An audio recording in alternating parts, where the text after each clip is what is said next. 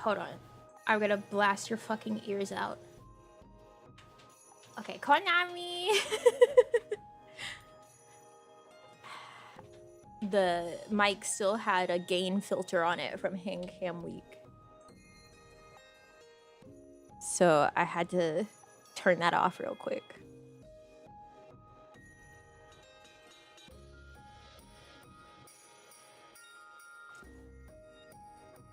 Yeah, I still haven't finished all the cycles of the Awakening the Crystals. So it's a rare not JRPG Monday.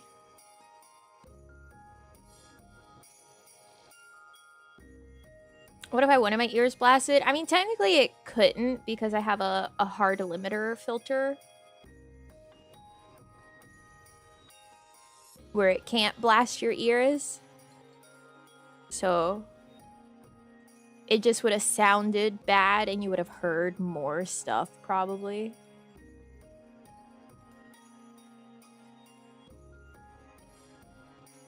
Well, the gain is like near the end. So like this is it with it on. It really isn't that different probably. Yeah.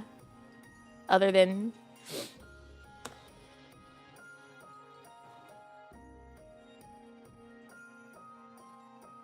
maybe being a more consistently like top of my limiter value.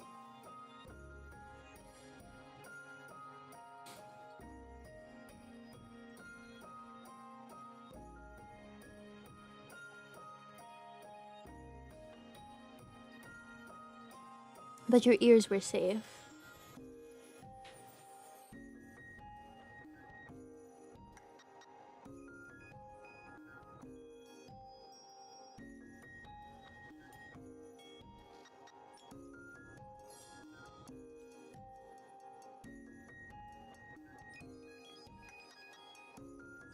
I guess I could put on the Lego Hobbit.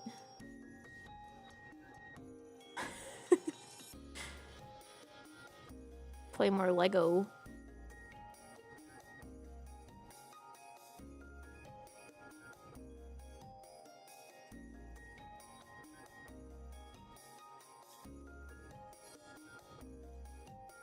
Finish it. I don't know if we would be finishing it.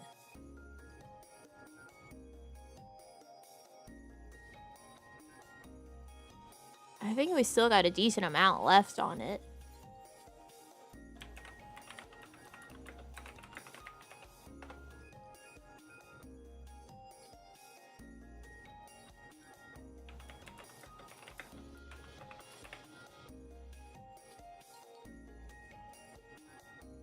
This says if you do just the main story based on how long to beat, which we know is not always a very good metric for judging how long it's going to take me to play things on stream. It says main story only is 9 hours. Main plus extra is 16.5 hours. Completionist, that's 37 hours.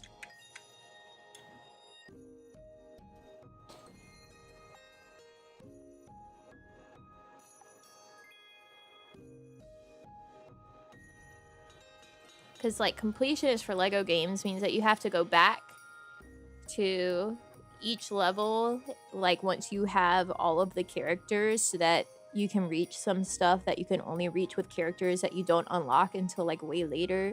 It also means that you need to, like, get all the mini kits that you've missed.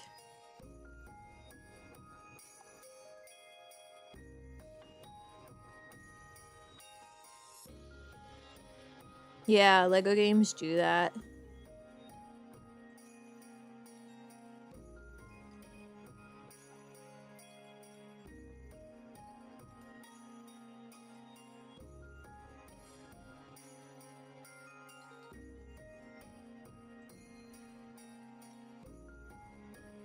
Any of that stuff relevant or interesting? I don't know. To some people. I mean, part of the reason that that exists in the game is so that, you know, if you buy the game, right? Especially for, like, children. When you're a child, back in the day, you didn't really have like a world of games at your fingertips. You had like a few games and maybe got a new one for your birthday.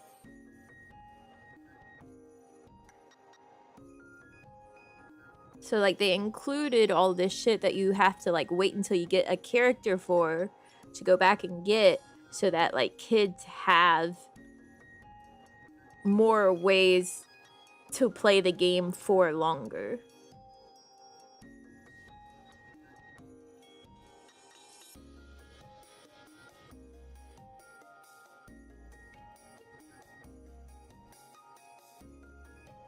Because I had the like original Lego Star Wars, or I should say we had it, and that was, you know, some of the things that we did was go back and play the levels again with different characters. Not even just for like completionist sake, but just to like try out the level with a different character.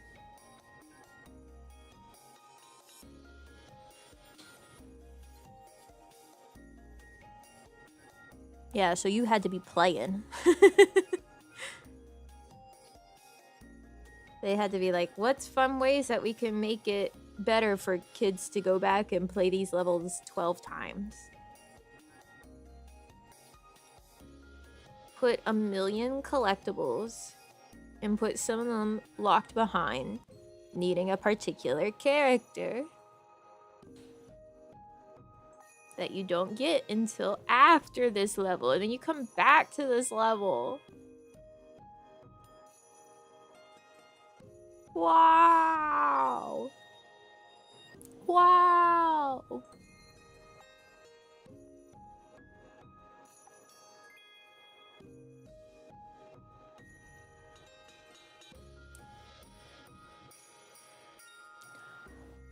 Whoa. Playing all the Star Wars saga with Ewok. Our favorite, like my brother and I, it would usually be like Yoda and Padme. Because Yoda has crazy fucking flips that he does in Lego Star Wars.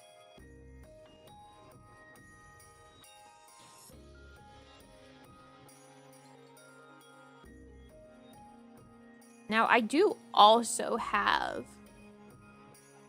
Lego Lord of the Rings installed.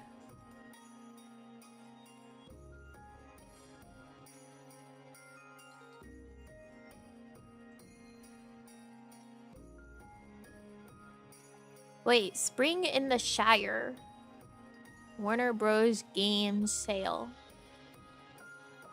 The first thing is fucking Hogwarts Legacy. Bitch, that's not the Shire. That's not the fucking Shire.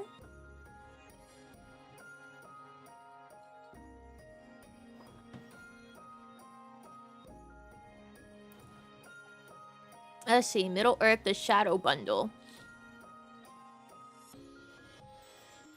I'll get to Middle Earth, Shadow of War, and Middle Earth, Shadow of Mordor Game of the Year Edition. That's not a bad price. Oh, and it gets you the expansion pass for Shadow of War.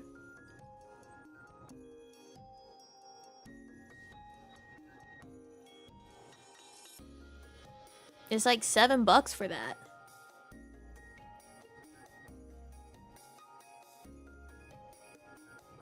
Apparently, I already have Middle Earth Shadow of War in my library on Steam.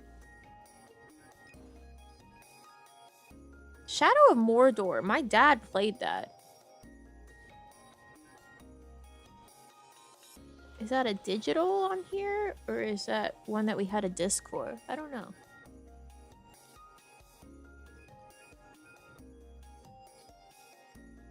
Where? Steam.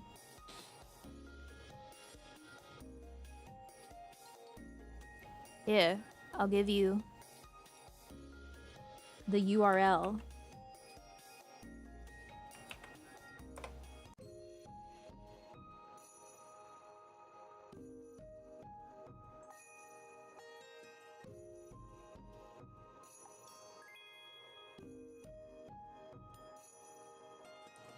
Lego in Middle Earth. I already have it. Well, that's the end. That's the end of the sale page.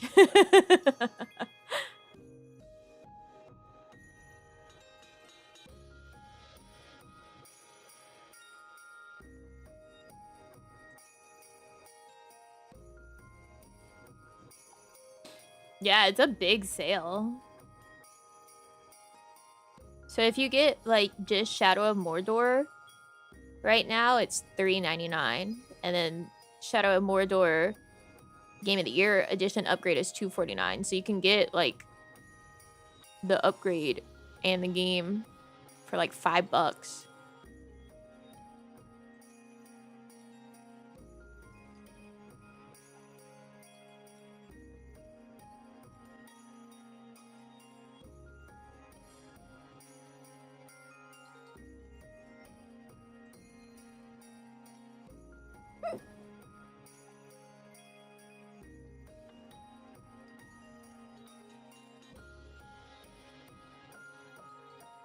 I love looking at sales.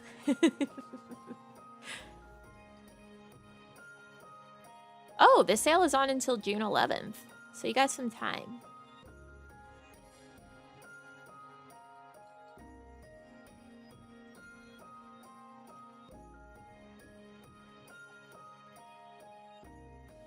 Wait.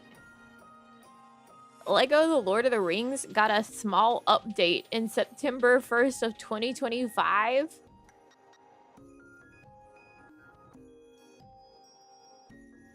This update was to get the title Steam Deck verified. That's crazy.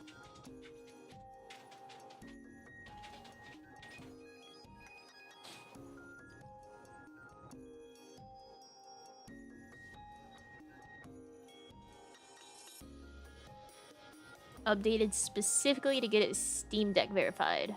Thanks. Ooh, what's this? Oh, porn.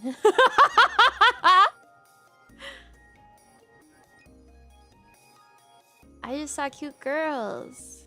I said, what's this? And then you look at the tags and it's sexual content, hentai, nudity. Natsu no Sagashimono. What we found that summer. Summer vacation is finally here, and the next few weeks promise to be anything but uneventful. Natsu has just 30 days to acclimate to life in the countryside, help the locals face their demons. Oh, one that looks like a girl is actually a boy. Okay. Find that special someone and gain the self-confidence to return home with his head held high.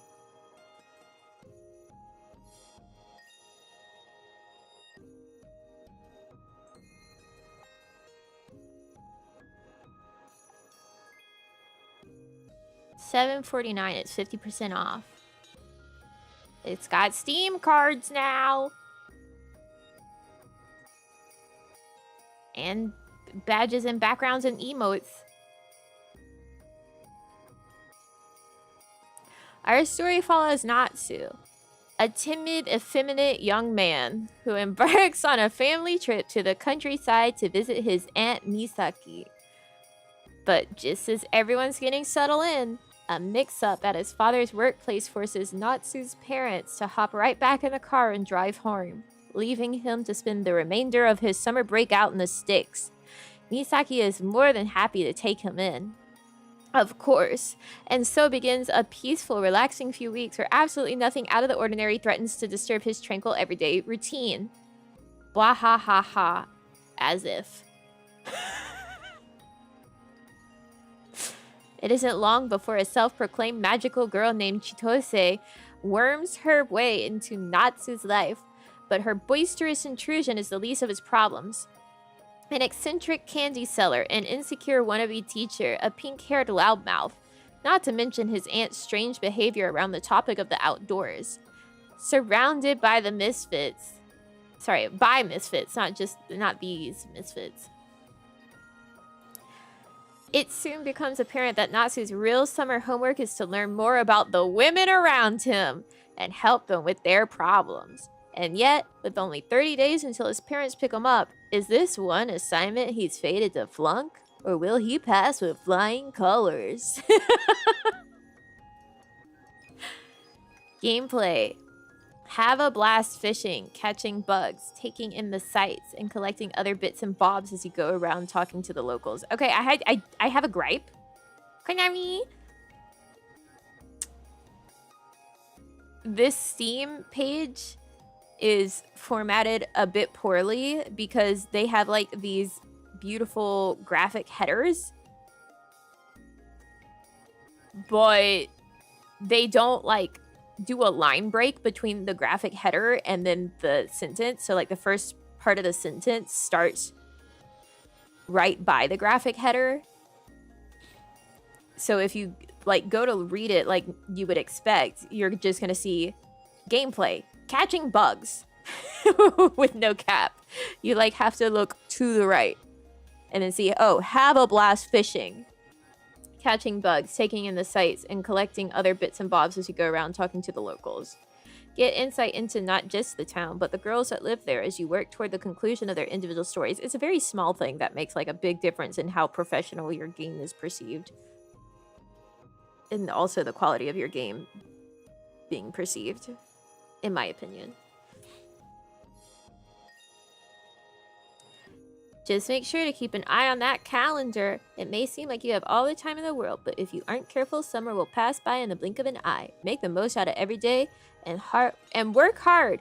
Boy, I can read. To make this the best summer vacation ever. Characters, Natsu.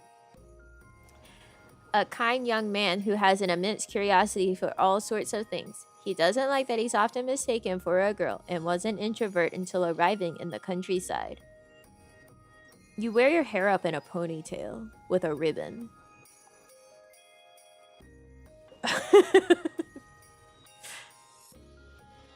Like, that seems...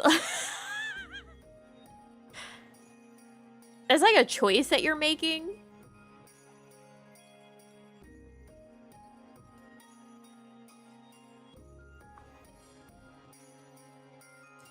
But okay. Misaki, the protagonist's beautiful aunt. She's calm, gentle, and is a self-alleged hot young thing in her 30s. Guys can wear ribbons, but you can't be like, bro, why does everyone confuse me for a girl when I'm like a young guy with a round face and wear my long hair up in a ponytail with a ribbon? You can't get mad that you're mistaken for a girl if you decide to do things that are gender non-conforming. Like, that's a personal choice that you've made.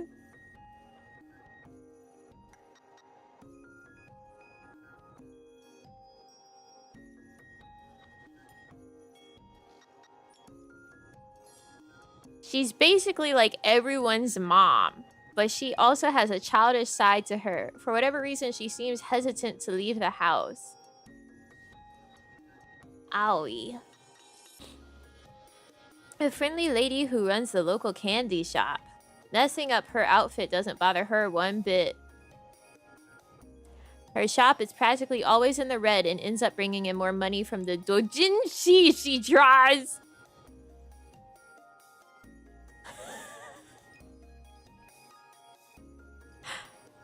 Alright. Chitose. A girl who puts the mystery in mysterious.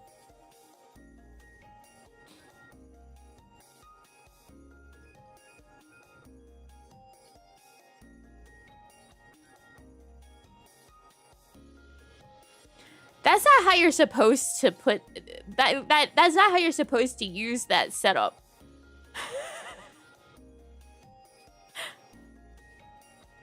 It should be like the girl who puts the cat in cataclysmic, not puts the base word into the word that it is an adjective of.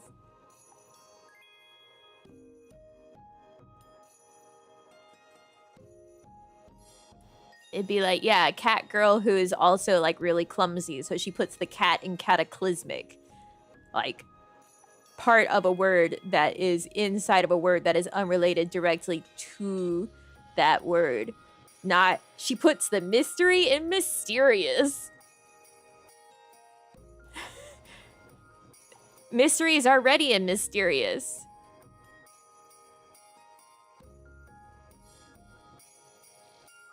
She didn't put it there. It was already there.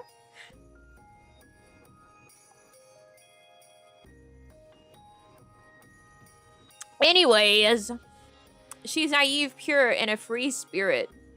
Who knows what she gets up to on a daily basis? And that is ending with a question mark.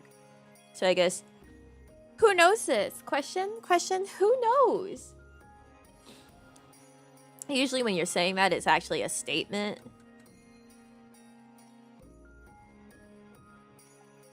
I would drink golden rain from Sydney Sweeney. You have bad taste.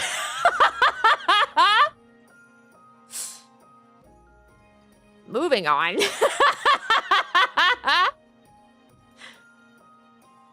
She calls herself a magical girl and often bursts out into unladylike guffaws. In other words, she's as weird as they come. Thanks, Chitose. Features. A plethora of collectibles. Obtain a gaggle of items, including capsule toys, bugs, and fish. You can even give them to the girls and impress them with your collecting abilities. Chit-chat with the townsfolk. This colorful cast of characters always has something to say, depending on where they are, what time of day it is, and where you are in the story. They'll all have something interesting to divulge. Really get to know them over your summer break. Pixel goodness. Everything you see, from the gorgeous scenery to the girls' adorable smiles, is hand-drawn original pixel art. It's nostalgic and full of charm. A perfect fit for a summer tale. The pixel art is like pretty alright. The work on Chitose's leaves a little to be desired. There's a lot of jaggies in this one pigtail of hers. Shockingly, even though this says it's like sexual content, hentai, nudity, the Steam like listing isn't blasted with that. Usually that is the case where like you'll see the preview images and you're like, yeah, that's normal, and then you scroll down to like read it and it's like, whoa, they put it all here. There's like none of that on the listing at all. You really have no indication that it's not safe for work unless you look at the tags.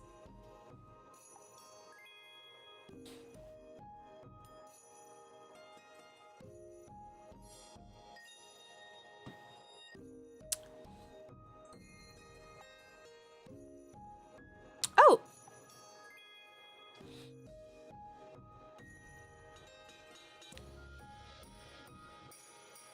Cut almost all of that out and you have to patch it yourself. Oh, a friend? Oh, I see.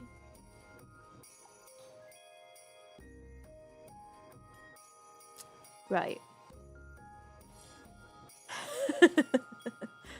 Right.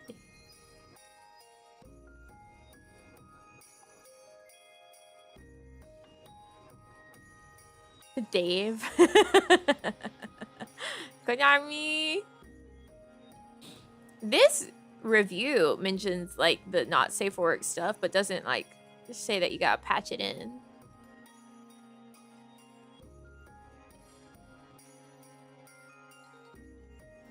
It gives you a pretty good overview on what goes on here.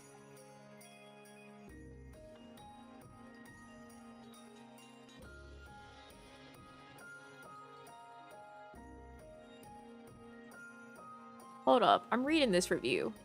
So when the kid goes to the candy shop and puts his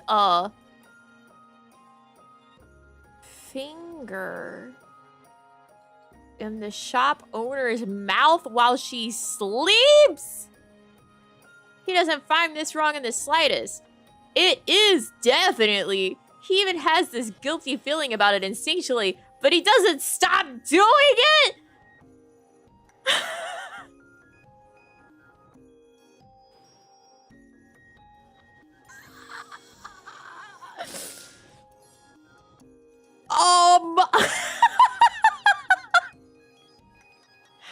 That's assault. My God.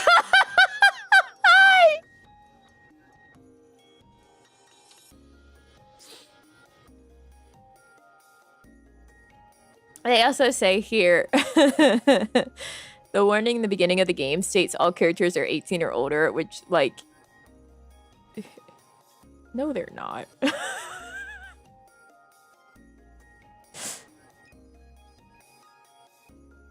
No, they're fucking not.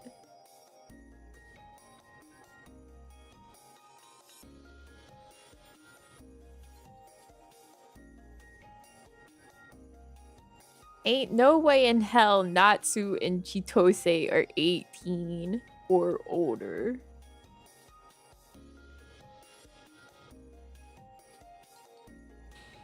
No, that was not even about potentially being canceled. You could get fucking arrested. Living with sister, monochrome fantasy. What happens when you live with sister?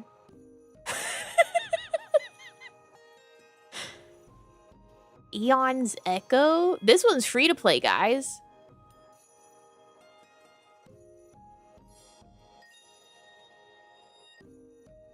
Offers a captivating, wow, role-playing adventure where sexy goddesses meet lewd mythology in a cyber-futuristic world. On your mission to save Zeus, you'll encounter kinky girls, steamy scenes, dating sim elements, interactive features, and diverse gameplay modes. Hey, this one, they're not hiding any bit of it.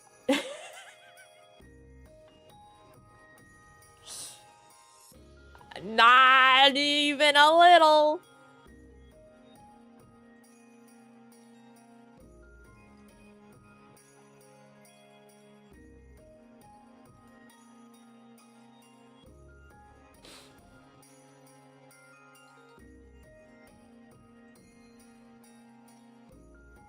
What is the actual...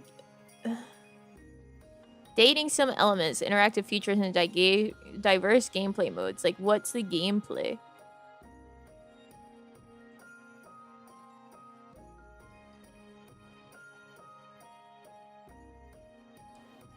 These women have almost exactly the same body, just slightly edited and color changed.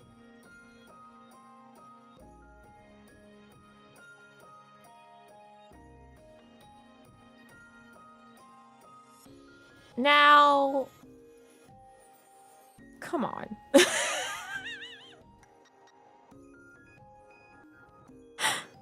What are these fucking images on the listing page?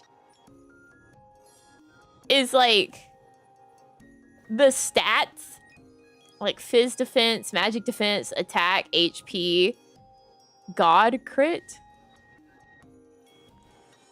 This is on display on boobs. It's on her tits. It's actually pretty funny.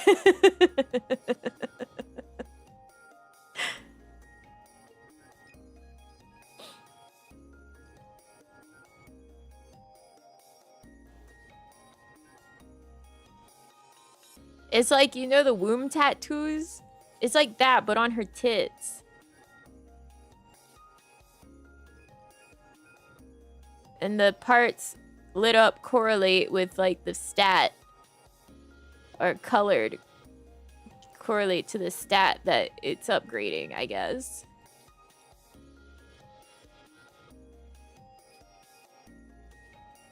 Yeah, this one has a mature content description. This game is intended for adults, 18 plus only, and includes explicit and frequent nudity, sexual dialogue, and scenes/scenarios. References to drugs / alcohol usage. Explicit depictions of... Oh, okay. of group activities.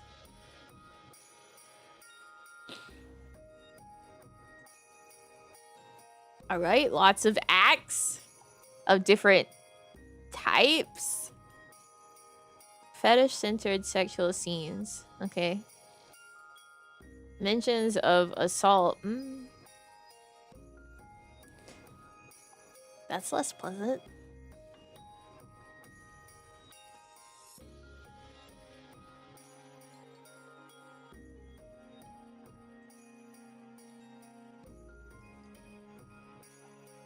Oh! Developers describe how their game uses AI-generated content like this. Our assets were born from artist creativity with AI stepping in only to polish the designs for backgrounds. AI.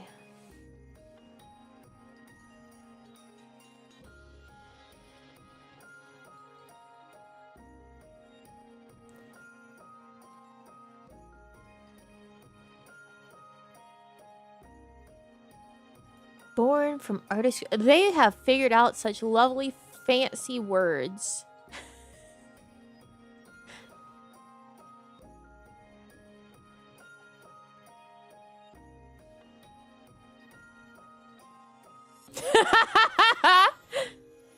$851.2 hours on record. Not recommended. Don't. Free is an illusion. You'll spend eventually. Unless you have an iron will or like being blue-balled. If you're playing Gunner games, neither of these is true.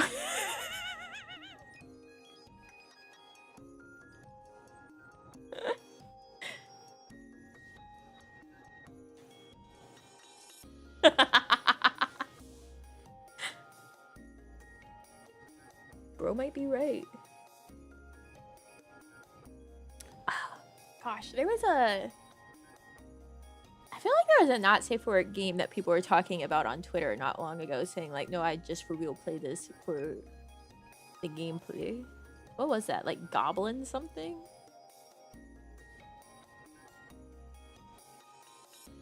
Everything is expensive and there is no way to... No for free to play. No way for free to play in this game. None of the event currency items carry over to the next event that uses the same currency. So there's no way for free to play to gather enough items and make progress. Oh, that sucks.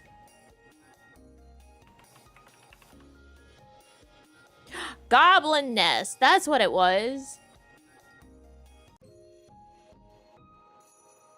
Manage populations, mood, gold, and rations. Figure out ways to optimize cell placements for efficiency. Grow and decorate your nest into a multi-layer self-sustaining factory.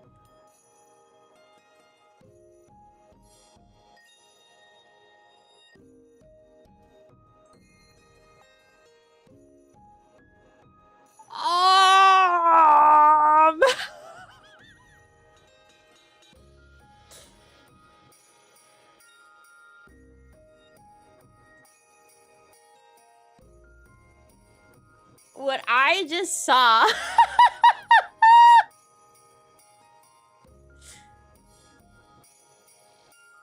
In the trailer. Y'all, there's walls with holes.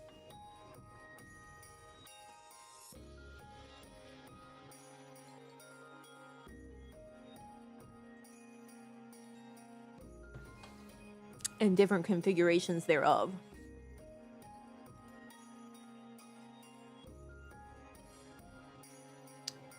Like with doors?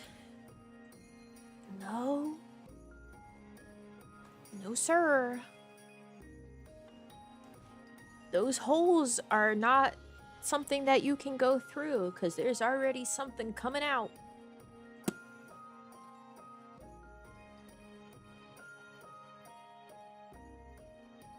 It does look like fascinating gameplay.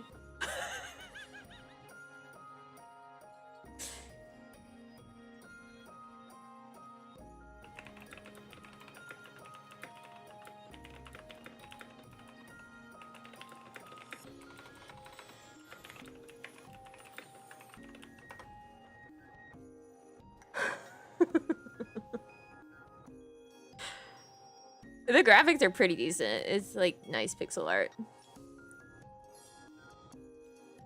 The pixel art of the Natsu is like, it's alright. Developers describe the content like this. Goblin Nest contains the following content: erotic poses, explicit language, torn clothing, sexual comments, and adult situations. What a thing to be listening to at work on a Monday.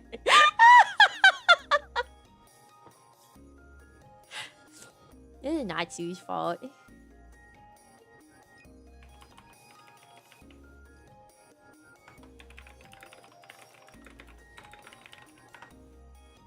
I just thought it was cute girls, and then one of them was a boy, and then it said it had porn.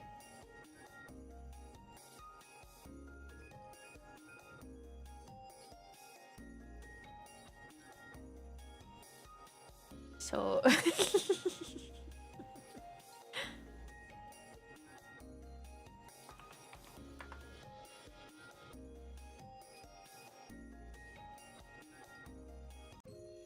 Sex scenes, consensual sex, non-consensual, and BDSM. Sex scenes with goblins. All characters in Goblin Nest are 18 plus.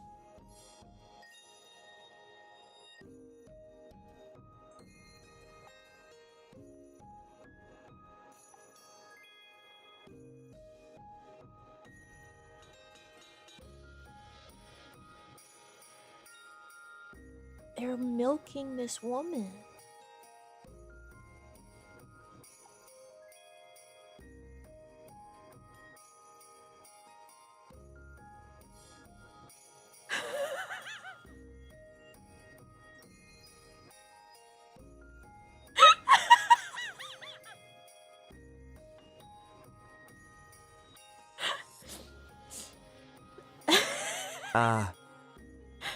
Yeah.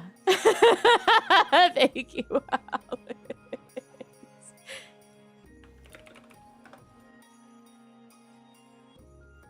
It's really hard to read with this GIF is playing. Pause.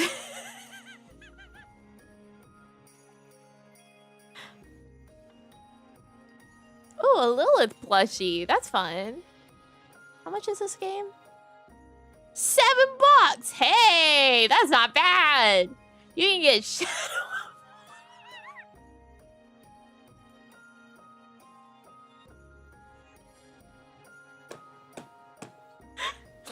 You can get the Shadow of War bundle, or you can get Goblin Nest.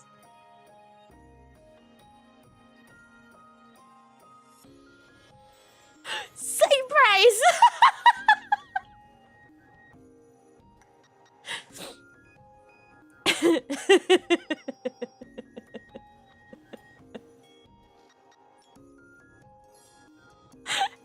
Same price, you pick.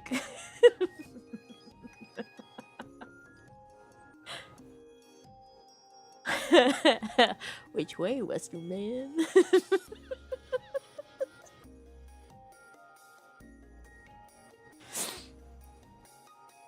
Oh, did you guys see that the dev for Idol Manager is making like a VTuber version? I'm excited for that. Speaking of like management sims.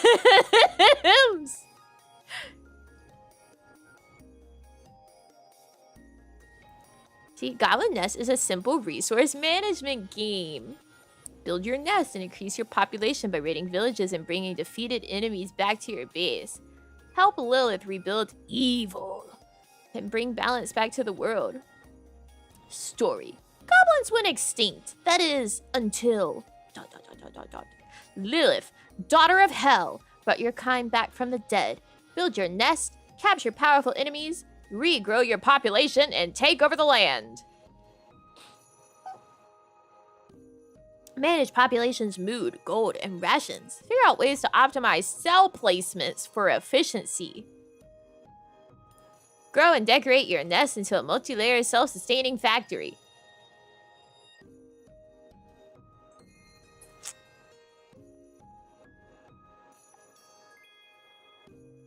Edit and personalize each cell. Toggle clothing options for each part.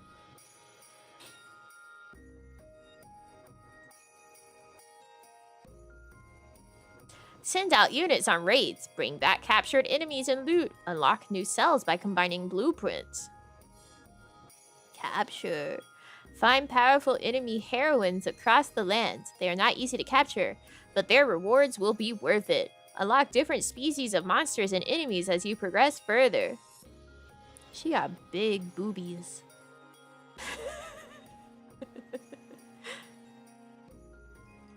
Oh, the one where they date their man. I don't want that one.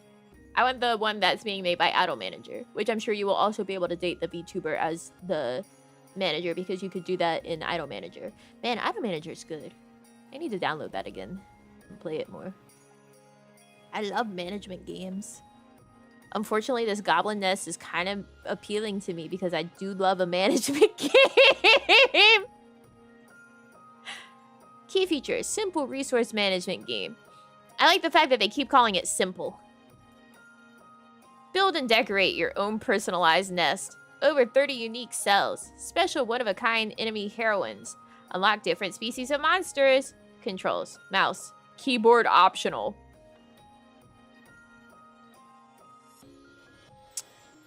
Now, why would that be?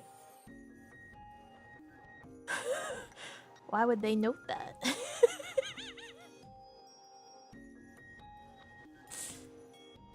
Why would they say the keyboard's optional? It's got good reviews.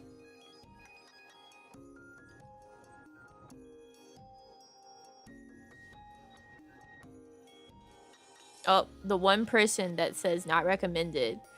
5.1 hours at review time, but they now have 5.6 hours. Oh, their game's crashing. That's why.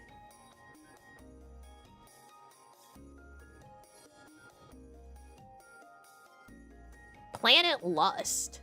I need to stop looking at these. I need to stop looking at them and reading them to you. Most of you are at work.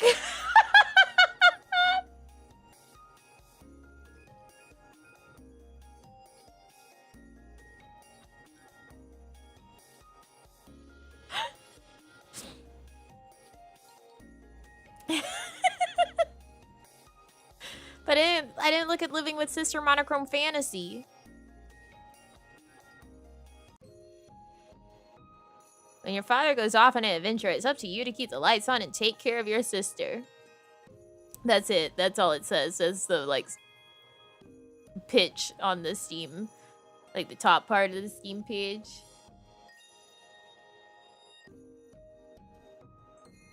Sexual content. Hentai. Nudity. Cute. FPS. Anime.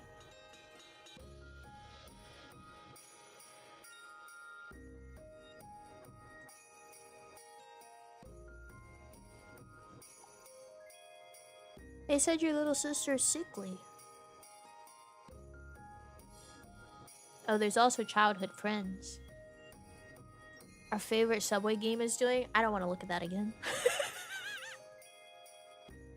That one freaks me out.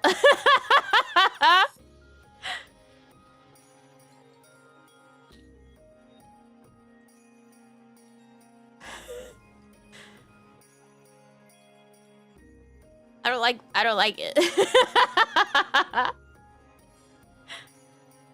A traditional RPG with a unique monochrome theme. Like, why though?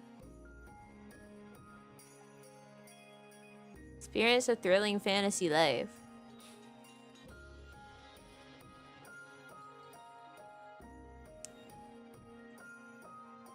This is a really slow-paced trailer.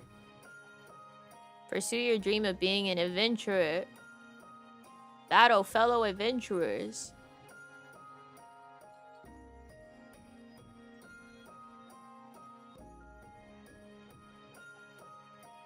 Work part-time. Wow! I've never done that in a game before.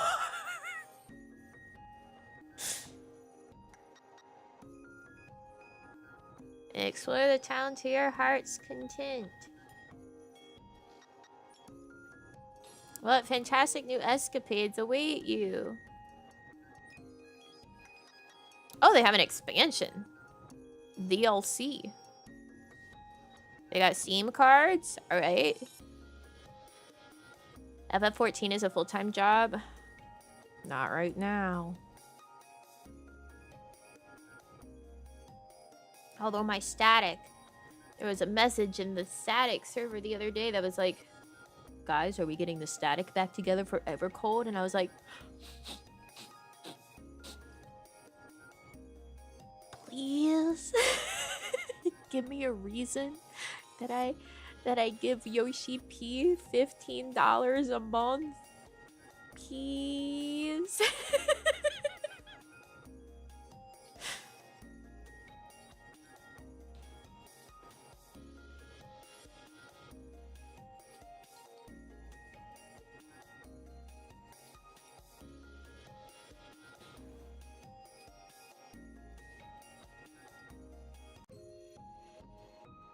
Living in a fantasy world. It's always been your dream to grow up to be a famous adventurer just like your father. Reality proves to be more boring than fiction. Why are none of these games ever Yuri?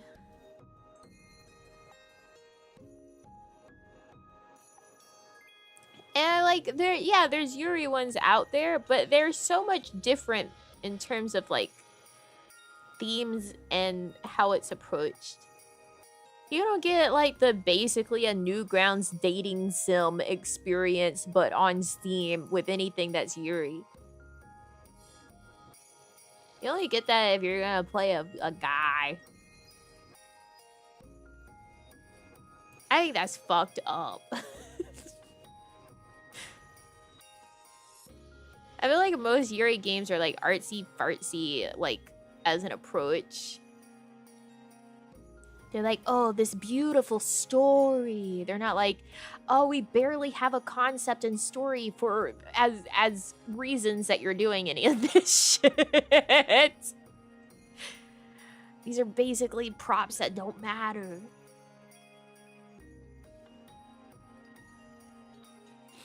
Yeah, a lot of the Yuri stuff is like visual novels. You like the bare bones experience? It's not even about it being bare bones. It's just like you don't get that genre with Yuri. You don't get the like, yeah, you're playing this game for barely veiled reasons.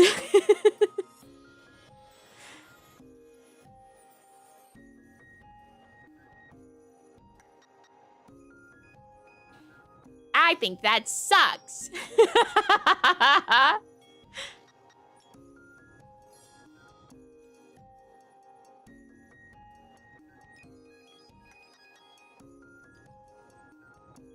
Sounds like a business opportunity. I'm not making a game.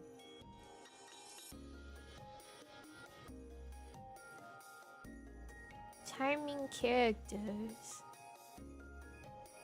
I mean it when I say like, yeah, like the basically a Newgrounds dating sim vibe.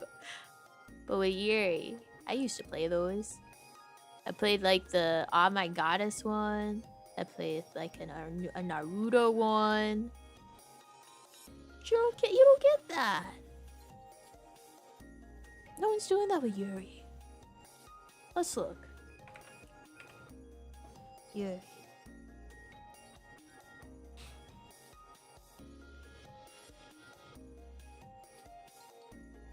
Lonely Yuri, nighttime sheep. LGBTQ plus, obviously, it's women kissing. Visual novel. Oh, wait! Yuri Blossom. Hentai. That's the first tag. Is it bullshit or is it real shit? Mm-hmm.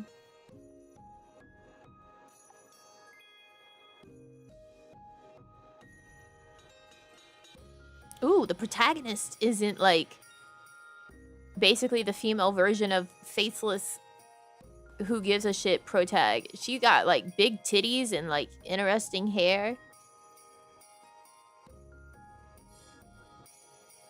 It's probably meant to appeal to men playing it. It's really ugly. It's really hideous RPG Maker. Like, the character art is alright, but the actual pixel art is butt-ass ugly.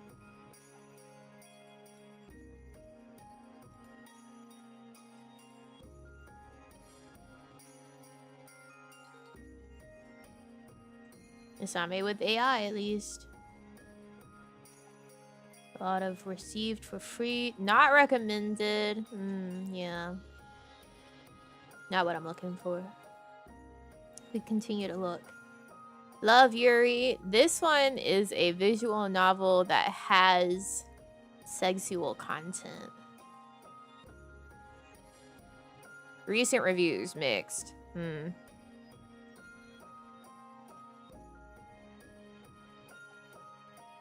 Oh, this shit Chinese.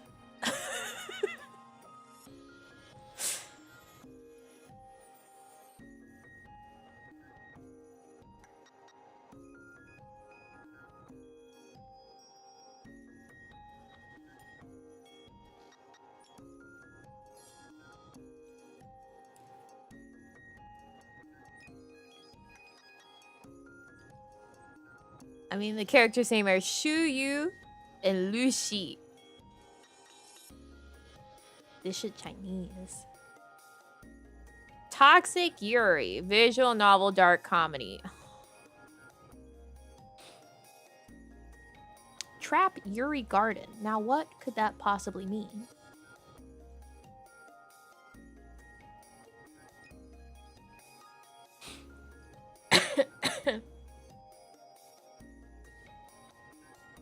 Cross-dressing Yuri love story that will shatter its reader's sense of values into 1,000 pieces. Oh, this shit used Live 2D. It's a fucking visual novel. Can we get any that's not a visual novel? Other than the Yuri Blossom, which was... It was really bad. Yuri Sword Saga. This is a shoot 'em up.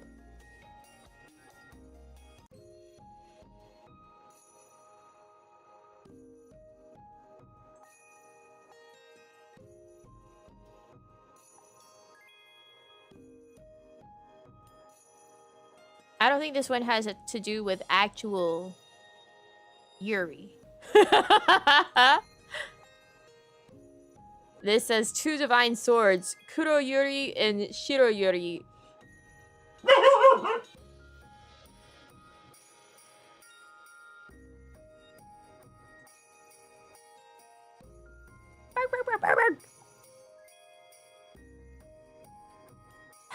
This is an actual Yuri. They just named it that way. More Love Yuri. This is that same... It's a sequel to that Chinese one. Yuri Demon. Oh. Yuri Party. U.S. Yuri Office. Visual novel. Fighting Girl Yuri.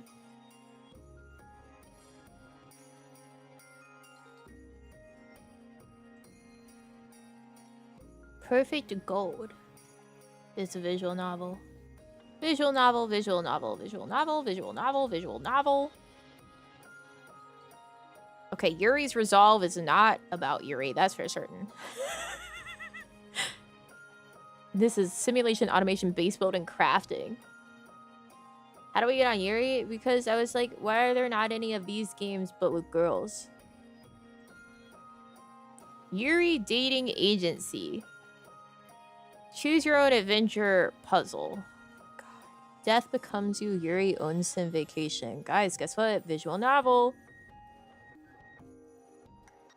Visual novel. Visual novel.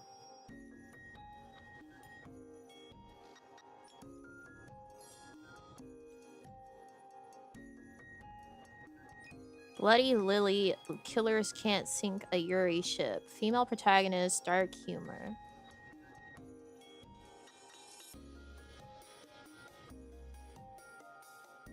B horror mystery comedy adventure game. Having a crush on your bestie is hard enough without serial killers in the way. Lily's vacay plan to romance her crush Sally goes wrong when killers keep cropping. It's all like they have actual stories.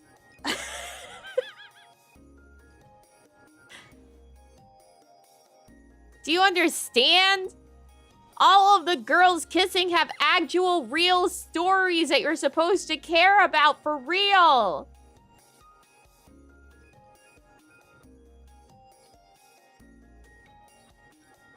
This was a demo. Do you have like a full game? Not yet. Coming soon. This one's called Rapturous Adventure. A BDSM themed stealth / puzzle adventure where you control a treasure hunter named Yui, who has been captured and restrained after attempting to rob a long-lost Egyptian tomb. Help Yui solve puzzles, avoid the pharaoh and her lackeys, and try to escape the tomb, all while completely wrapped up. This does have the subtitle of a Yuri BDSM theme game. What I'm looking at right now is insane, actually.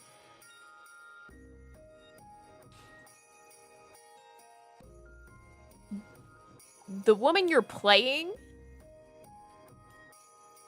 is wrapped up ankle to shoulder, except for her boobs. And then her mouth is also wrapped up, and she's having to, like, hop around the environment. Oh, that was interesting. There was an animation of her bending over and like the wraps around her butt like separated enough that you could see some of her butt.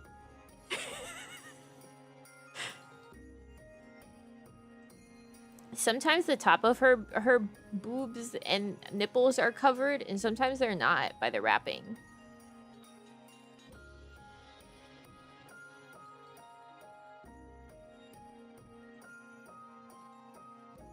The art is all right.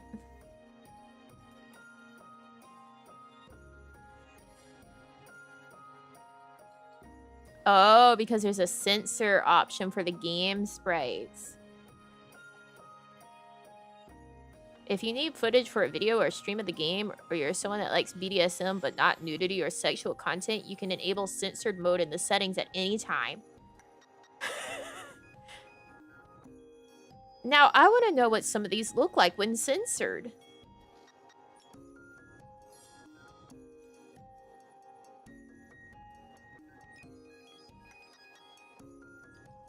Because, like, there's a scene here of our protagonist getting her lashings from, like, a cat of nine. I mean, her ass fully out, uncovered. The woman giving her the lashings, boobies out, uncovered. Like, would that be censored?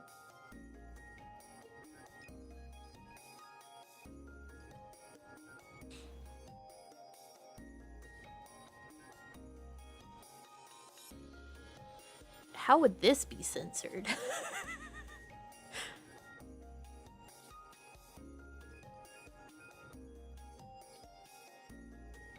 Sounds like a stream.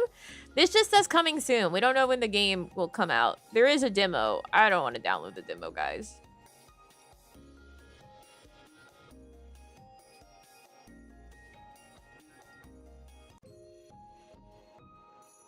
This one's Urban Yuri. A ladies' romance manifesto. The art on this looks really good. Welcome to the Yuri story full of women. Yes! Play as an urban lady. Did you choose your haunting crush, assertive ex-girlfriend, cute best friend, mystery online friend, or ... Also not out yet. The art is really good. This one is female protagonist, obviously. Dating sim visual novel. Okay, this isn't like what we're looking for, but the art on this is sublime.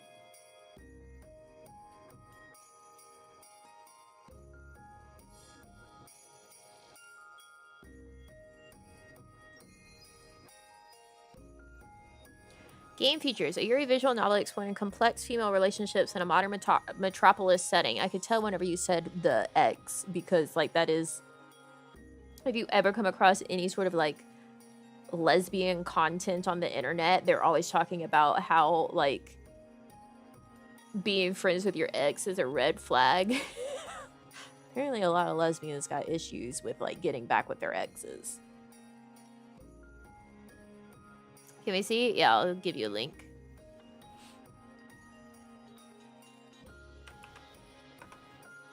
This one's safe for work.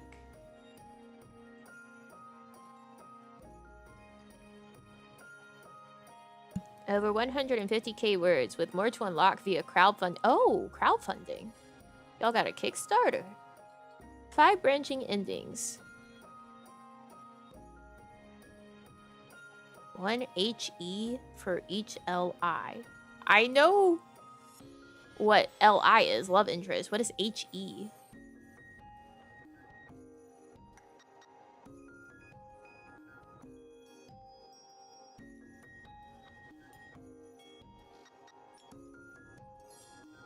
Is that meant to be good ending? Did they put HE when they mean GE? Because it says BE.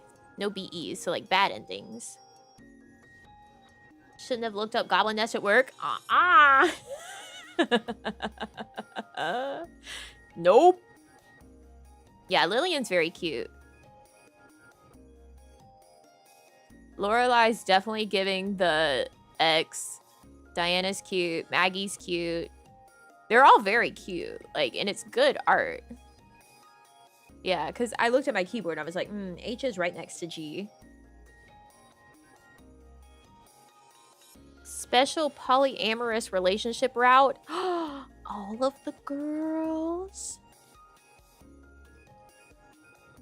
Cell shading backgrounds. 20 plus CGs, including transitions. More artwork to be unlocked via crowdfunding. Yuri romance game. Yes. This is in the player advisory. Hey guys, it's women kissing. Yeah, the colors are really nice on the art.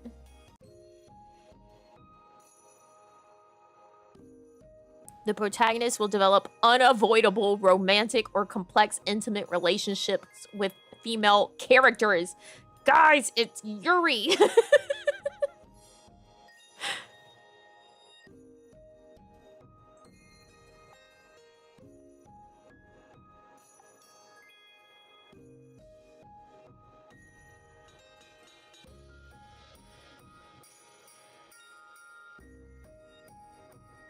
I like that there's a warning that the character that's your ex has entered a sexless and loveless heterosexual marriage. Yes, there's a lesbian in a heterosexual marriage. It's just for practical reasons. No emotional or physical involvement.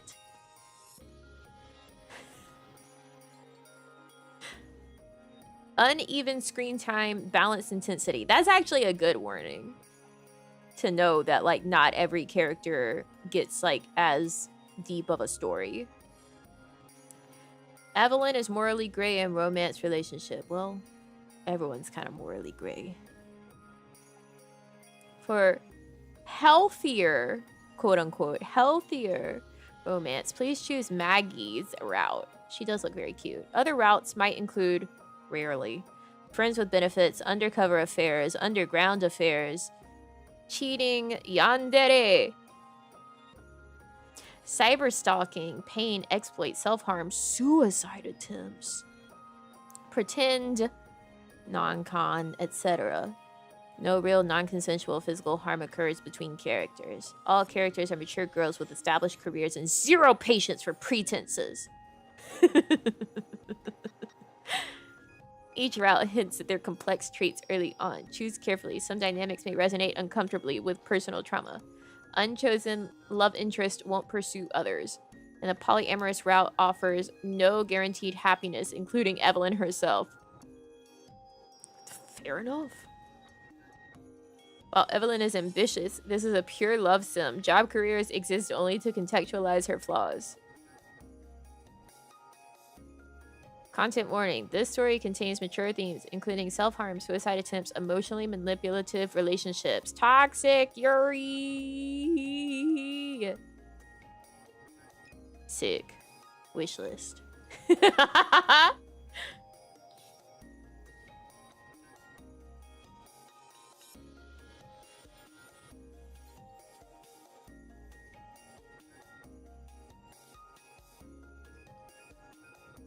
Oh, there was a test version on of the game that was up.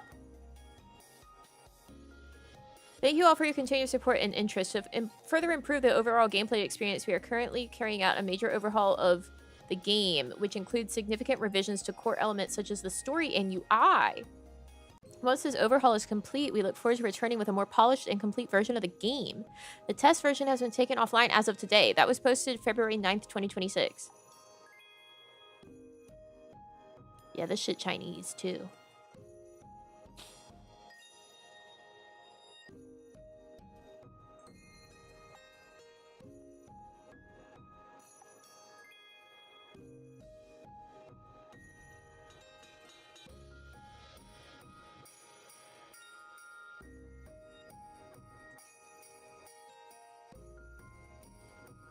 Well, I hope it comes back at some point.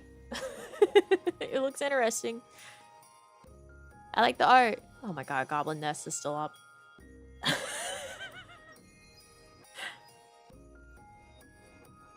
Doki Doki Literature Club Plus? Is there? I've played Doki Doki Literature Club. I don't remember there being Yuri.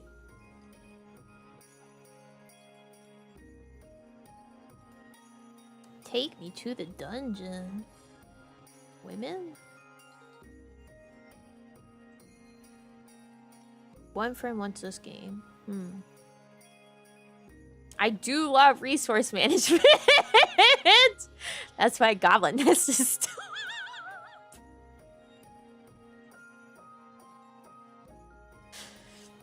Unfortunately, it is kind of appealing to me.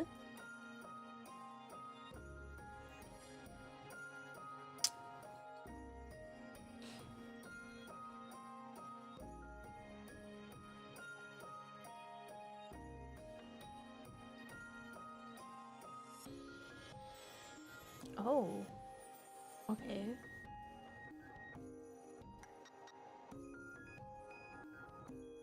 This is not Yuri. In fact, it has support for real-life hardware.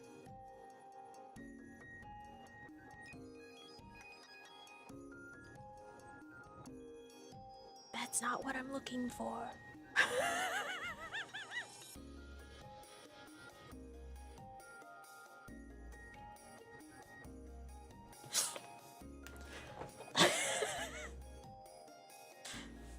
What? Yeah.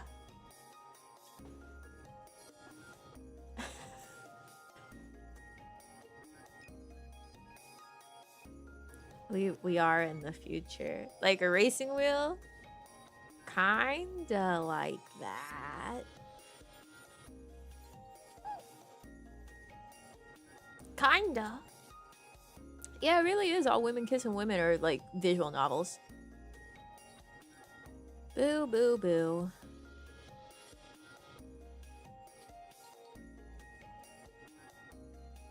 Even if they have nudity, it's still a visual novel.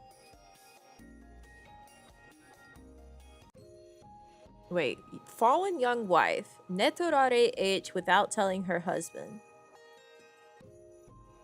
What?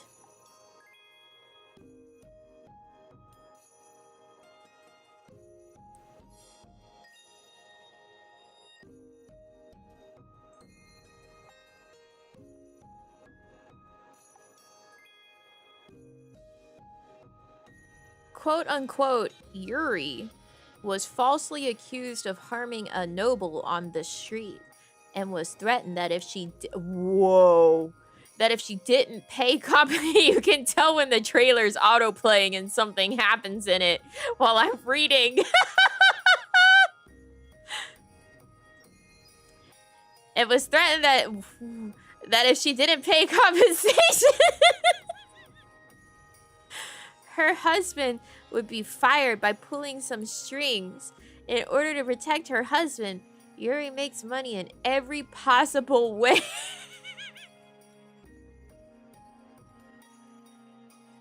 Yeah, I guess you're not allowed to be a pervert and want to see women kissing women if you're a woman. And doing more.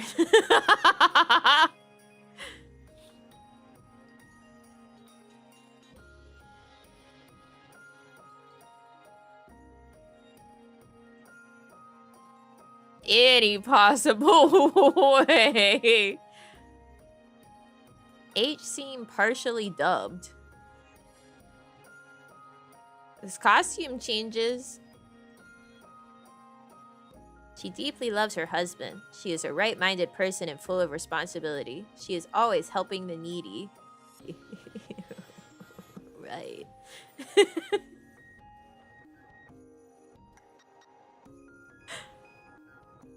What's this? Depraved rabbit sex life. What? Oh, this is from the same devs. This doesn't come out till Q3 2026. Sorry, guys. 1.1 hours on record. 0.8 hours at review time. Not recommended.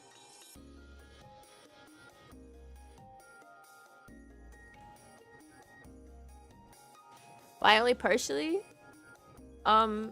I imagine it's partially because, like, there's probably moans, but I don't know if there's any dialogue that would be dubbed in that.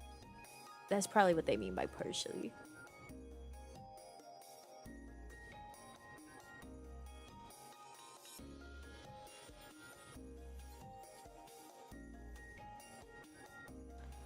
I got the game following the positive comments, and I don't get them now that I play the game. The game is super linear, with basically a couple of stations where you get some crappy story, and an ero scene and some corruption. Get enough corruption to get all the stories from a station, and it's over for that station, and you move on. You have little to no feeling of her getting corrupted as it goes super fast from, oh no, don't touch my... my boobs. He censored out boobs. Like B star BS. To yes and orgy in 4 clicks. Also censored out. Oh star Y. And when you visit another station, you start from the beginning of the stories with her being shy. Though you can chain the story, add censorship to the mix, and that's why I give it a bad review. You know what? That's fair. You wanted more from the game than just the premise and and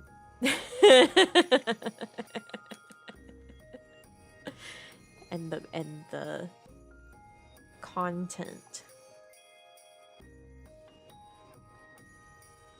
But you came to the wrong place for that, sir. Or madam. No, Blue Friday, dude. That's their name. No, sir.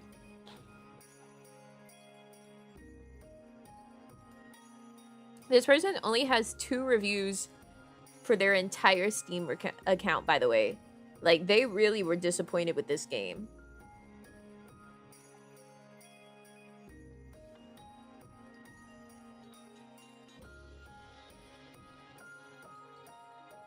Have you guys ever left a review on Steam?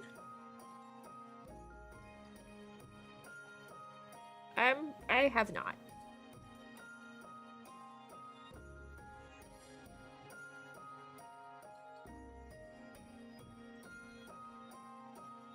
God bless the people that do, but like I have never left a review. Only review I have is for E33. That's a good choice. A couple.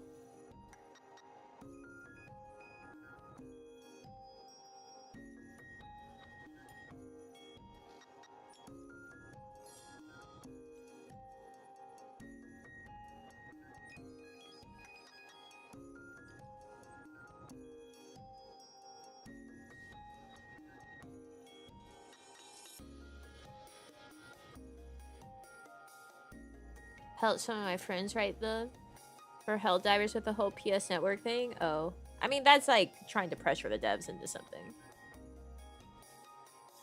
Should do it more. It helps good games. It does.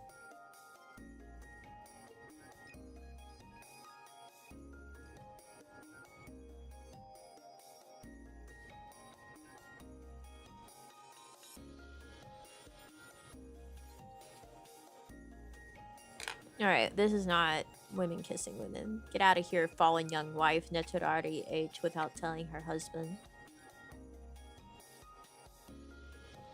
Let's see, this one, only you. CRPG incremental visual novel. Everything's a fucking visual novel.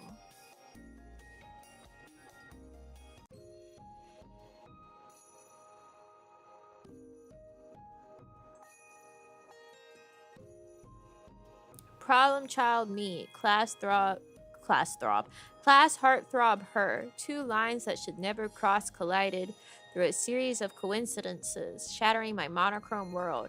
Crave her eyes on me alone. Crave her world with me alone. The once pure admiration begins to twist.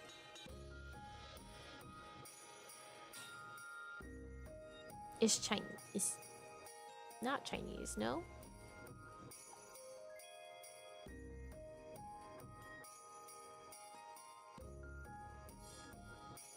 Chinese? Chinese. Oh, English translation now available. March 22nd of 2026, now available. Very recently. Futa fucks film boys. Alright.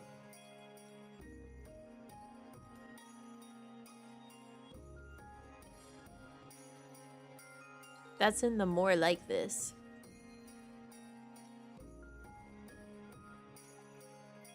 Wait, what's this? Third Crisis Neon Nights? This says female protagonist. This has good reviews. Yandere Yuri? Ooh.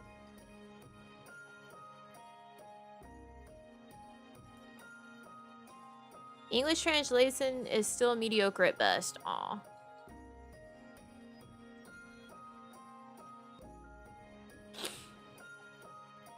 I don't want to learn Chinese.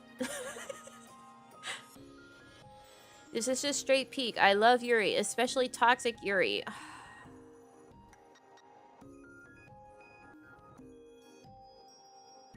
Good Yuri plot, trash CV. 10 out of 10 personally for Yandere Yuri story. Come on, man. You can't tell me the English translation is mediocre and then be like, yeah, it's woo, 10 out of 10. Fuck!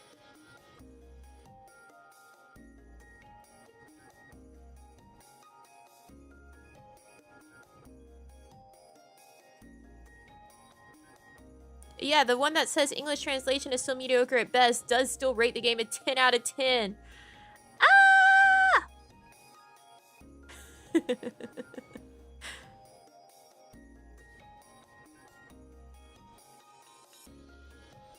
This person gave it an 8 out of 10. They wrote a lot of paragraphs.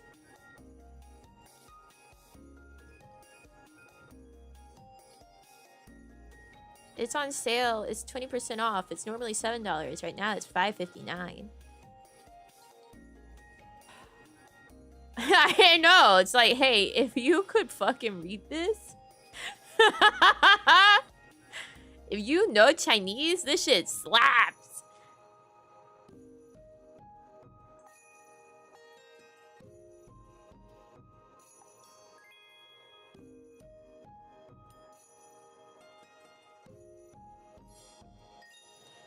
What's going on with... Oh my... Jesus Christ. A lewd 2D narrative RPG set in a neon-drenched megacity of corruption and desire. Make story-defining choices, engage in interactive challenges, and uncover secrets across its seedy districts. Give in to temptation? Or fight to stay pure?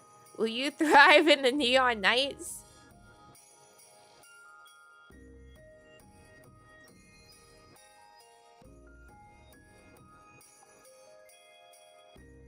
Early access.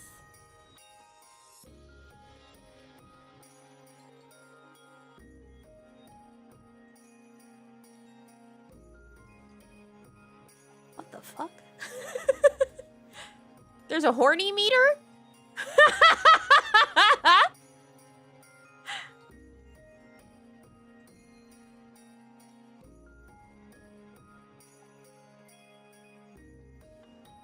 So there's like one scene in here where they show this protagonist kissing a woman, but it looks like all of the all of the actual like bits seem to be with men. Perversion level 1. Undress in front of Claudia.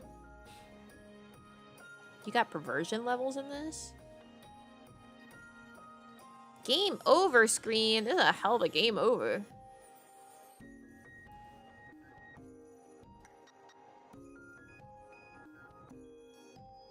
A lady sex robot.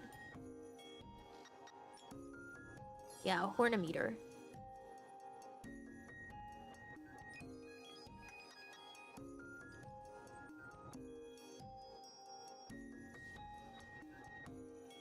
Wait.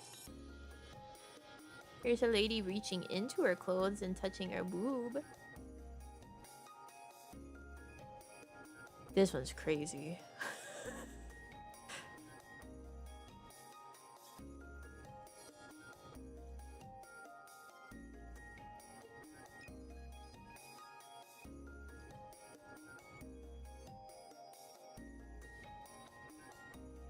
You bathe her in the shower. You soap her up and it's like a Nintendo. It's like a Nintendo, but with a lady.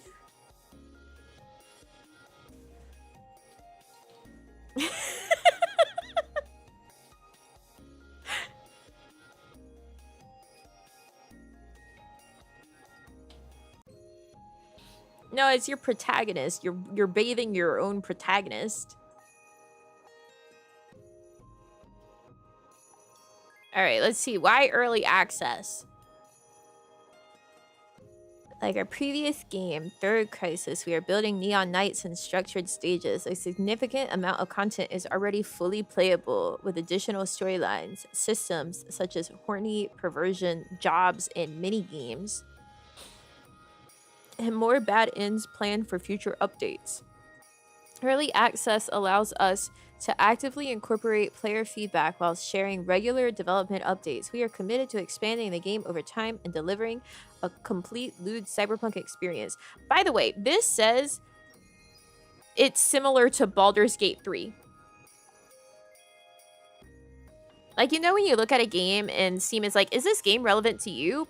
Similar to games you played. This shit's telling me it's similar to Baldur's Gate 3. When did I get 92 hours on Baldur's Gate 3? I have not even finished the fucking game because like the closest I got in like going far in the game, our save file got fucking destroyed because of the fact that they decided to overhaul the mod system and add it into the game itself. So like our save file is completely fucked and we would have to start all over again.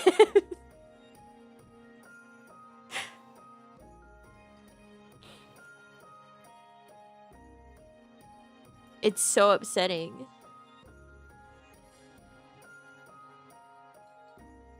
Got to Act 3 at some point? Well, look at you. Can't relate. I mean, okay, to be fair, it does say the other one that it's similar to is Cloud Meadow.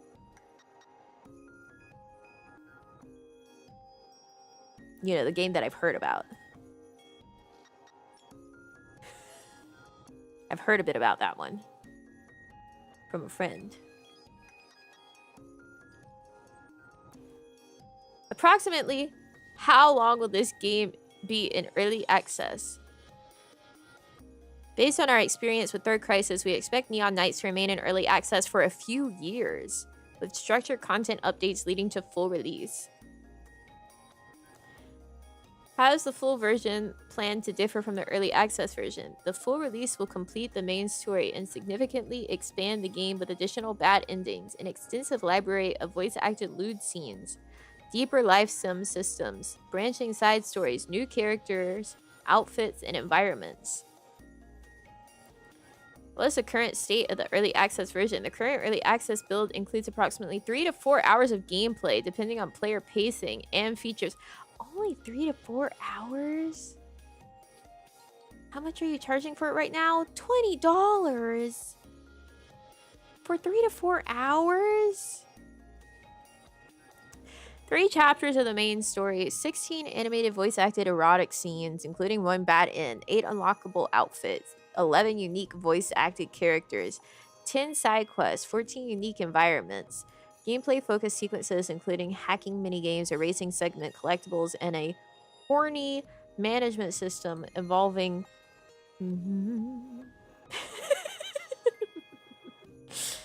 the first life sim system. A waitressing job at a sex club. They were planning to increase the price once the game has left early access. Blah, blah, blah. $20? And they're already, like, they have buy the supporter edition bundle, which comes with, you know, the soundtrack. That's fine. But a bonus outfit?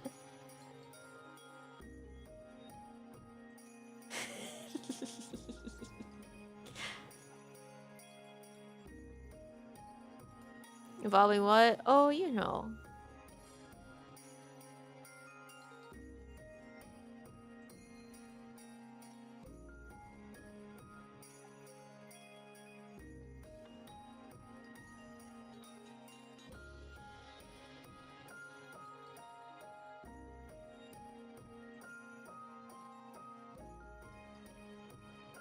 This dude's just sitting naked in the club.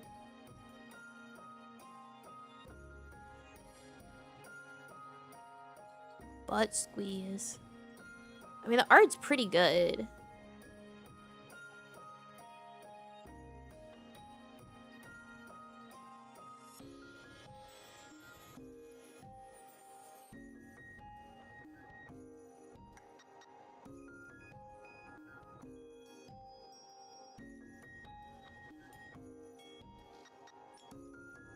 Bi-weekly. Oh, so they do like bi-weekly reports on like what they're working on in the game. No, this game was not in the Yuri search. This is in like the, you know, when you scroll down near the reviews and it's like other similar games. This one's been popping up on a lot of them.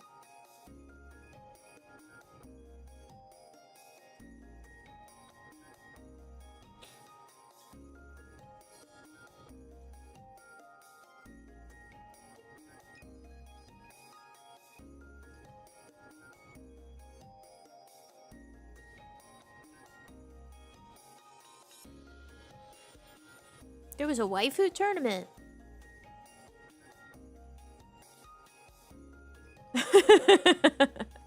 You're like, we were in the final round of the waifu tournament.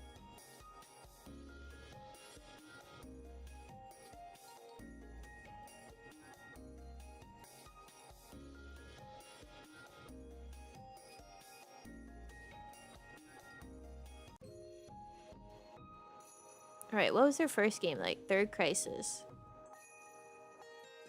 Oh, recent reviews mixed. Uh-oh.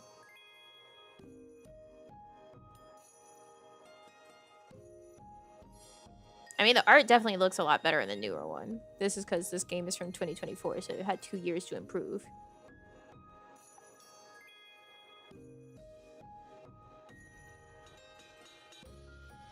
Okay, so it goes up to 20, like the Third Crisis, that's at $25 now at full release. So maybe the other one, the Neon Knights, will also go up to just 25 at full release. What's up with the reviews?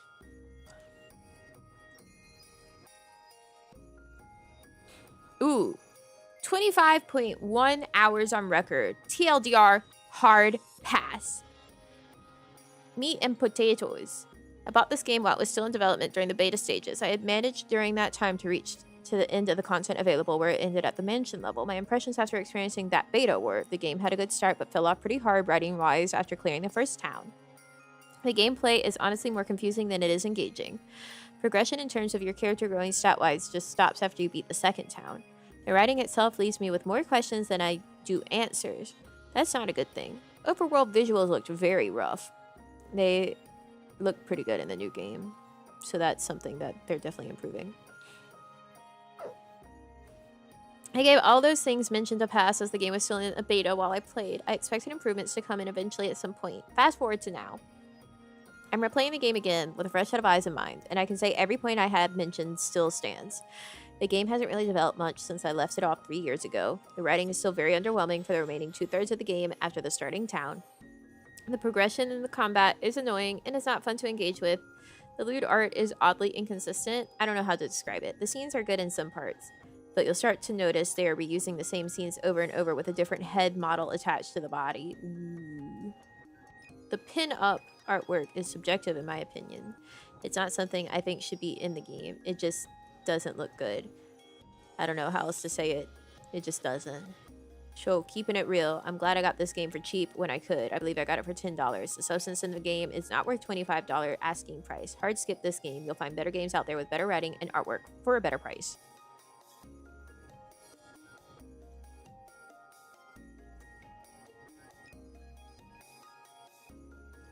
Not sure why this game is rated so high. Gameplay and scenes are really bland. Okay, well. Rip.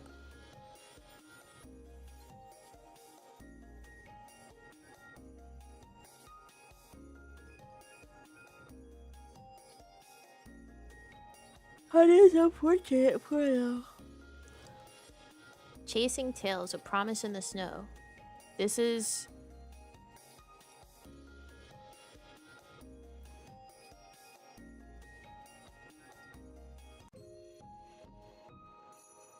Trying to get away from trouble, June moves to a small town to find even more trouble. A Yuri comedy / horror visual novel featuring a haunted house, fox girls, and girl x girl love.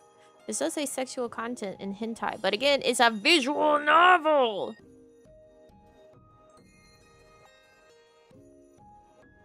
Women can only kiss other women in a visual novel.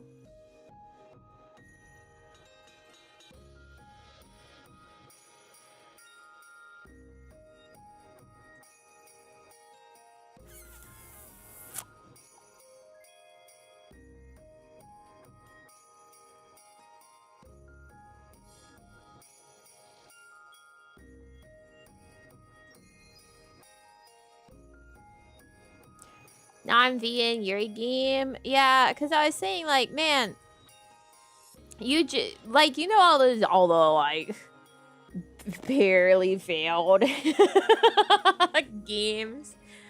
And it's like, oh, yeah, no, it's like, you have to stay here and, like, take care of your sister, whatever. Your dad's off on an adventure. You don't get that shit with Yuri.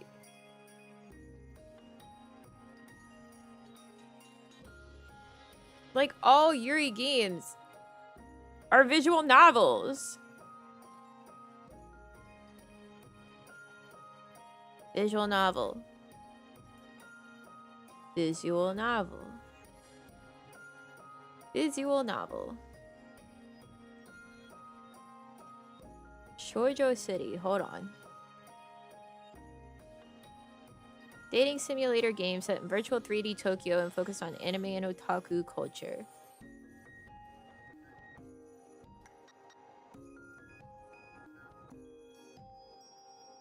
This says sim, anime, female protag, dating sim, cute. I don't think this got anything else. Dating. You can go on visual novel style dates with your girlfriend.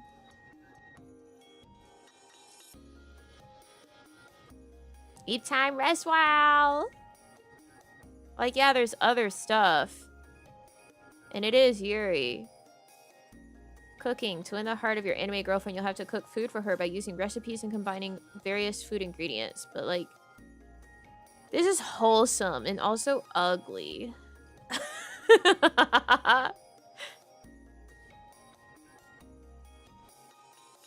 Visual novel.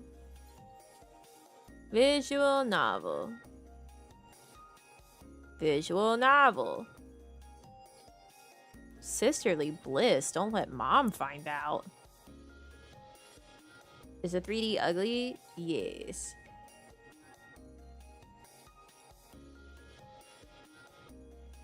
Hold up.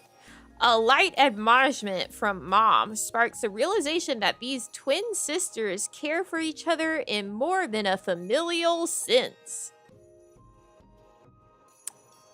In this dramatic and romantic Yuri visual novel, it's up to you to navigate the forbidden tension between the sisters so their love can flourish without growing one-sided. That's crazy. True love knows no bounds. Twincest, baby. They don't look like twins. One's got green hair and yellow eyes, and the other's blonde with green eyes. Oh my god, they swapped hair and eyes.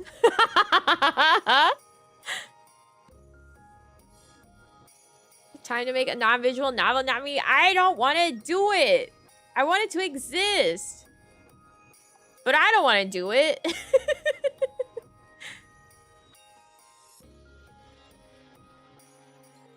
Oh, so like there's basically a meter that you have to balance to make sure that they like each other just as much as each other and one doesn't end up liking the other more.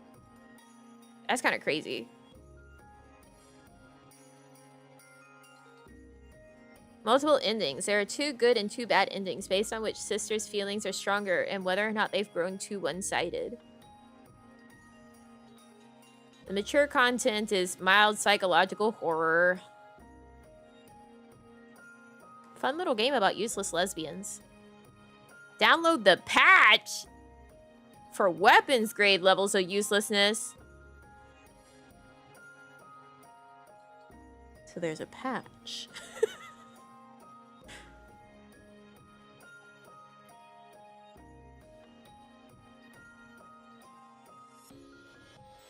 Someone with 519.1 hours?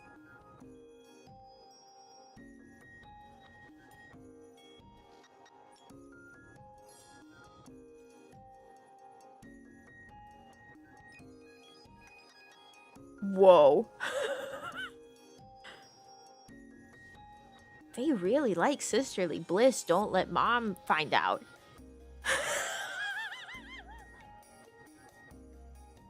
They only had 3.3 hours at review time. And you know what their review says? It's normal for sisters.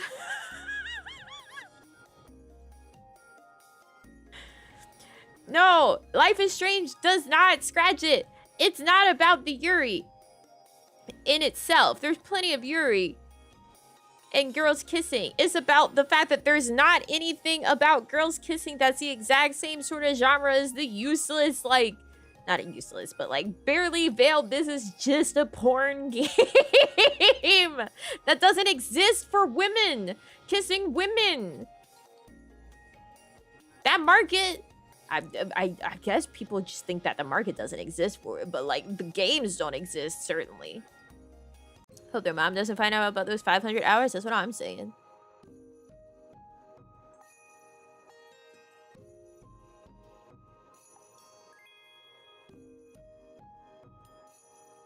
Yeah, the game frames them as identical twin sisters. But they definitely don't. Look, it. Why the sudden quest for Yuri Smut? Because Steam... Alright, here's what happened. I went to the Steam homepage, and I saw this game, and I thought it was a bunch of girls. And I was like, cool. Let's check that out. The pixel art looks kind of cute. It was a porn game. And one of the ones that looks like a girl is a guy that's just effeminate. So then we were just looking at some other games. And then I was talking about the fact that, like, they're porn games. They don't exist for Yuri. In the same way. Like, all the Yuri ones are visual novels. They might have the content, but it's all visual novels. While other ones, it's like, this is a game that also has, like, there's actual gameplay other than read. That is going to end up this way like half the time because there's a lot of porn on Steam. I can't help that.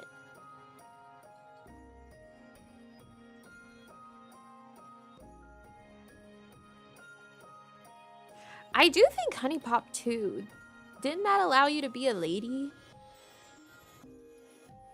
But like you don't actually get seen.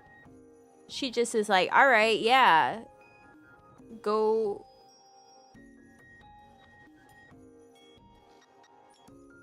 You know?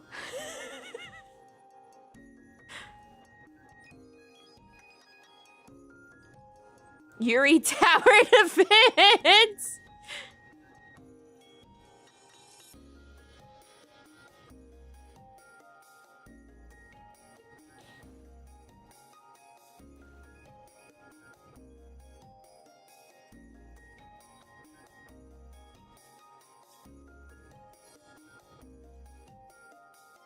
You want to switch to save for work on your Steam? Well, why would I do that?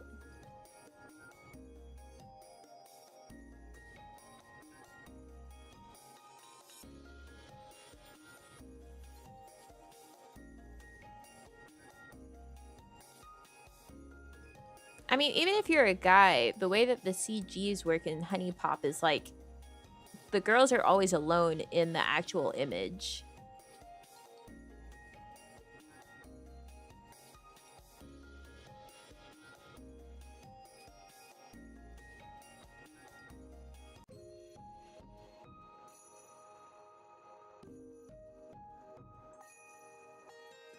So it's really just sort of like pretense regardless.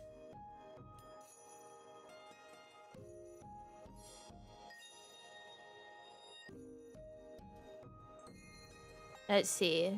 If you like Yuri, try it out. Despite its context, it wasn't done poorly, question mark. This person said, it's so peak. Peak. Is the guy that has 500 hours in the Twincest Yuri game okay?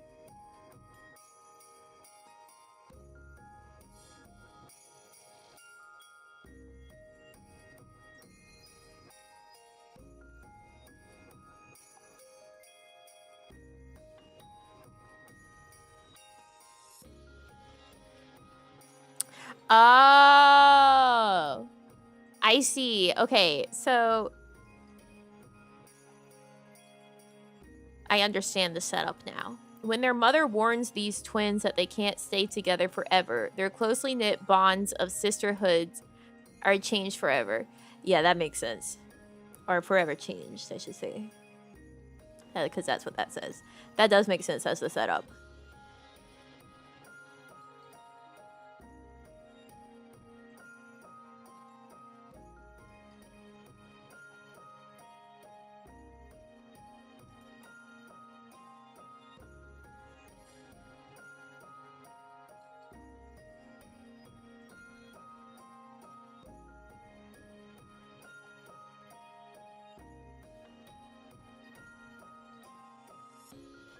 Oh, it's $25 for sisterly bliss. Don't let mom find out. That's pretty expensive.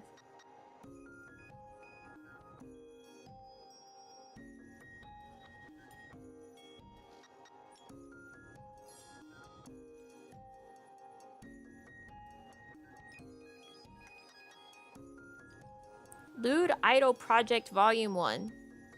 Visual novel. Cafe of Roses. Visual novel. Heart of the Woods. Visual novel. Visual novel. Visual novel. Visual novel. Visual novel.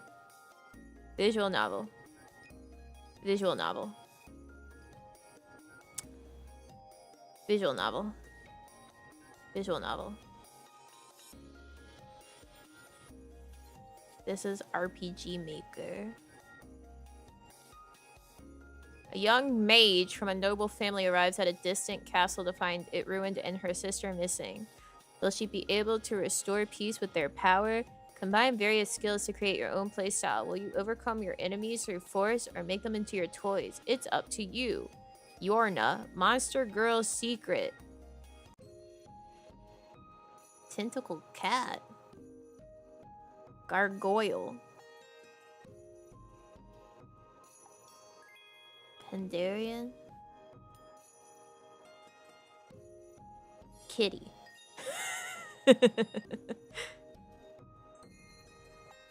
Dark Devourer. A lot of these got tentacles or like tails to insert.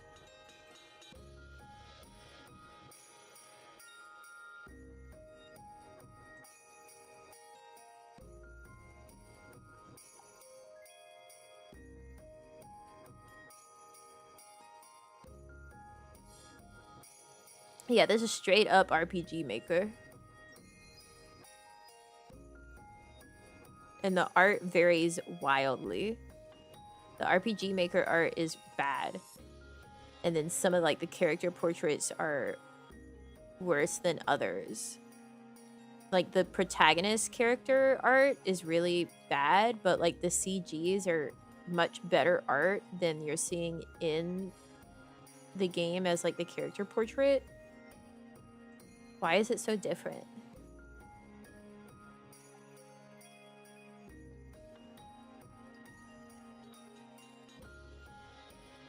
Yorna has an optional activity for the protagonist to work as a maid and serve clients in a sexual way.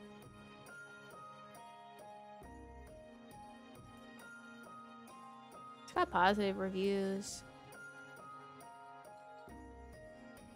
111.9 hours on record, 79.2 hours at review time. While this does have boring normal male x female sex in it, it does have delectable Yuri-liciousness in it as well, as shown in the image in the description shown below the top of the store page of this title. My only real complaint is that it completely lacks any kind of H-scene BGM when they're shown. Otherwise, it's quite a nice RPG H game.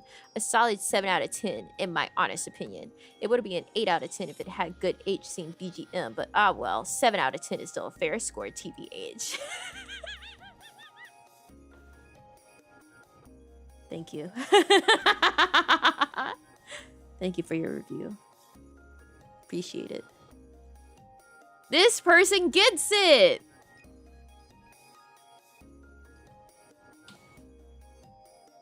They understand. They get it.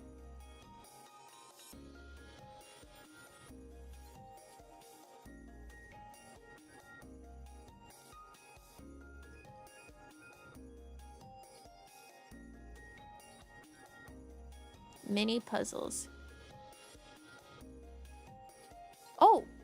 The Lovent Sync was done by a god. That wasn't listed on the Steam page. Maybe it wasn't, I just didn't read it.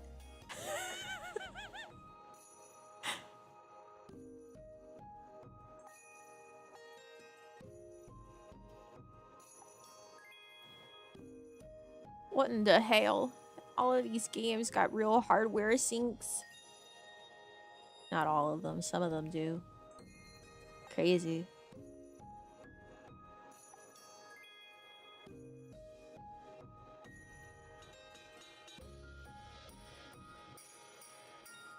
Let's see, adult content disclaimer.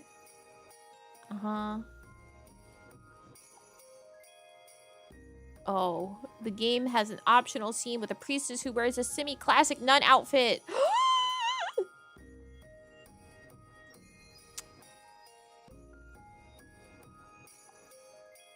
After losing a battle, the protagonist will usually have unprotected sex with the victor.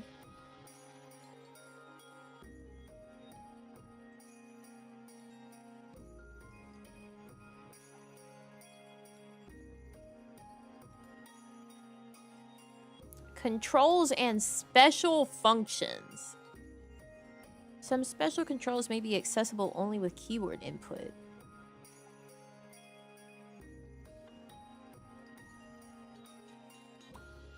What special controls? Hey, it's playable on the Steam Deck.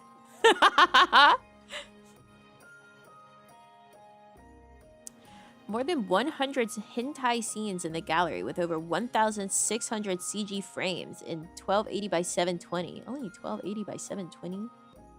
34 monster girls from a fluffy kitsune to a delicate fairy for you to meet and have fun with. A fair warning, their idea of fun may or may not be equal with yours. A long list of fetishes. From Yuri and tentacles to femdom and 23 dresses, each one with unique visual art, which is visible on the heroine, and skills to build your own fighting style. 3 endings, based on your choices during the journey, along with mini events from optional plot lines. 185 game zones to explore, and a lot of other interesting stuff like puzzles and mini games. Why is the art so vastly different? Like, this one's really good, but it's like a totally different style and quality to like this other one. How many artists were working on this?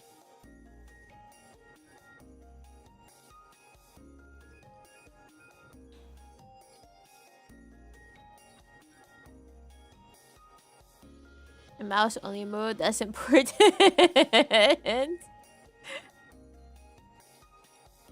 It doesn't say keyboard optional, guys. In fact, it says like some things you can only do with the keyboard. All right, well, that one's not a visual novel. The RPG Maker art, like the actual like overworld art's pretty fucking ugly. But some of the rest of it's all right. Or even good. Let's see, visual novel. Visual novel. Visual novel. Visual novel.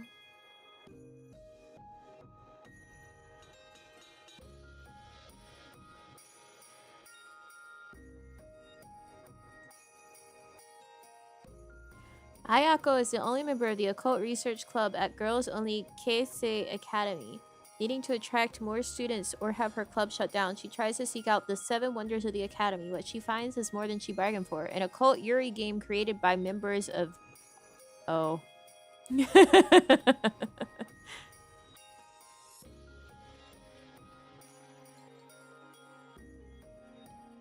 The art's pretty nice. Is this a visual novel?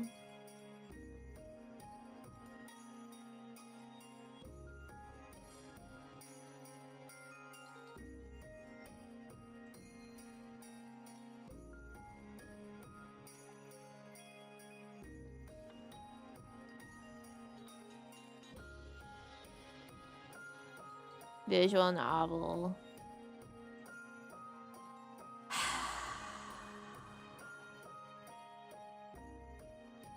Lip trip. My boss is my heat suppressant. Visual novel. Is this fucking alpha, beta, omega shit?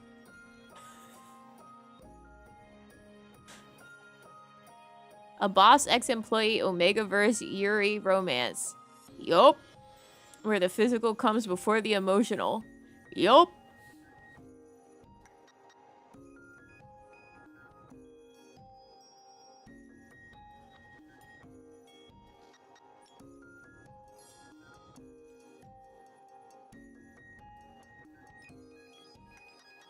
Is the boss? So is the boss an alpha?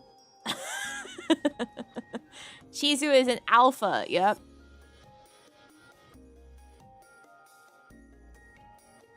What kind of are we working with is the question. Cause like Omegaverse Omegaverse worlds vary a lot in how things function in them. So sometimes in them, if a lady is an alpha, they can grow.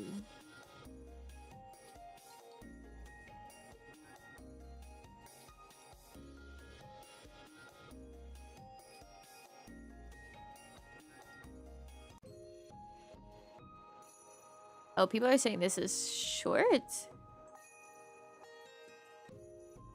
Got through it in less than 2 hours. Oh.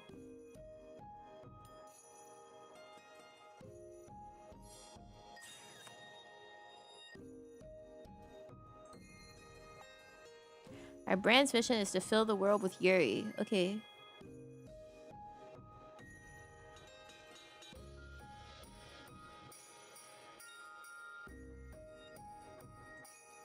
We love that.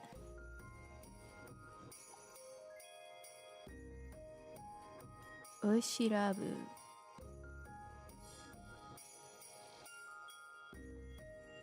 Oh yeah, the waifus over husbandos. That was the other visual novel that showed up earlier that I was like, great, visual novel.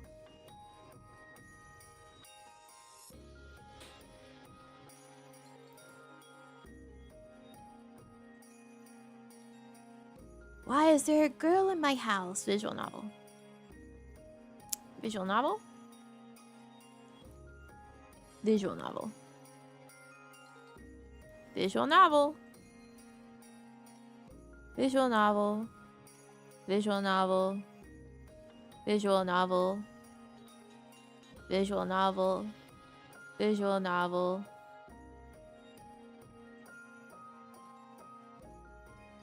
What the fuck? Visual novel. Questionable that it even exists. Visual novel. Visual novel.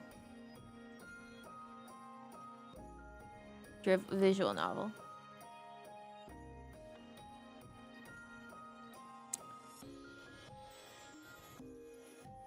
Visual novel.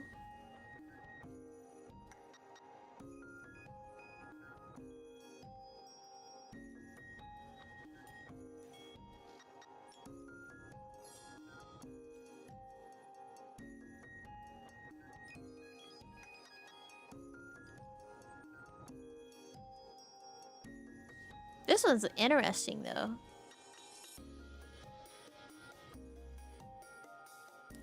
Chinese.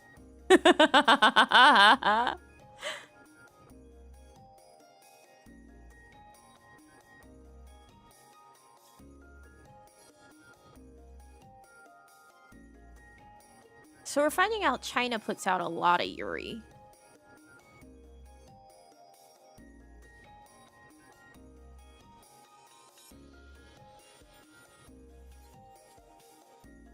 A mysterious woman comes back from the dead, and the dusty past surfaces. I can read. See, this is why I'm looking for non-visual novels.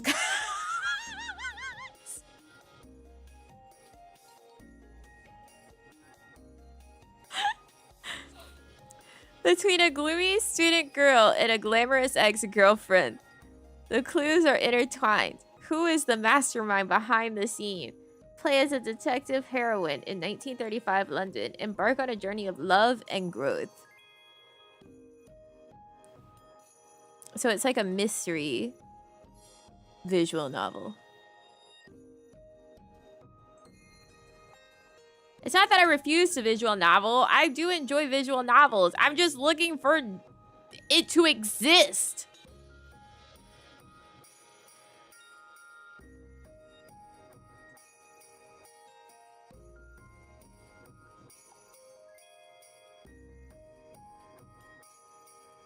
Like, why are our only options visual novels?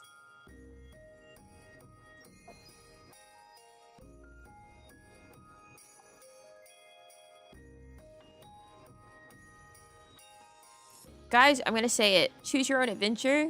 That's just a visual novel. Some of these are tagged with choose your own adventure, and then you look at the UI and you're like, okay, so you're a visual novel. Oh, Prince Jaden, hi.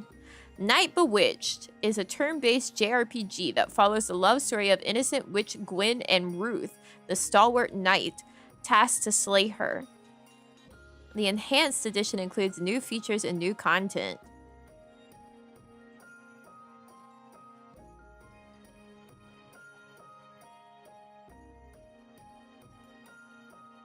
Alright, RPG Maker. This isn't...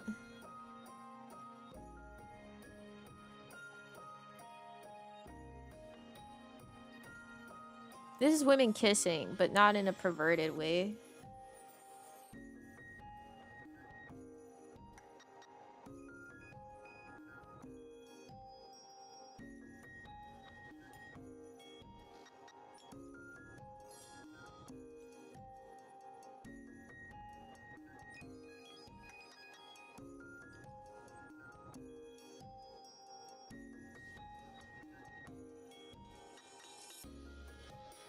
Okay, this one looks kind of interesting.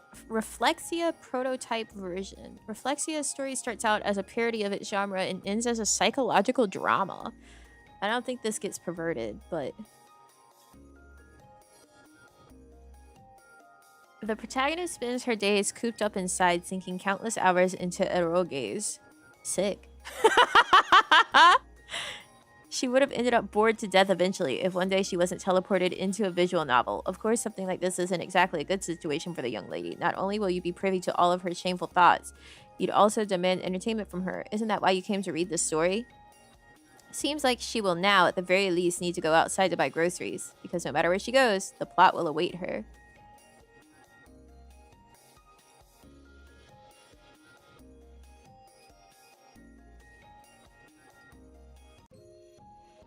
Features totally original and definitely not cliche in any way love interest, among which are girls named Yandere-chan and Dandere-chan. More than 200 choices that totally do matter related to the heroines. 3 different endings, and you definitely won't be forced to read all of them to understand the overarching plot better. This list doesn't contain any lies and in no way tries to subvert your expectations. Okay, fine, this is just your average Yuri harem eroge without any plot whatsoever. Technical features. Graphics done in a whopping 640 by 480 screen resolution. Yume Nikki-like music, addicting less than 10-second loops included. Big breast.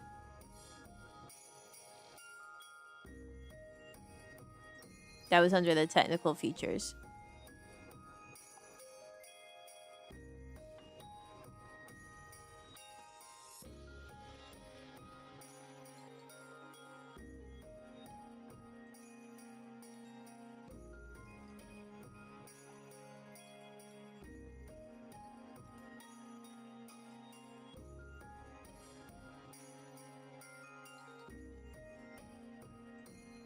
Oh, it's very short.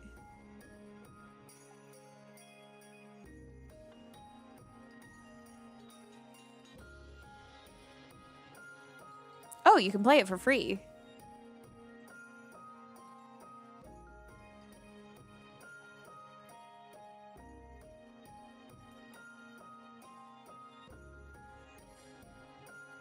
Interesting. Sure, I'll add it to my library. Maybe one day I'll play it.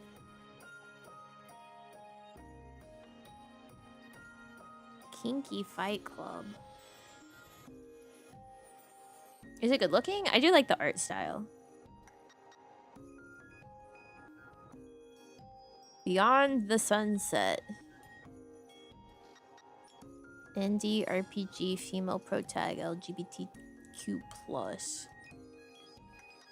Is this an actual RPG or is it a visual novel? Alright, RPG. Chinese. English version was released this year.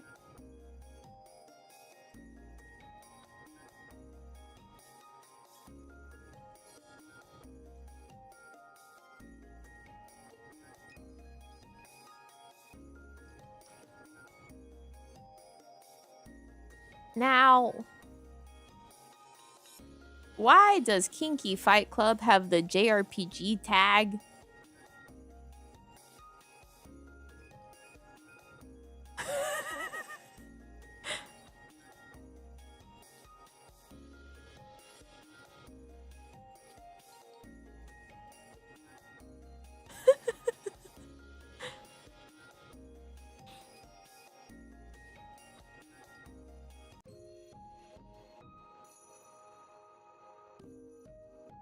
Includes Yaoi and Yuri. Great. Guys, this looks like shit from a butt.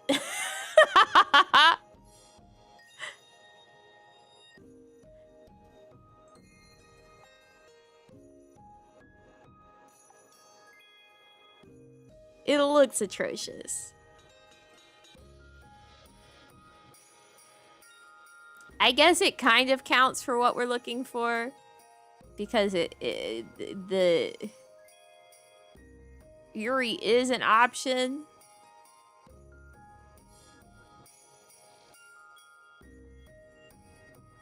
Visual novel. Visual novel. Adventure RPG, indie horror, mystery, anime.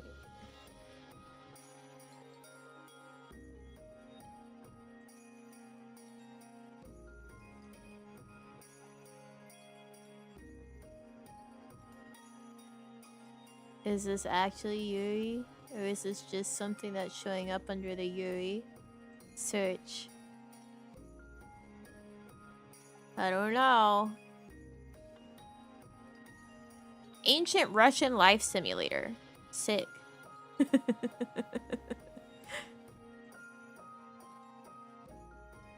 Visual novel.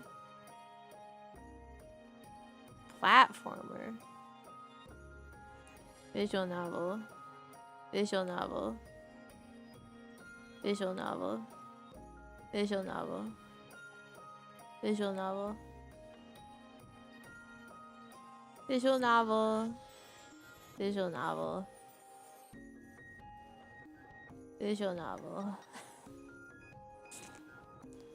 I'm tired, boss.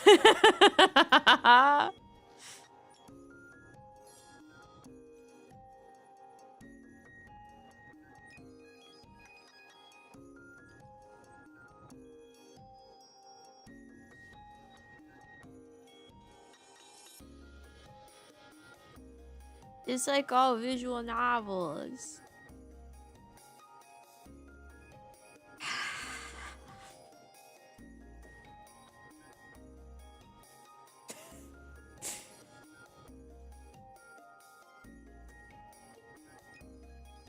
Well, see, Yuri's not an actual tag. You just have to search Yuri. Like, I guess a tag would be like the LGBTQ plus, or maybe female protagonist.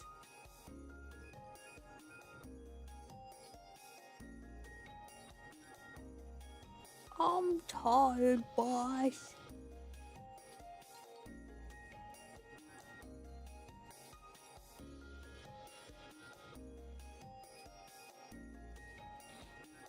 Pioneers of Pagonia. New update and DLC out now.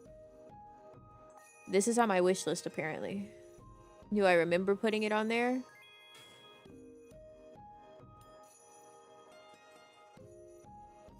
I have Cyberpunk 2077.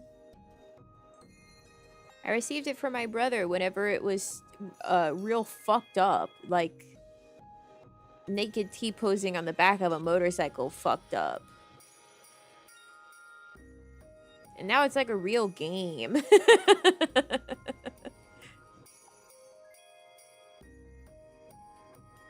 that horrific? Yeah.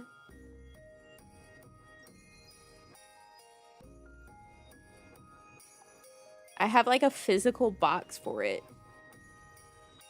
I don't think it actually has a disc. I don't remember it having a disc, but like there was a physical box release for it.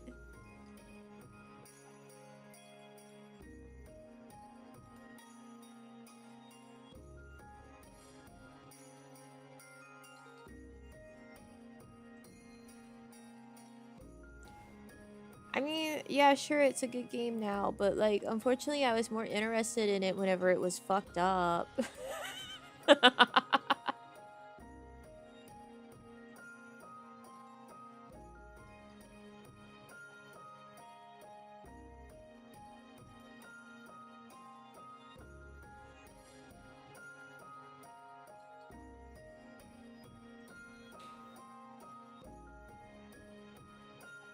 I'm a simple guy.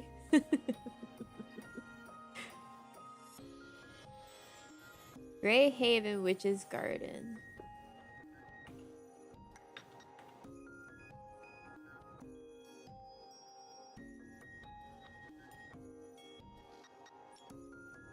Yuri Action RPG. Yeah, but are they nasty in it?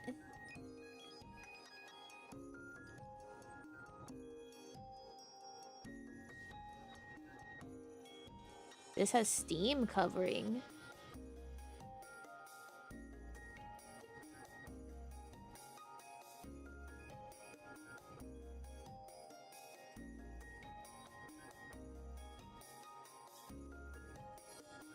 It looks like they're suggestive, but not actually nasty.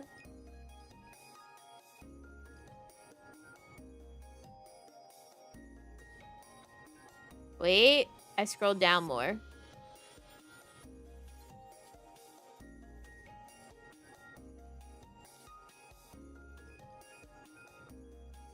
I do see that they get nasty in it, for real, for real.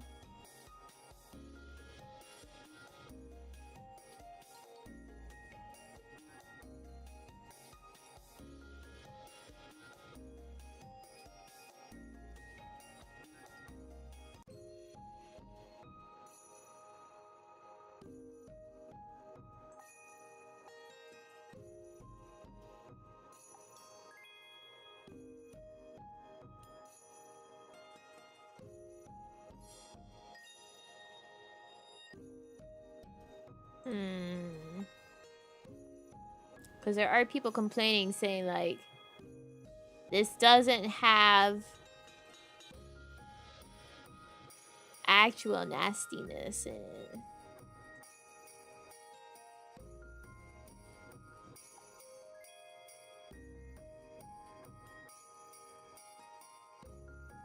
What is the truth? The game itself looks kind of eh.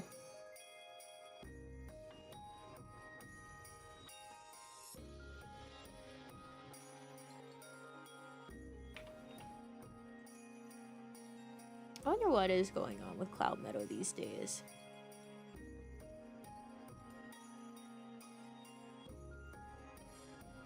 It had a major update on May 18th. Most are kind of eh, but there are ones that are actually good. Like, look, Honey Pop may be just bejeweled. But it's actually fun to play. I do enjoy playing Honeycam Studio. I love Honeycam Studio.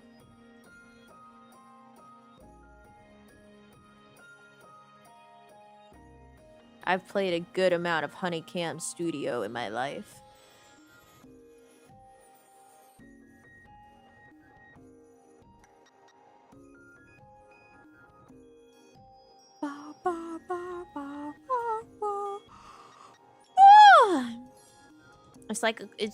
It's like a clicker, but with goals.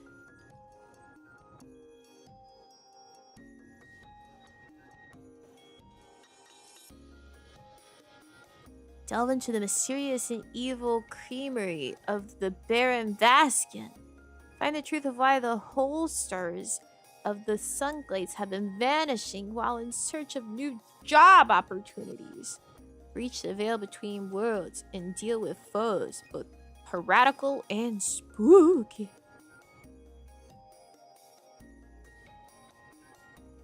Find the evidence in this strange and hostile environment, both delicious and horrifying. New story content. The story continues as Ev gains access to Vaskin's factory in this forest of Sunglades. New dungeon site area. Narrated sprites. Sex scenes. Wow. Narrated. That's crazy.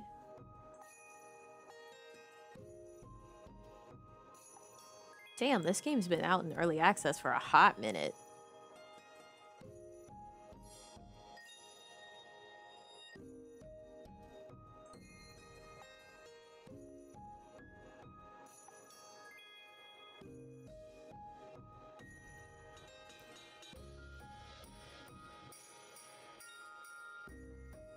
Eighth Heaven? What's this? Point-and-click life simulator about being reborn on an island paradise filled with fantastical monster hotties. Wow! Live your brand new day-to-day life by making friends and indulging in erotic intimacy. Can you be a lady with other ladies?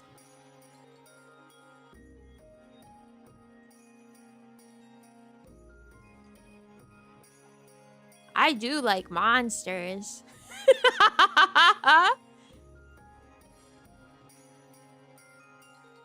Here, yeah, here's a lady with lady scene.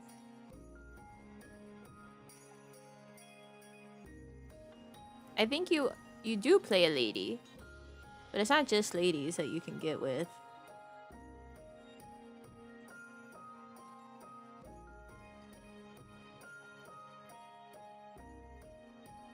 All right.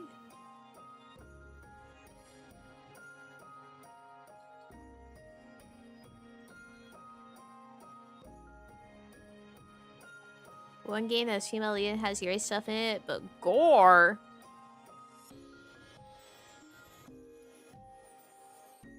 I just want to have a fun time.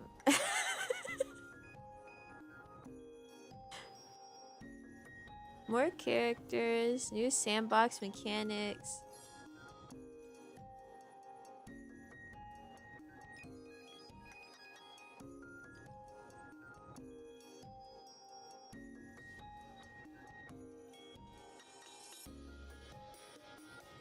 Slice of life, adventure, bartending, romance.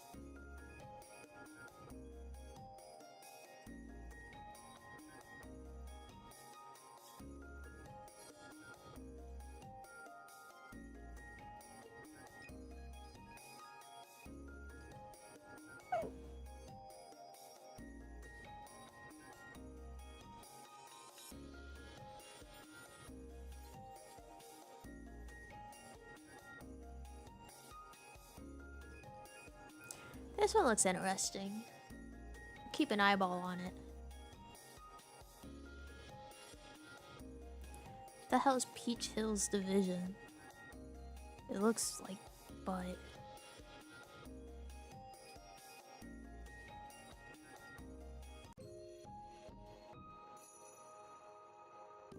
Yeah, it looks like butt. And you're a guy.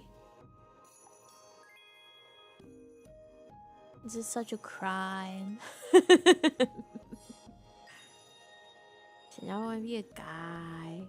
That is something Cloud Meadow has going for it. You can be a lady. And still... You know...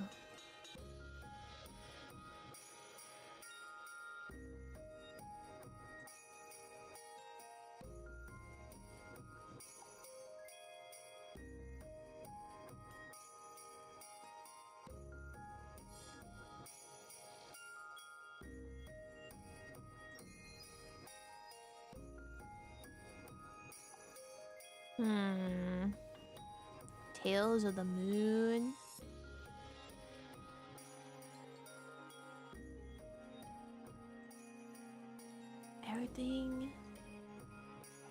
Everything makes you play as a man.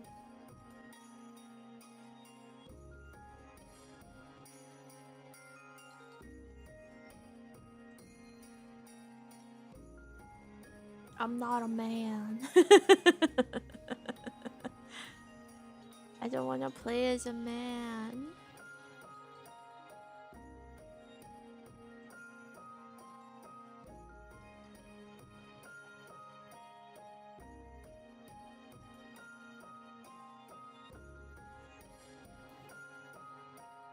Echoes of the Town. Sandbox Debt Repayment RPG.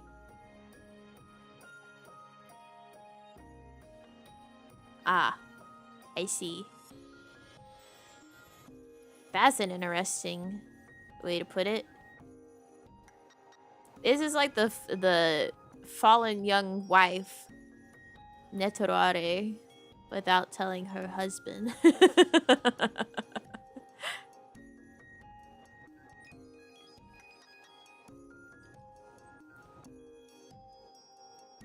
Spunky elven girl as she tries to save her village from a horde of unruly and very horny orcs.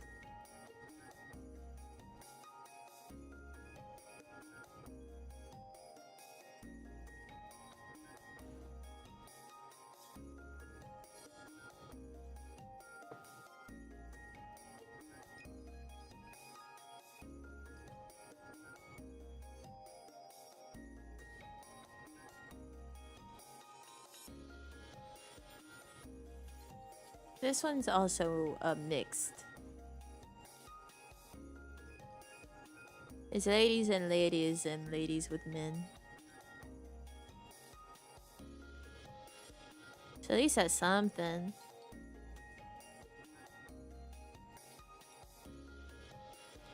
Now this just looks like Zelda.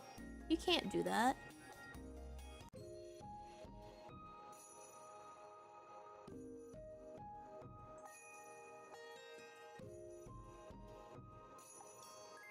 Seeds of Chaos, not your average visual novel.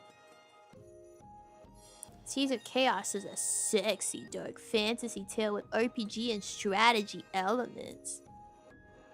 Become an active participant in the story, making choices which impact your experience and shape the direction of the narrative. The art looks really nice.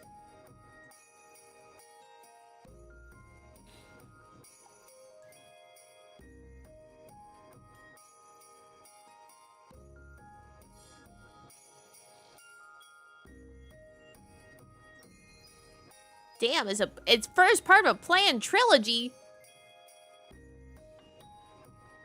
This is in early access.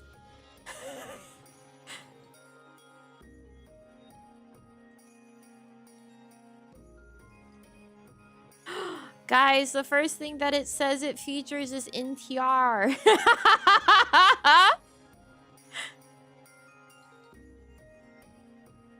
Gay and lesbian. Let's go, lesbians.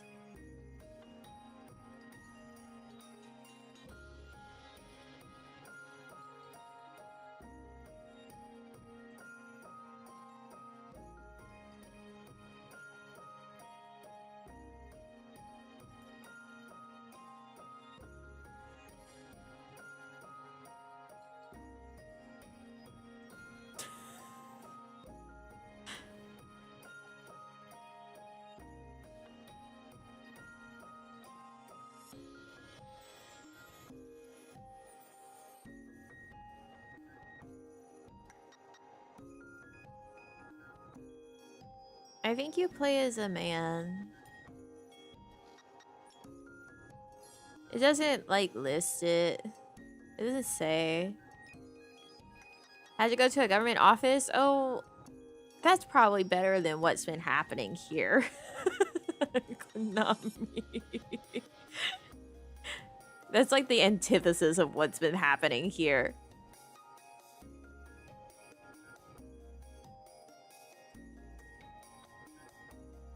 This is a visual novel.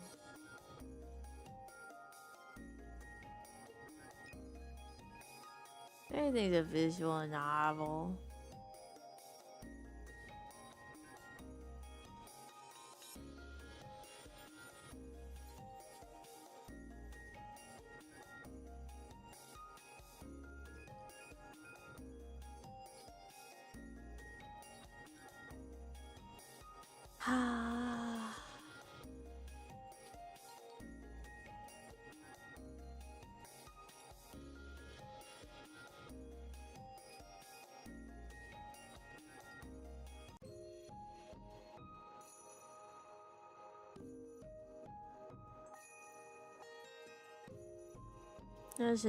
You're a man.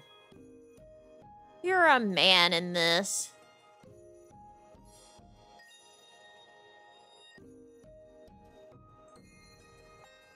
Apocalypse with Femboy. It's AI art. Hey, look, Bunny Garden too.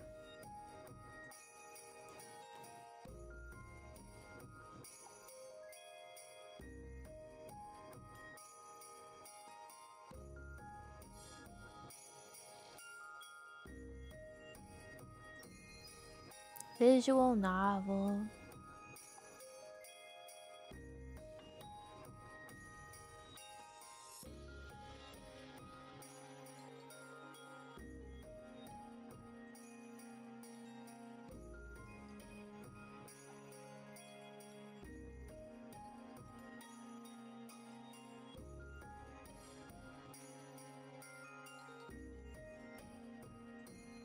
Monster babes.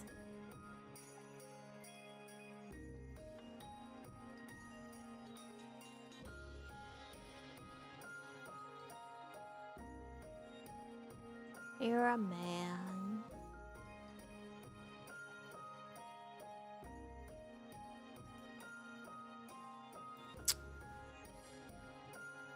Content warning. Femboys.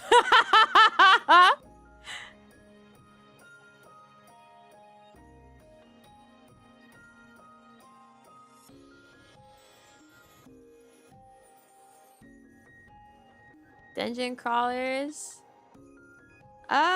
It depends.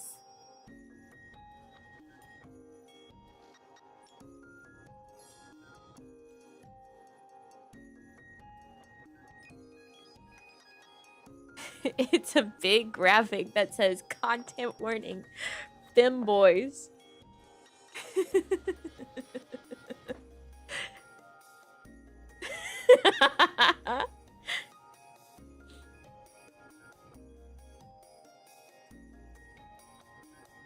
Guys that look like girls.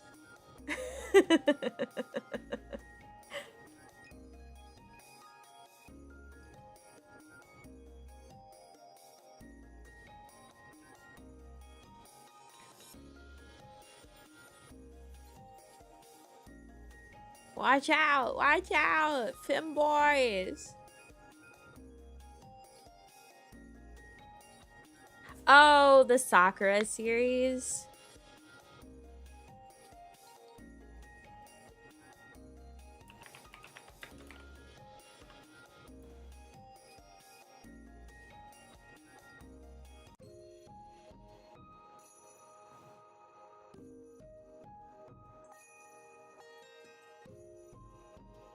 Oh, first person? Ew.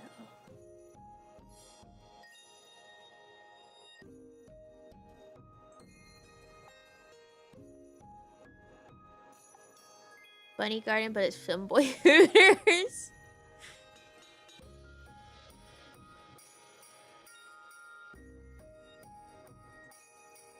There's a majillion of the Sakura series.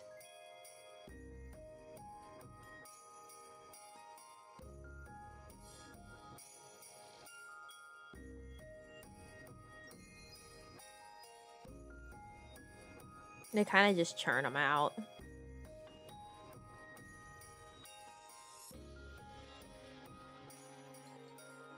Yeah, I see that that one says it's Yuri only. That is unusual for the Sakura series.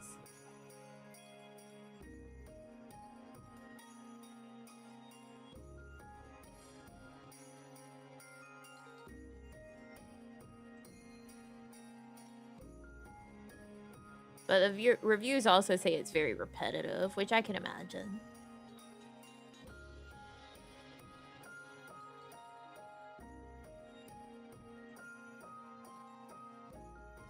God, they have a lot of these fucking games.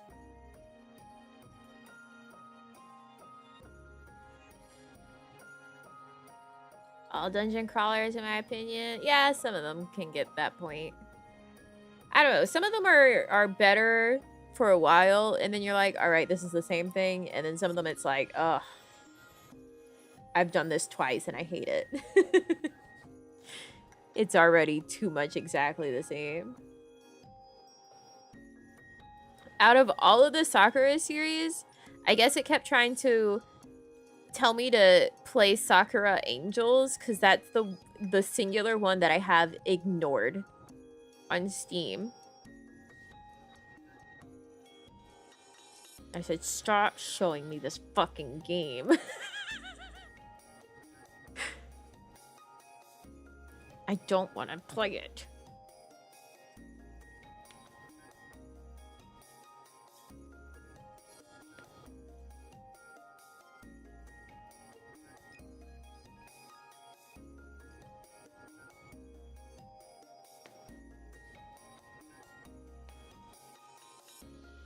What's in my queue? Let's check it out. Gamble with your friends. I saw this and I've been seeing this. But I also think that this game needs some improvements in, like, for each round, It's only like 5 minutes that you have to reach the quota in, which just, it doesn't seem long enough.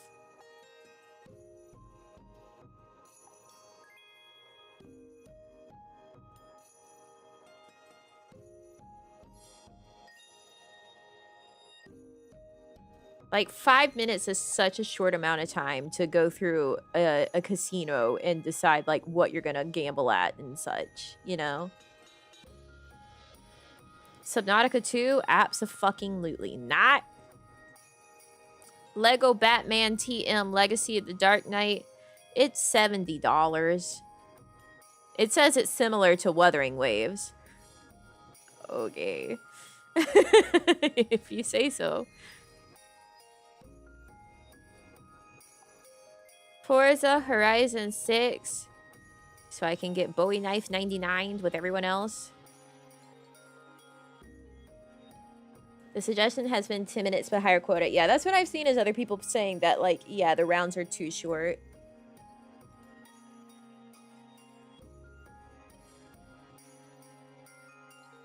Lots of Yuri fish. No. Exposure therapy does not work.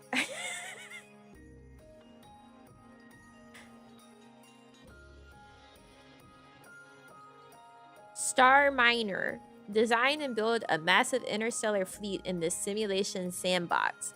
Strip space of its materials for profit, but stay alert. Your greed attracts the alien. The singular alien? Master deep base building and deploy warships to protect your empire in immersive real-time space. This logo looks like so many other Star game logos. Yeah, the alien. Oh. Some NPC portraits and player character face options in Star Miner were created with the assistance of generative AI image tools during development. All AI-generated assets and text were reviewed, curated, and edited by our team before being integrated into the final build. No generative AI is used at runtime. All content shipped in the game is static and pre-authored. No. Just replace it.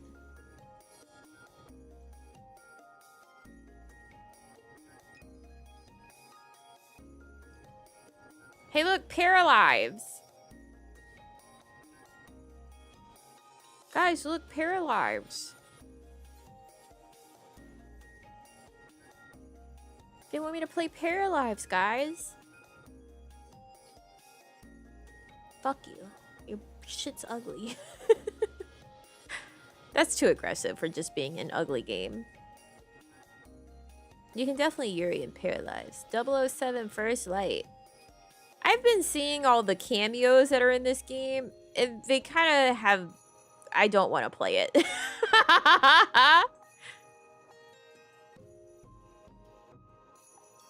I don't want your cameos.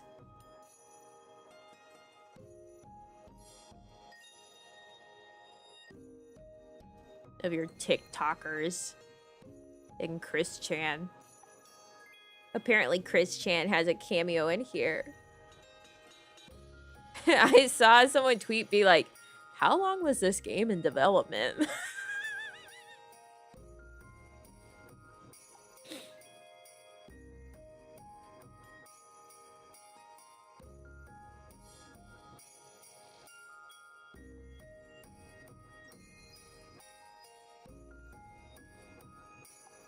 Mina the Hollower.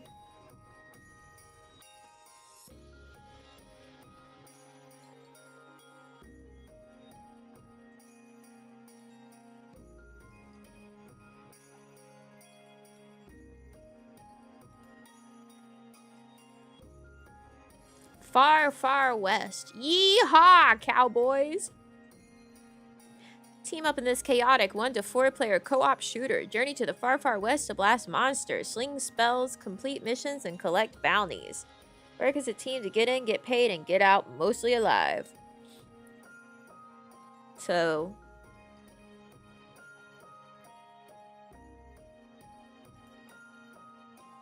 Extraction. The graphics look pretty nice.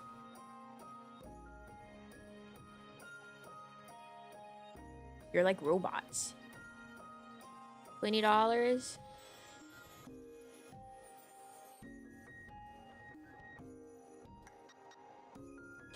Yeah, yeehaw. Yeehaw extraction. I saw a wishing well, tossed a coin in it, and got myself nuked. This game is incredible.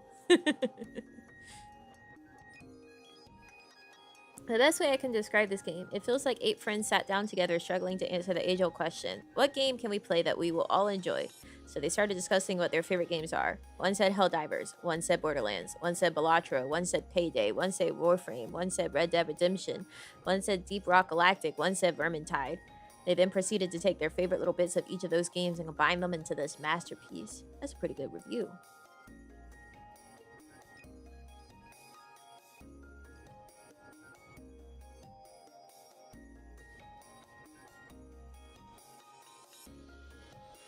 Let me preface by saying this as a Deep Rock Galactic fanatic, 1,600 plus hours. I really like this game. I've put in 10 plus hours 2 days in a row now. They've now got 57.2 hours on record, and they were at 24.5 hours at the time of review. You're level 60 at the time of this review. This game has a lot going for it already, and I'm certain it will only improve over time. I'll list my 3 biggest complaints, and at least things I personally find a bit bothersome so far. I feel like snake spawn frequency and movement speed is more than a little overtuned. Sure. The sound the minigunner enemy makes is actually the most obnoxious sound known to mankind. 3, this is my smallest of my complaints and is overall rather insignificant and definitely lower priority. There is more like qualification for each complaint, but I'm just reading like what we need. When a cactus gets hit with electricity at a distance, I often mistake it at a glance for the collectible grave tombstones scattered around each map. Fair enough.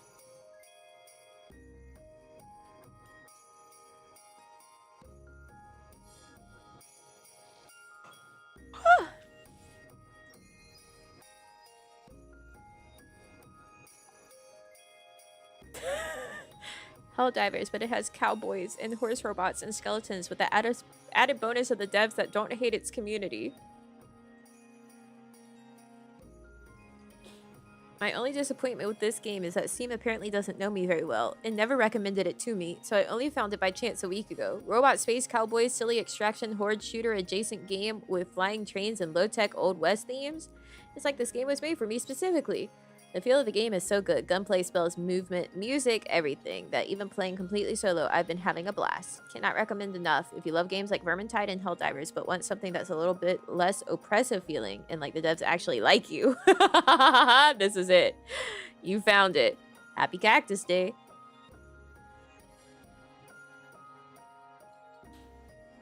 I will say a good thing about these reviews is that pretty much all of them, the person who reviewed it has now, like at least in the top reviews, not like the recent ones obviously, they've now almost doubled the amount of hours that they had at the time that they reviewed the game. Some far more than doubled. Like the top most helpful review right now has 44.5 hours on record, and they had 7 hours at the time of review. Yeah, that really says a lot about it.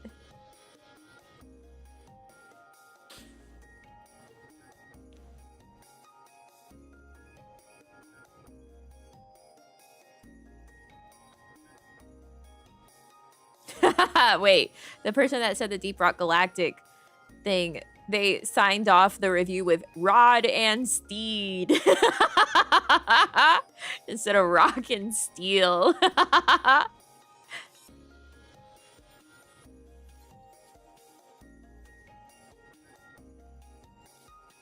We do have someone with 54.3 hours on record and 39.1 hours at review time. That says recommended, but also says this game is good and has a lot of potential, but mind you that the extremely positive reviews don't fool you. The game has a lot of problems, which like, yeah, of course, it's early access. Play on very hard mode and Nightmare, you'll notice more and more that there is a predominant build based on movement speed, has decent amount of weapons for a new game, but sadly not every weapon holds onto high difficulties. You'll mostly see minigun, shotgun, and sheriff star builds. The enemy spawns are awful. They can literally spawn at your back, hence why movement builds are so dominant. Some enemies are extremely oppressive, like sniper or zombies. The flying things that does an AoE attack, and the mini boss that looks like a knight. I hope the bosses get reworked or improved. Not many people will like this, but a boss fight that depends a lot on minions is a bad design boss fight.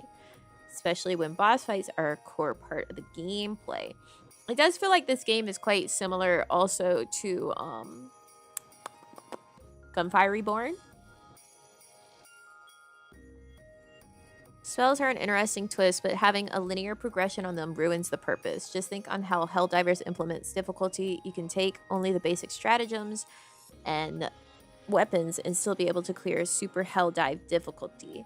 In Far Far West, good luck trying to clear Nightmare with Fireball and the other basic spells, even with combos. This is a problem because it creates a very defined meta. As a result, the variety is reduced. As example, Sniper should be the higher damage dealer on the game. It has slow fire rate, it's a single target weapon, but no, even with a build focused on damage, glass cannon, and similar jokers, minigun and shotgun does that better. And what about clearing minions? Well, the same. Adding more weapons and spells before giving existing ones a solid foundation will only lead us down the path of power creep. Good game, but is not perfect, and if people don't point out the obvious flaws and keep pretending it's perfect, could do more harm than good. And no, I don't think the dominant builds need to be nerfed. I think that non-dominant builds need to be buffed so we can have multiple options to choose and play and enjoy. I agree with these things. Federal Unemployment Tax Act. No, I did not see the memes. I like this. Very reasonable review. They still continue to play it. They still recommend the game. Here's a recent review that says, everything I hate about Helldivers, this game doesn't have. Wait, this one says, mowing down hordes of undead with a minigun that fires acidic ricocheting bullets while gliding through the air with low gravity jokers equipped is the meaning of life. If that's not enough for you, you can pet the chickens in the hob! You can pet chickens!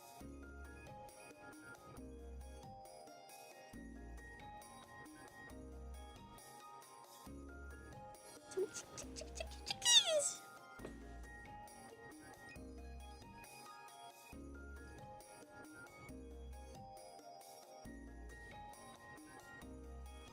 This person said, this is a recent review, posted today at 55.9 hours. Very good game. It needs a bit more content and balancing to be a long-term thing for me, but I can already play what's here for 100 plus hours and not get bored. 9 out of 10 prefer this over Deep Rock and Helldivers. Wow.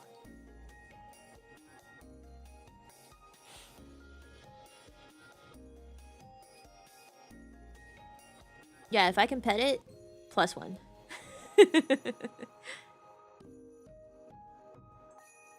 Guys, I had a dream last night that there was a twerking Rattata Pokemon card.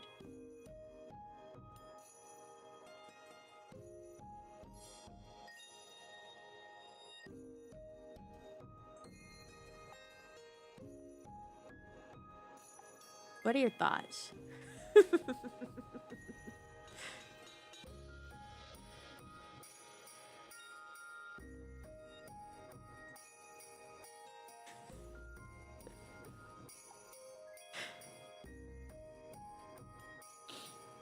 And the thing is, it was an older card because it had the yellow border.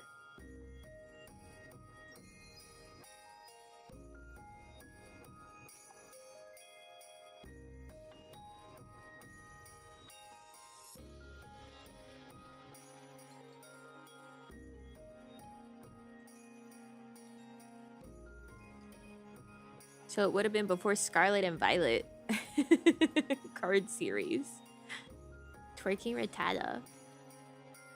I pulled it from some cards in like a box, like a pack in a box, while I was trying to teach people how to do terrible American mahjong. Terrible, bad, fake American mahjong, you know? And I pulled it, and I was like, oh my god, there's a fucking twerking Rattata card.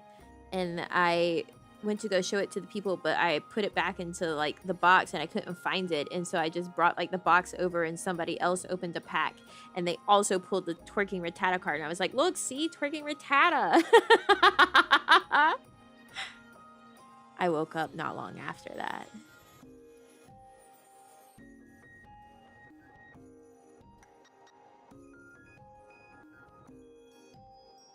Guys, it's working Rattata.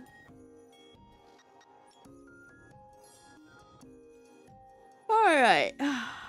Crash out crew. Everything's with friends. Everyone wants you to have friends to play games with. Sorry, we can't live in that dream. Guys, it's twerking Rattata.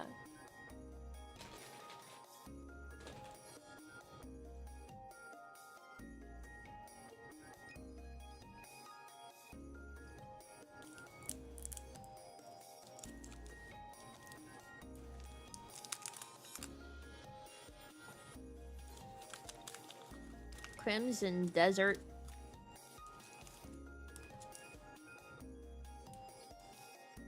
I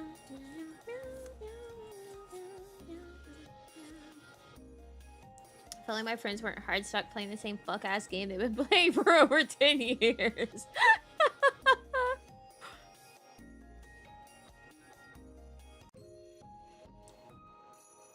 It is kind of incredible how many gamers just play the one game.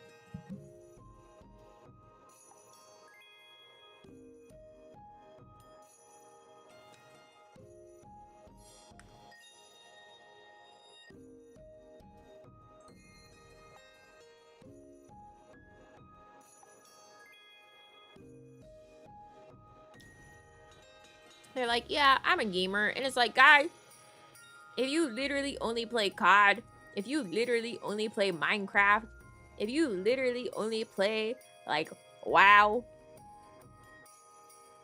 you're that game player.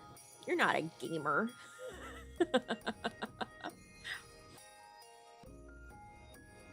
You're a COD player. You're a WoW player. You're a Minecrafter, but you're not a gamer.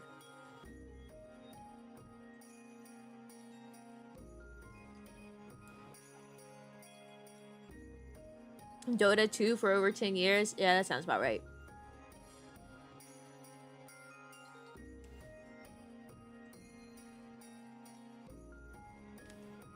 We must all find the MOBA that we spec in life. Oh, there's an AI content disclosure on Crimson Desert.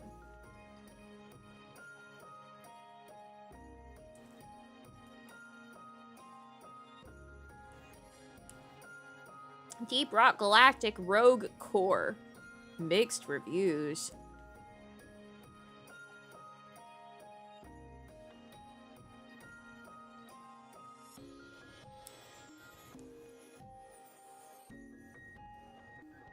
Why am I taking shots while driving? What? Oh. Like getting shot at.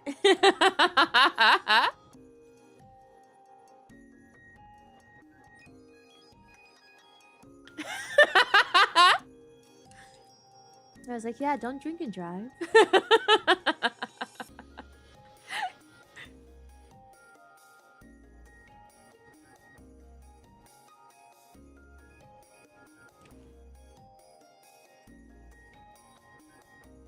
It probably would have been better. Why am I taking strays?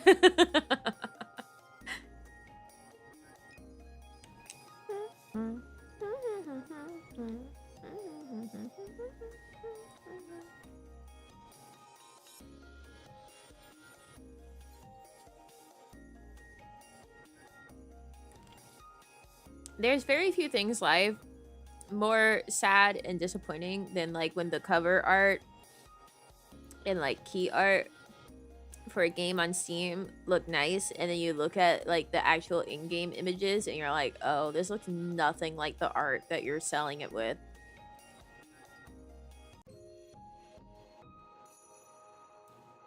That's okay, I'm not interested. Burbling! Thank you so much for leveling up. Thank you!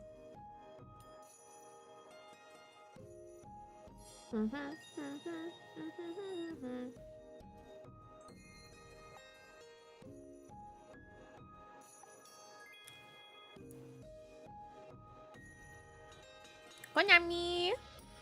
Laika, a small, relaxing, incremental game about restoring a barren wasteland into a lush meadow. Help the magical wolf Laika run through the land, gather resources, and unlock a vast upgrade tree.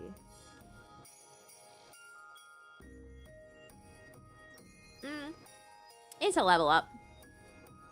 Because he's been one before. Yeah.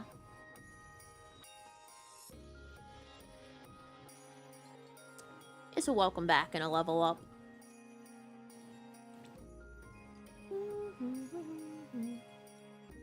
Wukong game. Which one?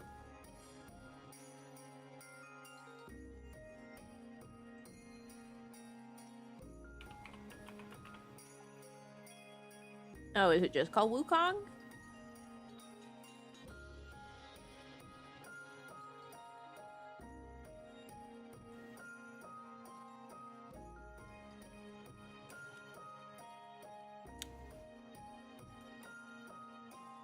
I mean, the art that's on Steam for this looks like the art that's in the game.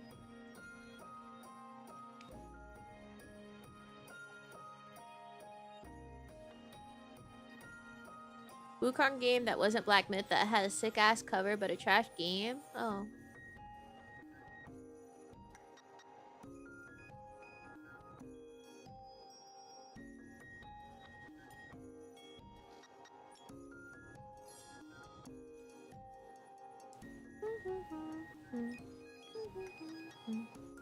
It's on Switch. Wait, Killer In? What is this? It has a Nier Automata collab. Goddamn, anyone can have a Nier Automata collab. This is Square Enix? What in the hell? Fast-paced asymmetrical PvP shooter where you eliminate the killers, the wolves, in battle. No time for discussion or voting. Choose the right weapons, abilities, and build.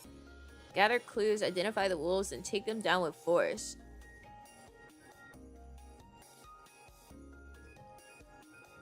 And it's canon too, but of course, it's like Kingdom Hearts, where all Kingdom Hearts content is canon and important. Nier Automata, if it gets a collab, that's canon.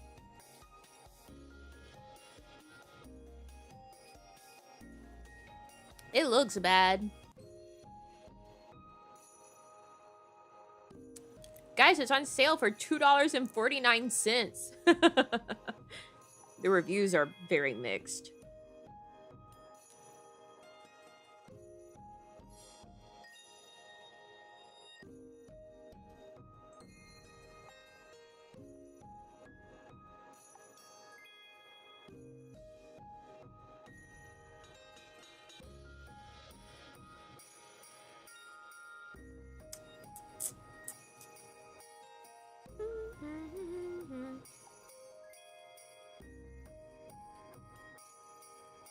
The issue with a game like this is that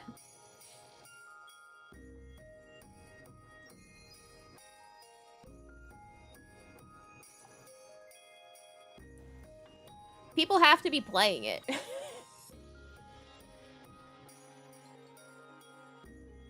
Otherwise, there's no game.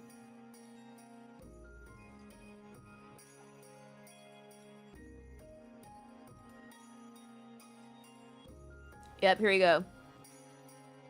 Someone refunded it and said, I'll change my review to positive and purchase the game again when I don't have to wait 3 hours every day for a chance to be able to find a match.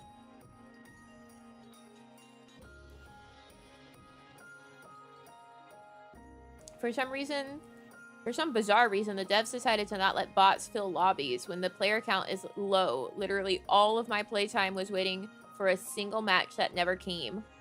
And they have 1.9 hours on record.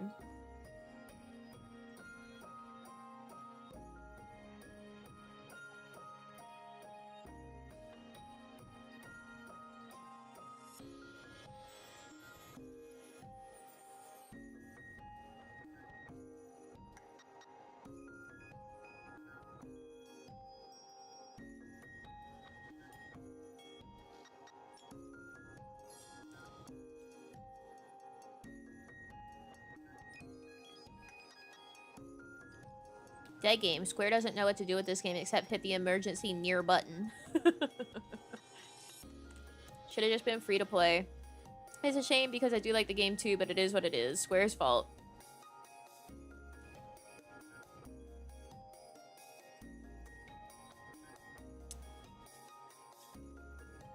So, like, there's some people saying that, like, the beta was good. And now the game's dead.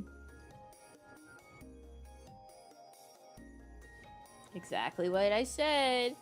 This kind of game, it's only a game if you can actually play it with other people. If there's no people playing it, you can't play it.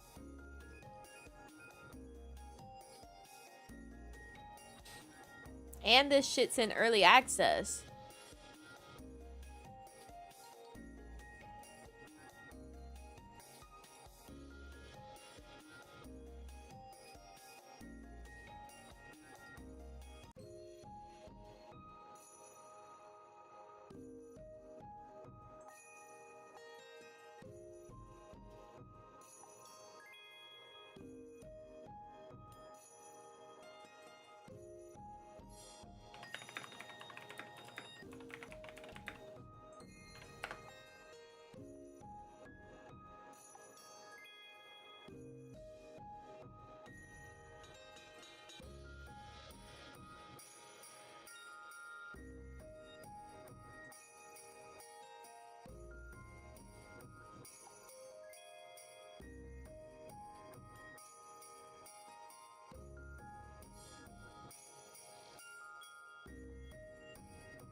Let's see. This says...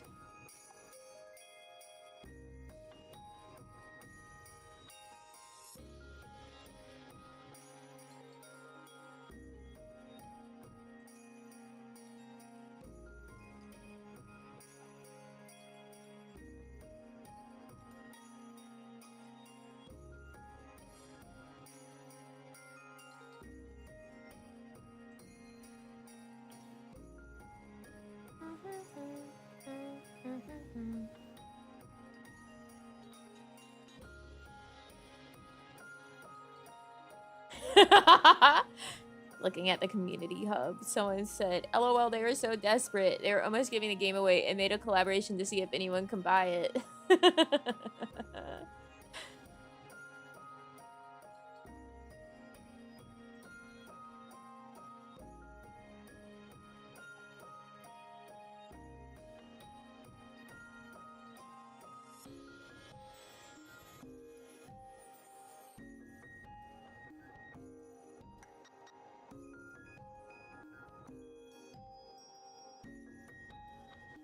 What is this game again? Killer Inn.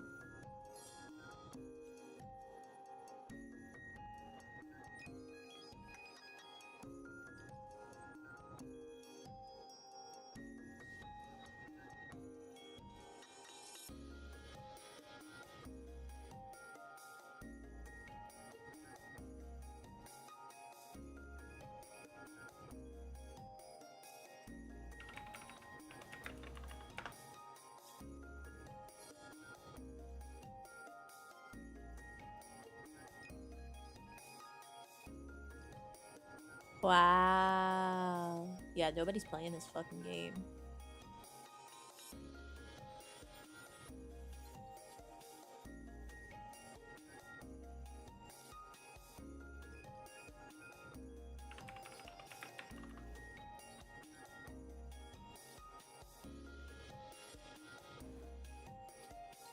It says Killer in Beta has 222 current players. And then Killer Inn has 54 current players over on Steam charts.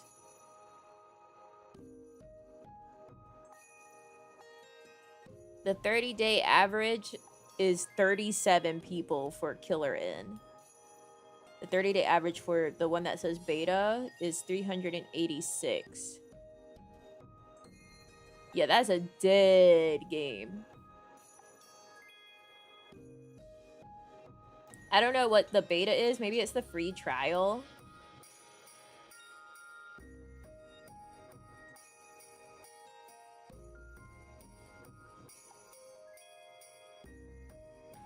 Let's see. 54 playing an hour ago. 112 people, 24-hour peak. All-time peak was 812 people. Ooh.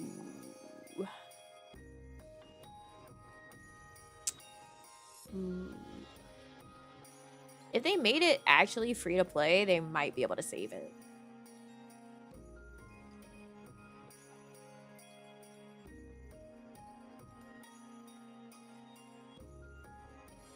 And they also need to like sponsor some streamers to play it or something.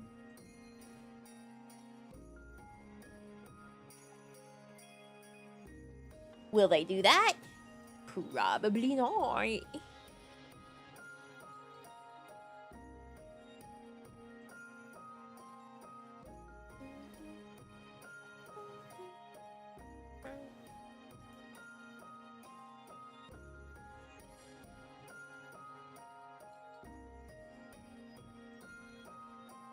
Oh, wow. I think they did sponsor some because I remember seeing Flats playing it. Okay, well, they need to do it after making it free to play is what I'm saying. Because sponsoring people whenever they have to pay for it and nobody's playing the game, nobody's going to pay for it. I'm saying to save it, they need to go free to play and then sponsor people again. Because then streamers can be like, it's free to play. If you jump into queue right now, you might be able to play with me. You know, because like, yeah.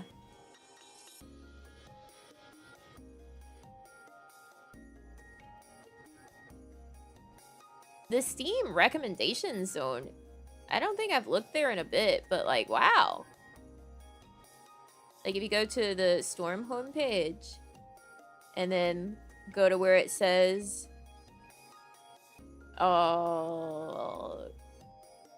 recommended based on the games you play and then hit explore and customize, you can actually like change how it suggests stuff to you. So like you can say, oh, I want you to suggest more niche things to me than like popular things, or I want you to suggest more older games than newer games. And then you can also look at like the list of that stuff. So like if I set my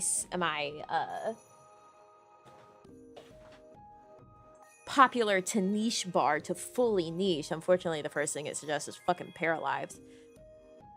The second thing is Pet Vet 3D Animal Hospital. Cannibal Cuisine. Calyx. Oh, furniture building. 2 to 6 player co-op. Visual novel. Visual novel. Hadaka Shitsuji. Naked Butlers. Excuse me? Naked Butlers is a hardcore yaoi visual novel.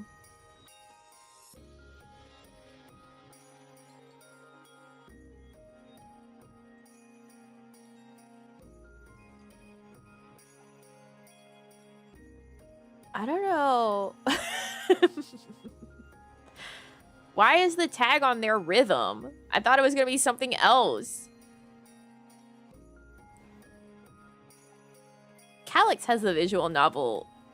I think the tags on this are fucked up. Because why is tag Calyx? Callax? Kallax has visual novel mystery dark anime tag on it. I think the tags on this page are maybe fucked up.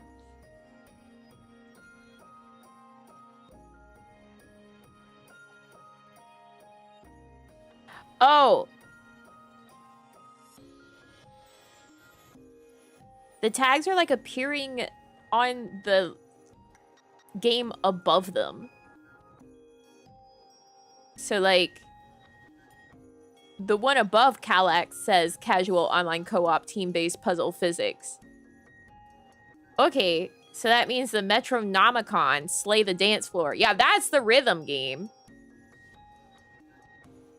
A rhythm role-playing game. Fight party-crashing monsters with the power of music. Level your party and upgrade your gear while dancing to the beat of some groovin' tunes. Oh, that sounds fun.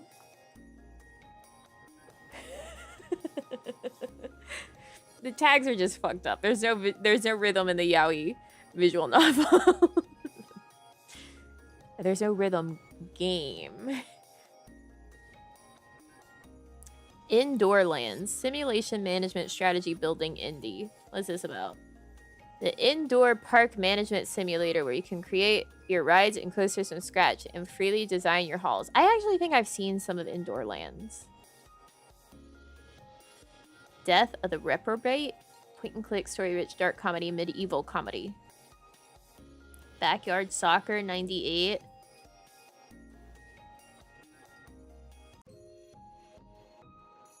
Enchanted.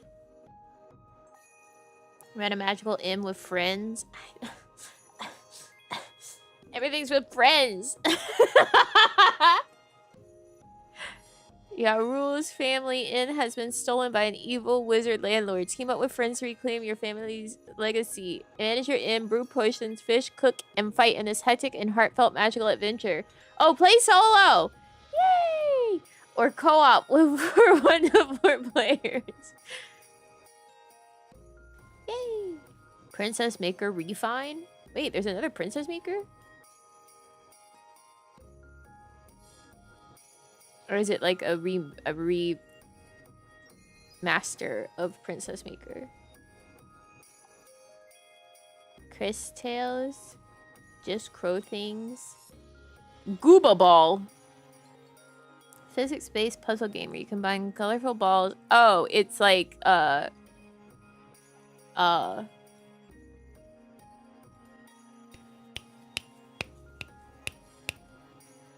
Suika? Was that what that was called? The melons.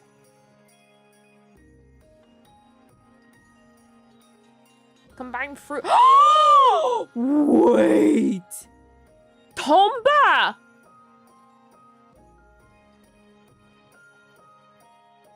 What? Tomba Special Edition?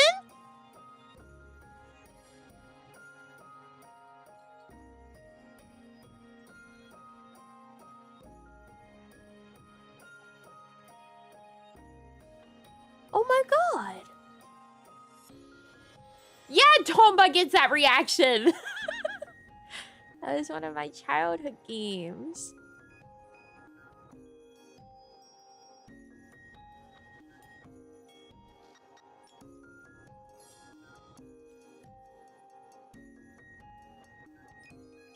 I get stuck in Tomba. Yeah, it says from 2024. Because of the limited run games that it got. Limited run games release.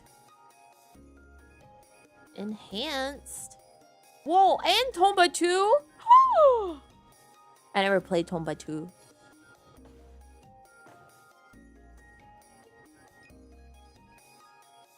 Can't believe you're asking. Tomba gets that reaction. Yeah, Tomba gets that reaction.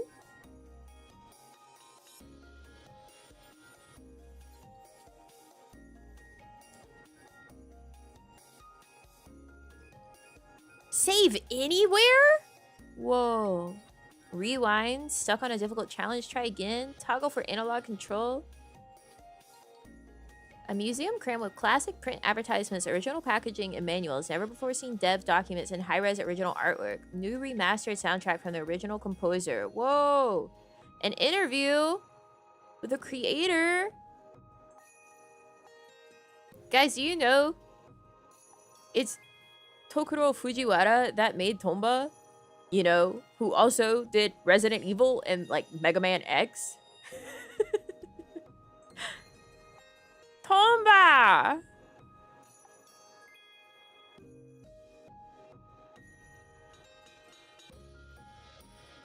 Oh my god, Tomba. $20, that's not bad. Put it in the wish list. I'll get Tomba at some point. I love Tomba. Let's see. Enchanted. is on sale for $10. It's got very positive reviews.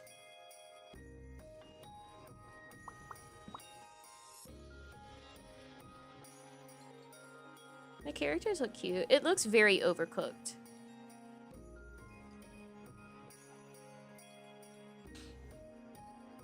Australian-inspired fantasy world is not a sentence I expected to be on this page. Or a phrase.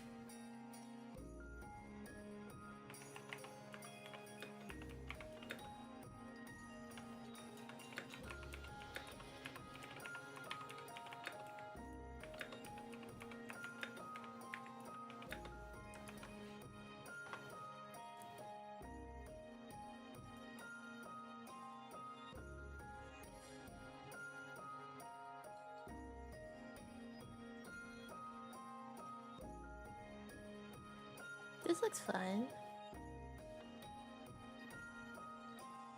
To my wish list. I told the people that I do actually play friend games with.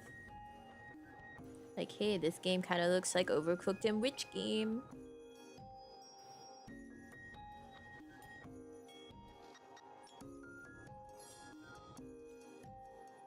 Let's see.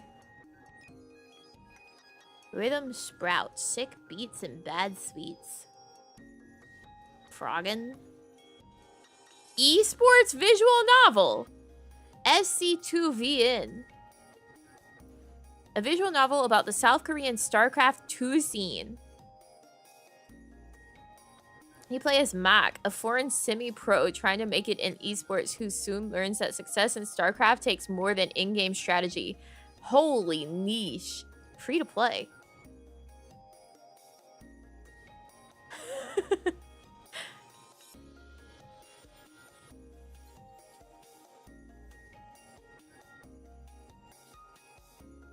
There's a murder on the dance floor. Overboard. Get away with murder. Highly replayable detective game where you're the one who done it. Ooh, wait, that sounds interesting.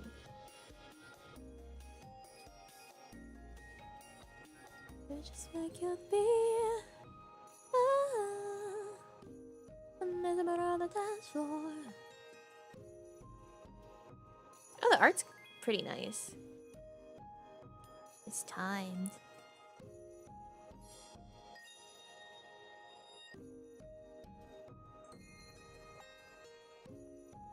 Sounds like the ship. Yeah, but it's single player. Because the ship was also multiplayer, and it was interesting to me, but I never got to actually play it. Nobody playing it.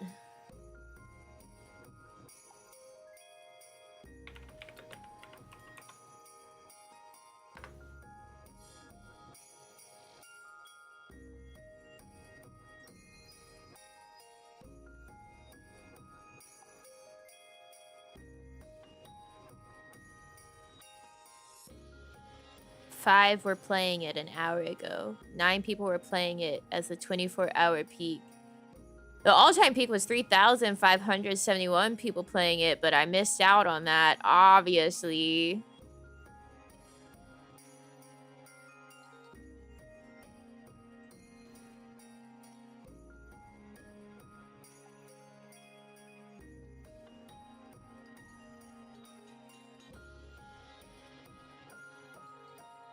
That's the thing with these games, you know? People stop playing them, and then you just stop being able to play the game. Because it depends on other people.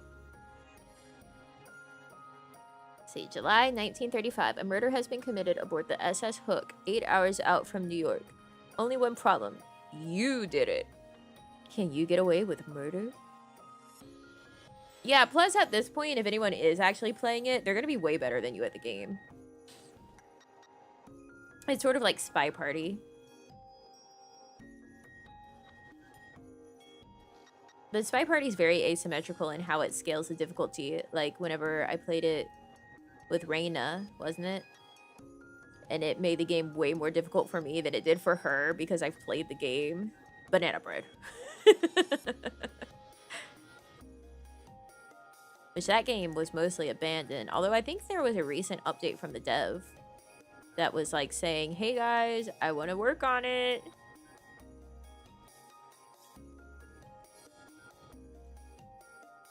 Meow, meow. Gameplay. Overboard is a tense, highly replayable detective game from the creators of 80 Days in Heaven's Vault. I don't know these games.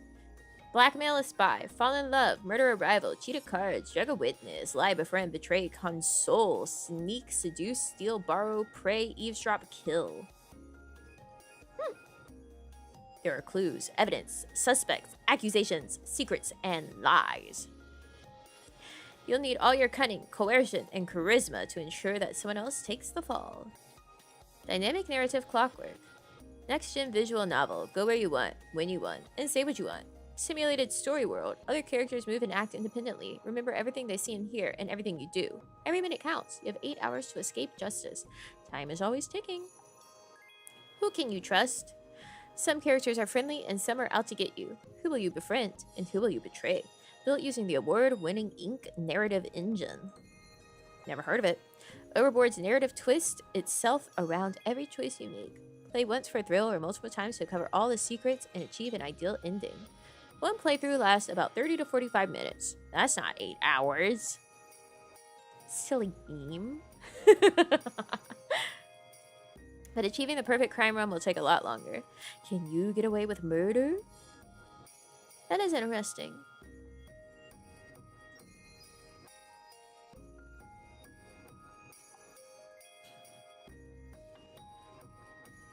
I don't know if I want to buy it.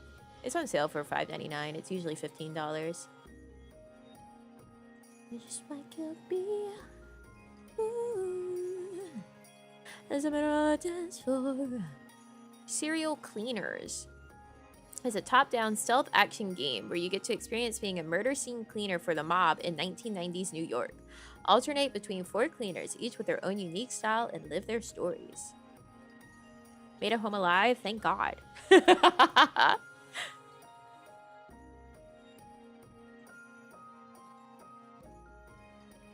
Simulation stealth crime strategy 1990s noir 3D.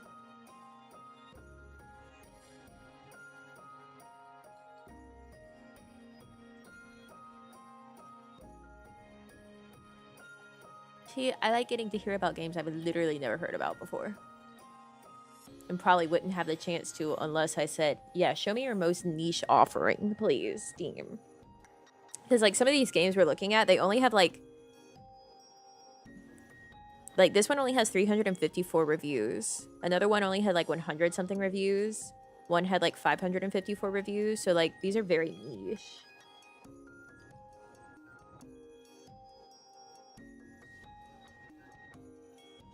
Get rid of the bodies, make the space spotless, and don't get caught. Choose your playstyle, plan every step, and move like a ghost, or trust reflexes and thrive in chaos. The choice is yours.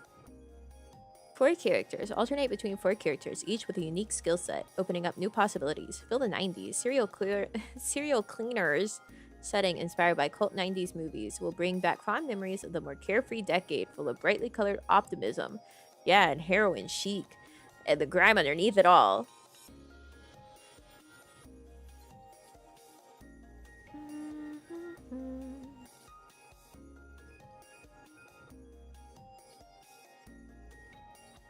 There is another game on Steam called Serial Cleaner. Ah. Similar.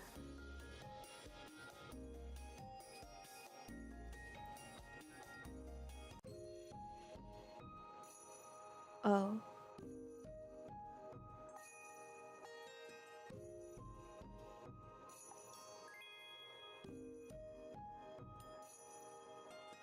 Bought it the day it released to play with my best friend. Best friend passed away less than 2 weeks after. 2 years and a month after I finished it for us, buddy. Wish you could have seen how well I did. Damn.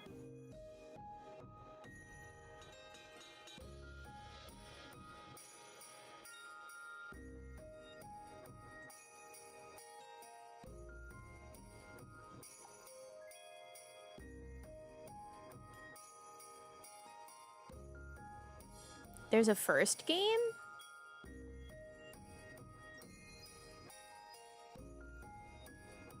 Oh, so the Serial Cleaner is the first game.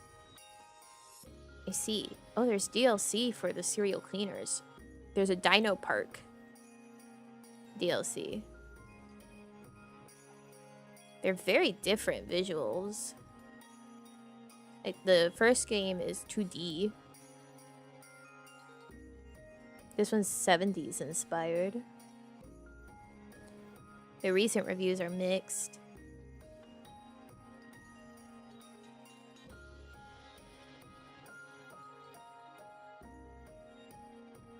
Lumber Hill. Multiplayer party game. Quilts and Cats of Calico. Complex puzzle game for 1 to 4 players. Everhood 2. I need to actually finish playing Everhood. I've played very, very little of it. It's like a rhythm game. It's very Undertale inspired, you can tell that, but it is a rhythm game. Like, take Undertale, make rhythm game. And that's kind of what Everhood is like.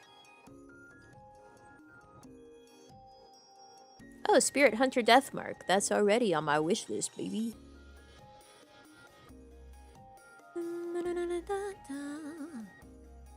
What's in the most popular?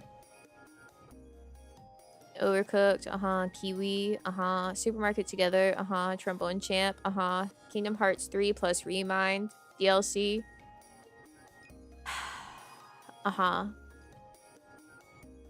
Dev literally said it was inspired by Undertale. I mean, yeah, it's obviously inspired by Undertale. Bokura. 2-player fucking... Power Wash Simulator. Like a Dragon, Infinite Wealth. Team Fortress 2. Crush Crush. Cuphead. Deep Rock Galactic. We love Katamari Reroll plus Royal Reverie. So I can throw up. Biped. Lightning Returns. Final Fantasy 13. Kallax. Yeah, I finished Cage 3. What do you mean? And Melody of Memory. We finished them.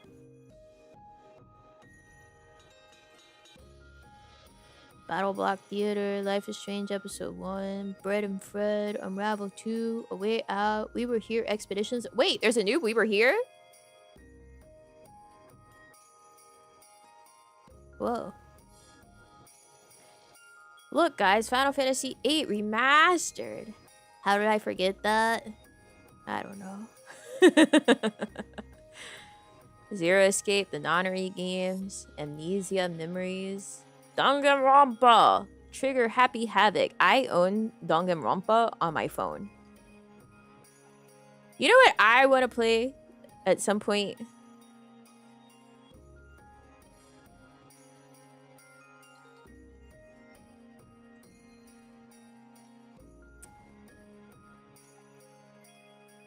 I want to do 100 line.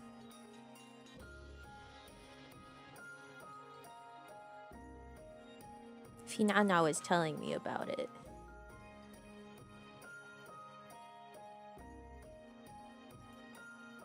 But also, I keep looking at the price for it and I'm like, oh, I don't want to pay that. Yeah, the game with 8 billion endings.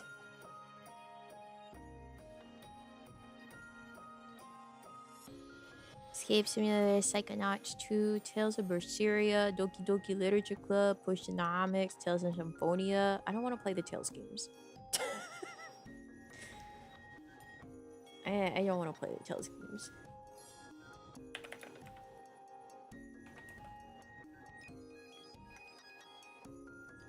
Yeah, 100 line Last Defense Academy.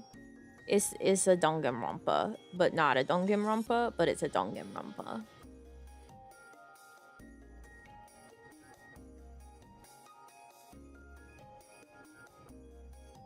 But it's $60, and I don't think it ever goes on sale. I don't think it's ever been on sale. Oh, JK, it was on sale in April. First anniversary special sale now on. It was 40% off. I'm gonna kill myself.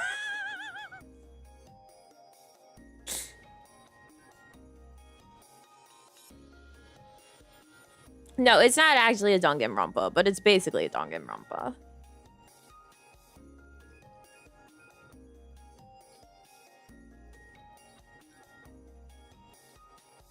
Bro, it was on sale in April.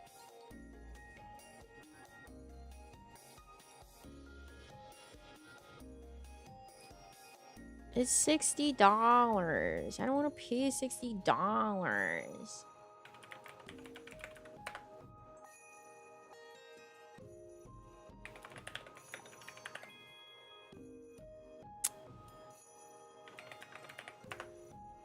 I know where to look.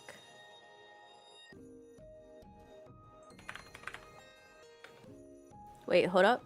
Get over $1,200 worth of Ichijinsha manga in one bundle. Kodansha presents BL, Yuri, and more from Ichijinsha. Thanks, Humble Bumble.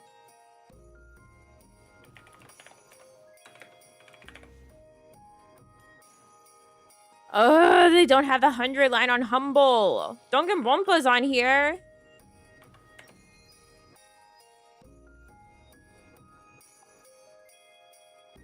They're out of it on Loaded, which used to be like CD keys.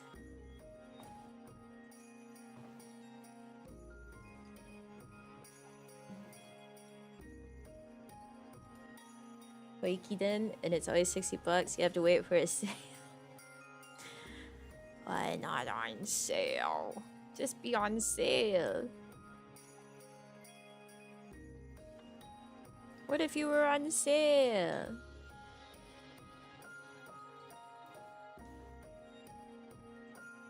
Yeah, that's the first place I looked, was CD Keys, which now is loaded.com. So what is it? Penguin? Kingwin, that's right.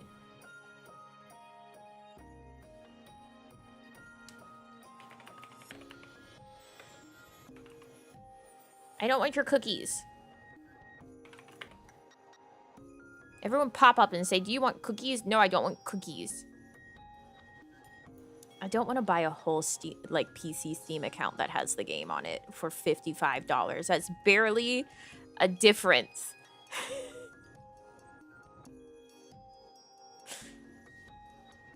Oh wait, it's a deluxe edition. I still don't want to buy a whole account. Buy a whole account for $42.95. I don't want a whole account.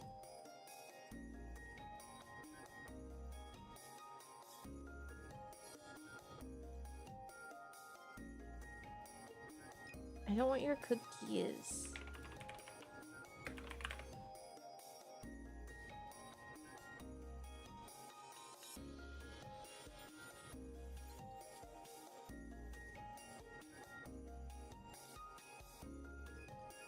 You know what? At least I can confidently tell you guys I would not play it on stream.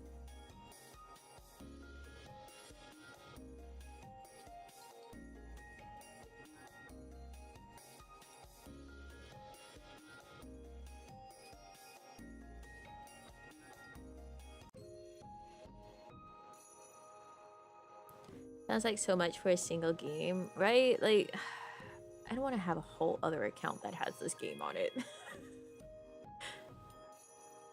It's alright. I would rather pay the $20 extra. Spoiler Grace would be here for in a second. Well, also it would take us 2 years to play it. Oh my gosh, Deuce. It's Deuce's birthday month. He's got bright pink on his pajamas. Or his loungewear. It's that long? How long to beat? 100 line. So the main story is 35 hours. The main plus extra is 76 and a half hours. Completionist is 164 hours. Because it has a bajillion endings, but it's not like the branching endings. It's like you play the game again and stuff changes after the first ending sort of thing.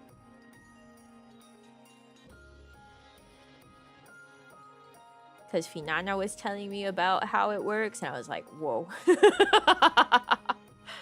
That's a lot.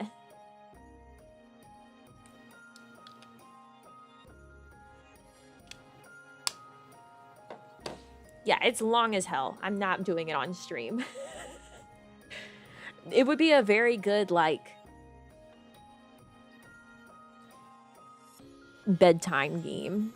You play a little bit, and then you conk out. And you play a little bit, and you conk out. Very long game.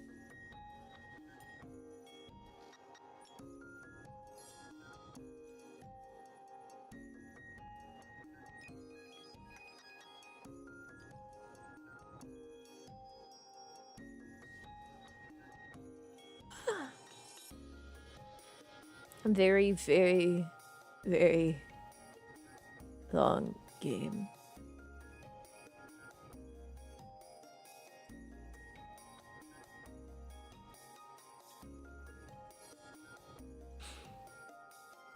Okay, yeah, here you go. Here's someone on the How Long to Beat forums for it saying, for those who don't know, the game's main story is often described as just a prologue into the actual game, even though it's around 35 hours long. These first 35 hours for me, almost 40, are linear. There are just 3 choices possible, one at the start, 2 at the end, although I have no idea what these change as I made the obvious choice in all 3 instances. But after that, you get to play 100 different endings. 99? I don't know if the main story already counts as one of the 100. Completionist time is 164 hours. 164 minus 35 is 129. 129 divided by 100 endings is about 1.29 hours per ending. 77 minutes per ending on average.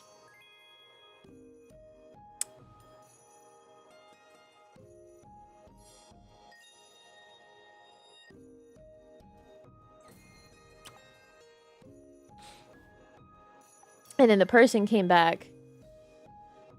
They're the only bitch on this place actually saying anything.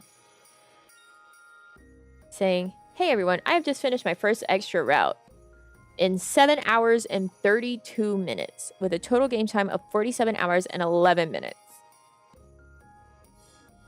Wow. That's definitely not 1.29 hours. This took me surprisingly long to finish, 1 month to the day, and the branch itself is also surprisingly long considering all endings on average should just take a bit over 1 hour. This branch is the first I played after finishing the default route of the game. It contains 5 choices.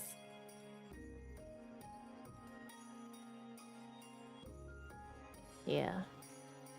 Then I said I'm going to have to tier rank the endings to have a baseline, and because I actually did like the main story / default ending, I'm going to place it in B tier. Ending 91, that's the one that they got. It gets D tier for the massive plot errors I mentioned above. I'm not reading all of it. Not a terrible branch or anything, and I did enjoy reading it, but these 2 points bother me, and I feel like spreading out my ranking. So D tier does not mean horrible, just simply worse than default ending. This branch contained the first instance of a battle that I needed to restart because I failed it hard. I wish I could finally get the opportunity to level up again. I'm gathering money left and right, but wasn't allowed to spend it even once. And then they come back.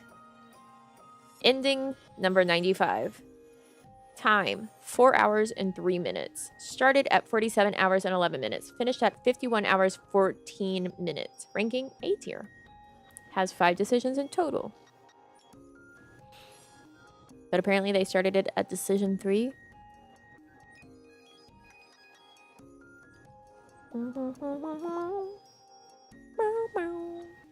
They ranked it in A, above the default. Ending 94. Time, 7 minutes.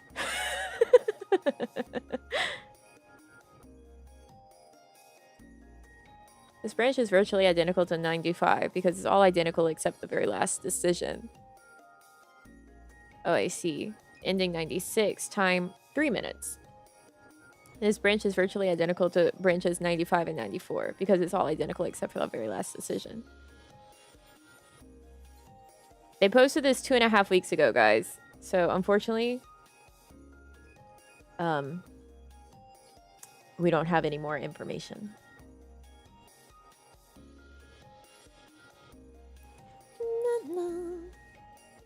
There's a murder on the dance floor. I don't know why murder on the dance floor is in my brain.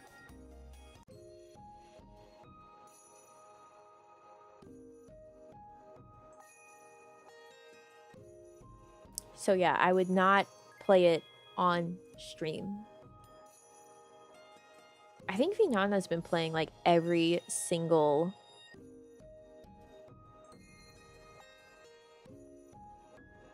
ending on stream.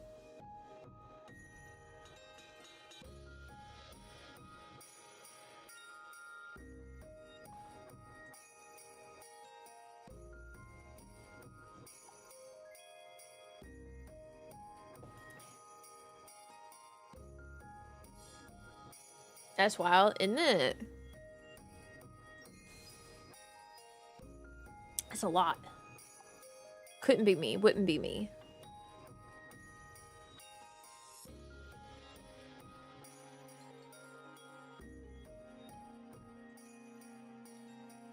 At no point in time will it be me. This game would be for me to play alone.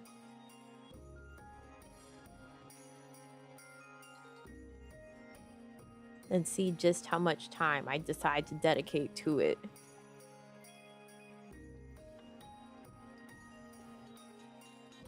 Do I want to see all 8 billion endings?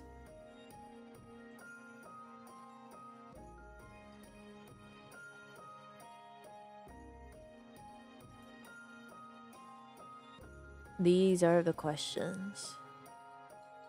Probably not.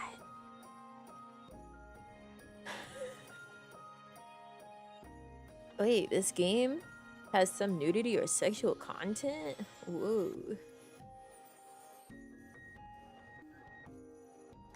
Now, Steam, this is lying to me.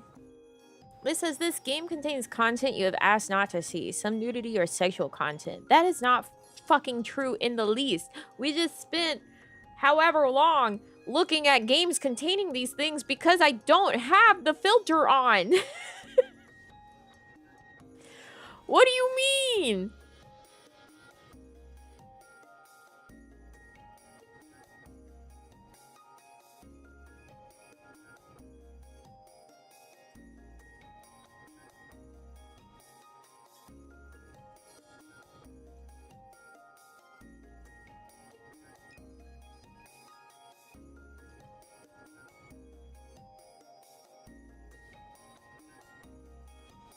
There are some guides.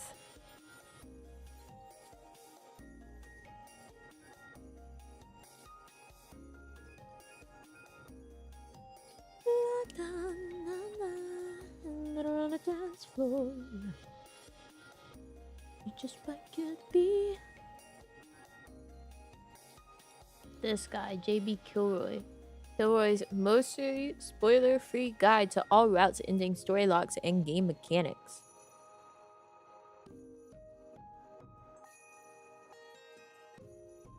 It is only intended for use by players who have already cleared the first 100 days. Almost said gaze.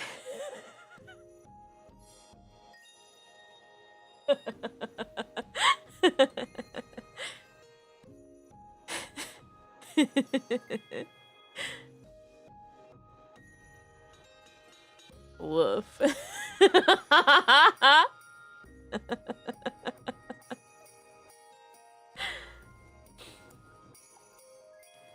Oh my god.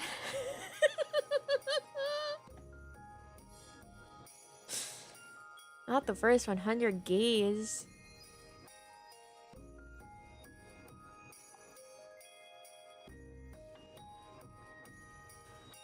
Holy shit. That is a harem. No wonder you were like over here games.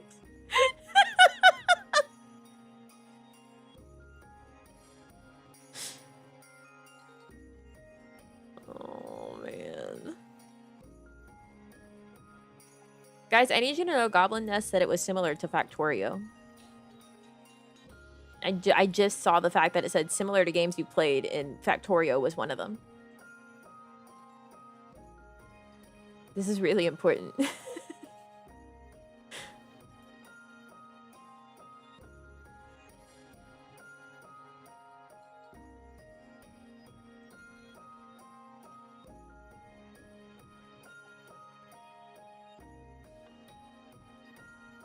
You can't say this to me.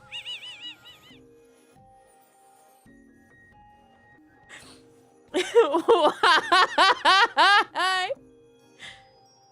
I don't believe you. I mean, it's a resource management game. That's what it calls itself. It says it's a simple resource management game.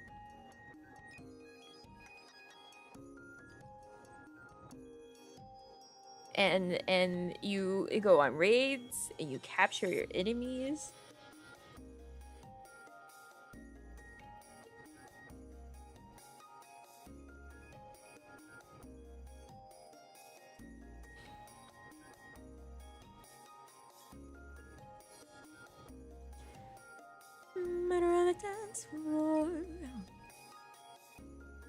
And then what happens to the captured enemies? Well, you employ them in your base for various jobs.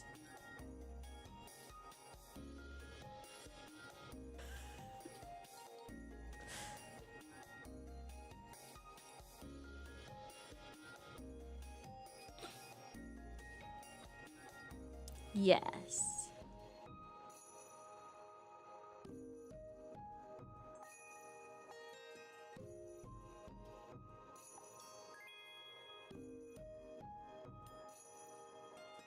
Now, that wholesome without the W is maybe more accurate than it should be.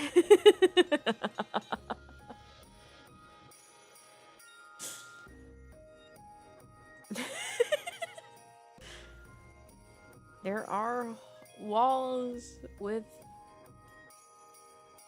holes.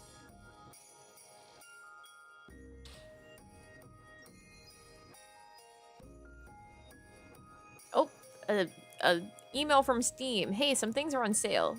Satisfactory on sale, 30% off. It's still too expensive. It's $27.99. I don't want to pay that.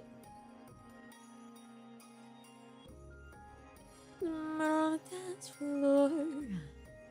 I can finally watch all the trailers.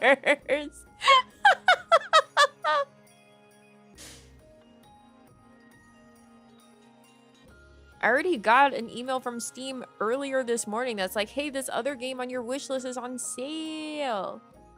If you had it, would you play it on stream? Satisfactory? I don't know. Maybe?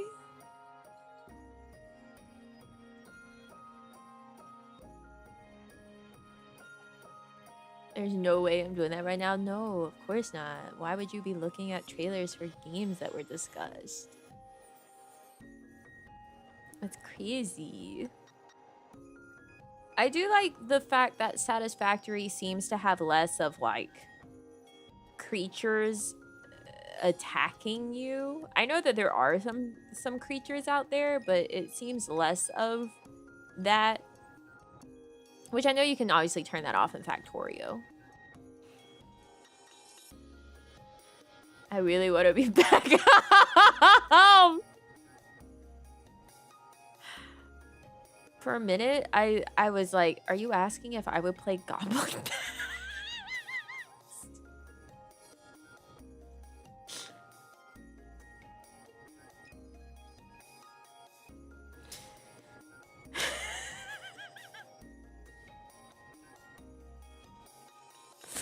I was like, oh.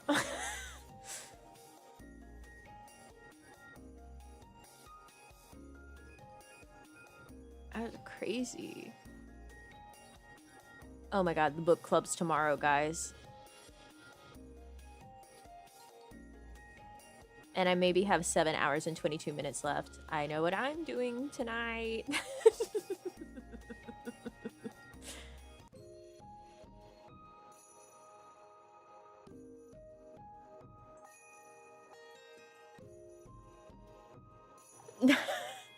Listen, the amount of times I come to book club and it's like I've been listening to the last bit of the book on like 2 times speed.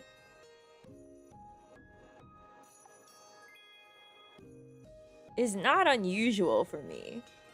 Like, here's the secret, right? If you need to turn up the speed on your book while you're listening to it, turn it up gradually instead of just immediately popping it onto like whatever speed. Because as you turn it up gradually, your brain and ears... Yes, I've left Elrond's. Yes, they've been talking about Holland. And Legolas has been saying the rocks. The rocks are the only ones that still speak of the elvish people that used to live there. Anyways, the way that you speed it up, right? You like bump the speed up gradually until you're like, you pump it up a little bit and then you go, okay, my brain understands it at 1.25, and then you bump it up to 1.5 and you go, okay, my brain still understands it now, and you keep bumping it up, like giving your brain a few minutes to actually like tune into the speed and comprehend it, and then you bump it into the point that you're like, I can't get this, and then you bump it back down a little bit. Where are you listening to those audiobooks on? Audible. It has very fine time control.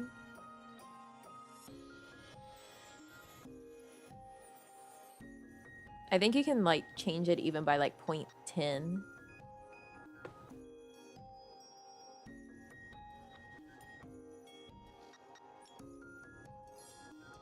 Yeah, you can change it by 0.10. So it can be like 1.0, 1.1, 1.2, 1.3, 1.4, 1.5, all the way up to 3.5.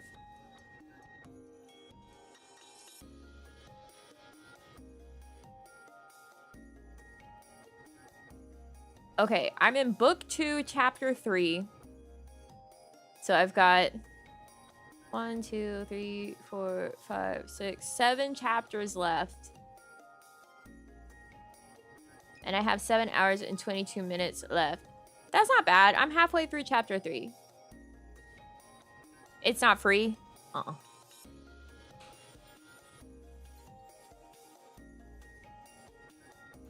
No, sir.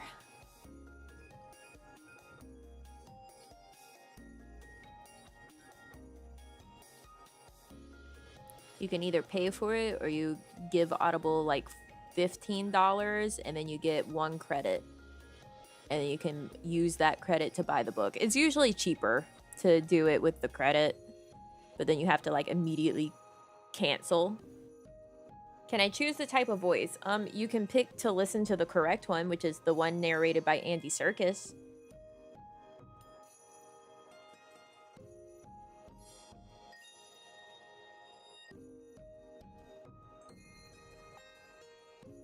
Because there are 2 versions on the website, which I unfortunately found out because of the fact that I own the 2 Towers twice on Audible, because I got the one that is narrated by Rob Inglis, and then I was like, wait, shit, I want the one by Andy Serkis. So I have 2 of them. For the 2 Towers specifically.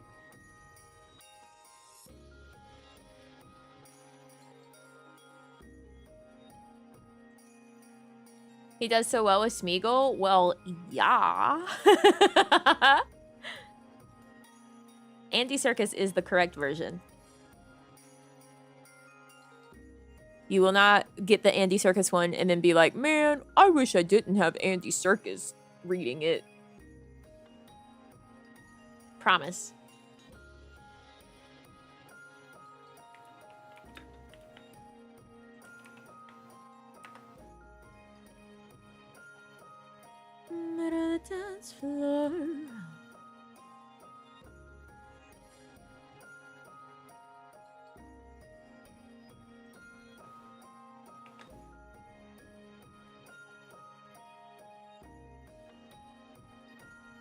Rob Inglis one is 4 hours faster.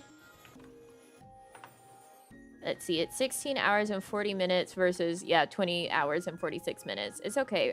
Andy Serkis can keep that 4 hours to be excellent.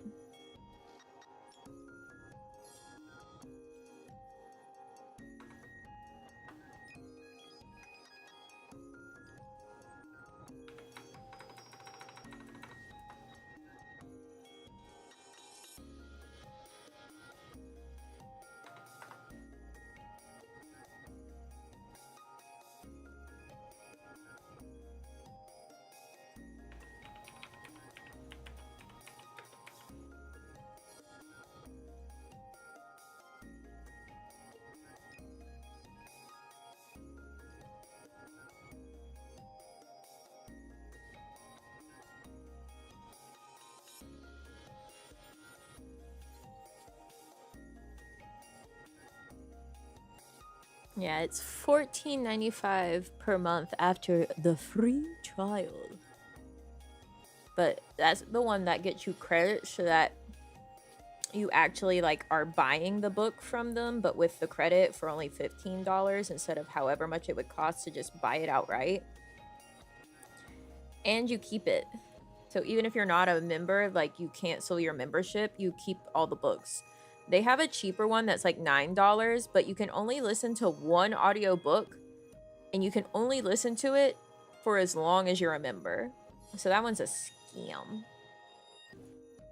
Unless you plan to listen to the book just the one time and in 1 month and only one book for that month.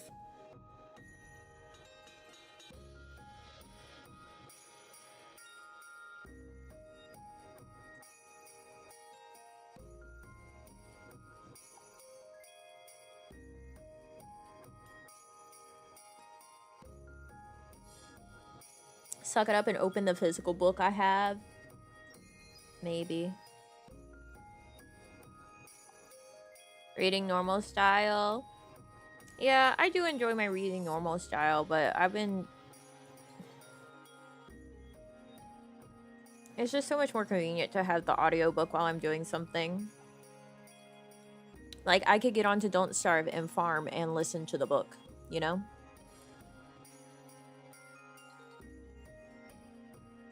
Yeah, TNT, you're kind of like... You're kind of in trouble, man.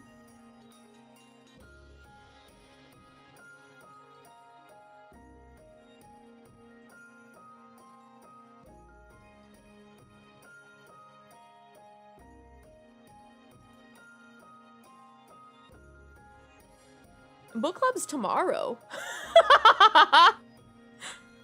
Hey, book club's tomorrow. We're gonna talk about the book tomorrow.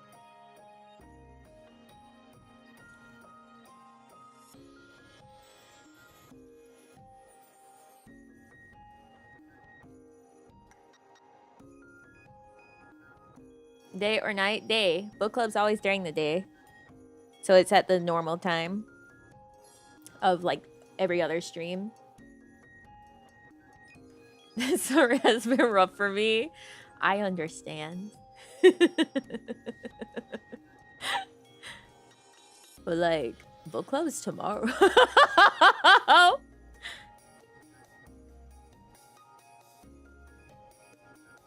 Wait, Andy Serkis is directing the Hunt for Gollum movie?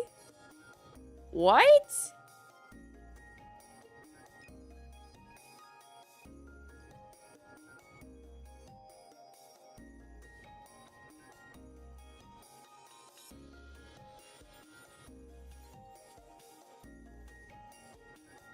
Yeah, if you open up Lord of the Rings, The Hunt for Gollum.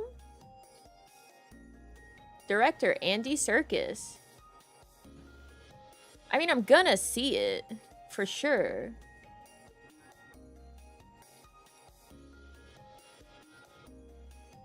That's not Vigo.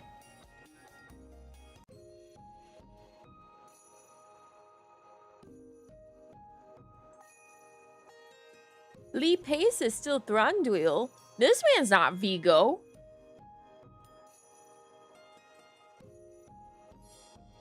He's not returning. no Viggo Mortensen.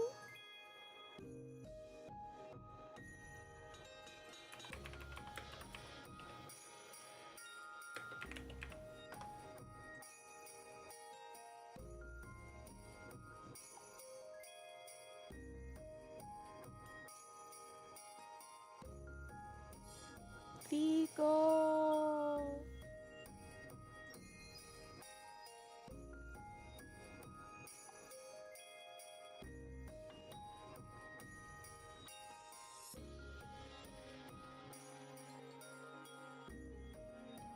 I'm sad.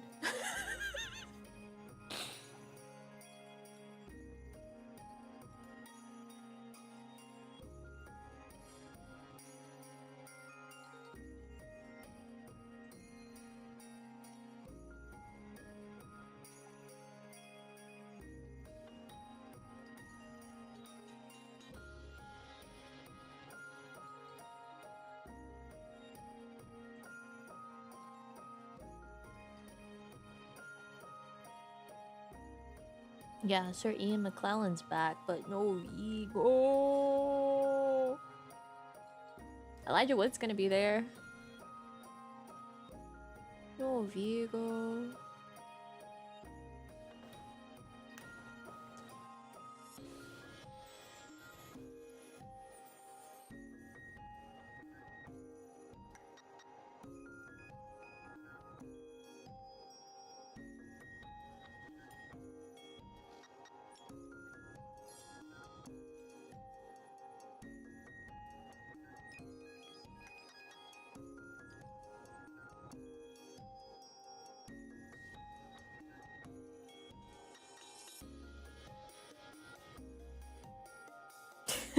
Wait, this I was just looking and it's like a quote from Philippa Boyens about Viggo Mortensen. And then on the comments, someone said something about the broken toe scene. And then someone said, don't say it. I'll go watch the trilogy and see if I can spot it, about like wanting to know which scene. And someone said, make sure it's the extended version. And someone else was like, are you implying there is any other way to watch them? And the person said, of course not.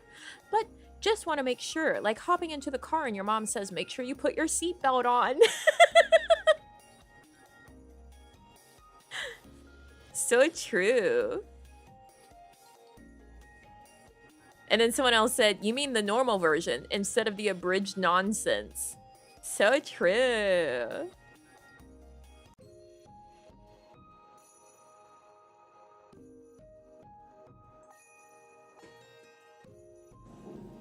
Boo. Boo. Grr, baby.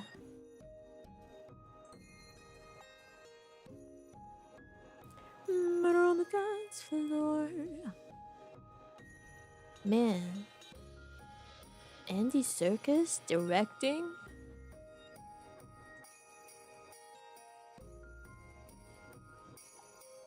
But it just might kill the beat. It's a murder on the dance floor.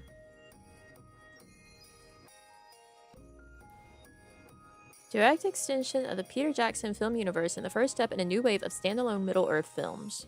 I don't know about that. Casting details, blah, blah, blah. The fact that Tolkien wrote more about Fredegar Bolger than The Hunt for Gollum tells me everything I need to know, really. Yeah, that's... yeah. That is kind of how I feel about The Hunt for Gollum, because of the fact that listening to the book, it's not an especially long tale.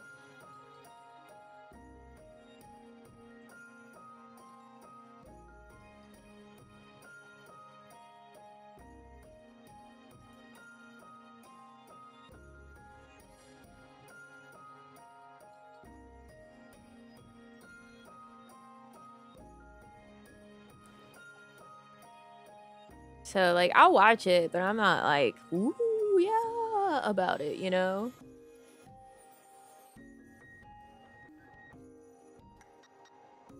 When does it take place? It's so...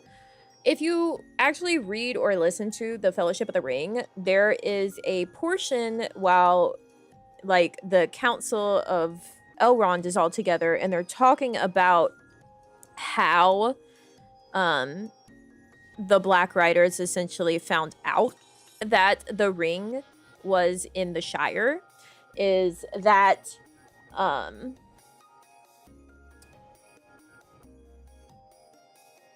Gollum is working with them and has like given them that information. And so like they tell a few paragraphs, it's really just a few paragraphs about like how Aragorn and Gandalf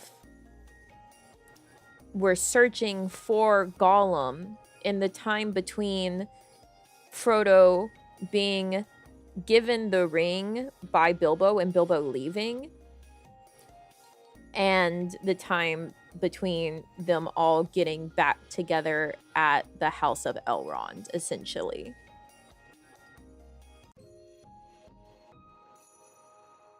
It might have been before then, but it's very few paragraphs, and they're just like, yes, we knew that we had to find Gollum and find out where like he got this information and how like if he was working with the enemy and giving them the information, and then all this garbage, and we entrusted him with the elves of the Mirkwood, and they were like, yeah, we let him out because we kind of felt bad for him, and then he disappeared.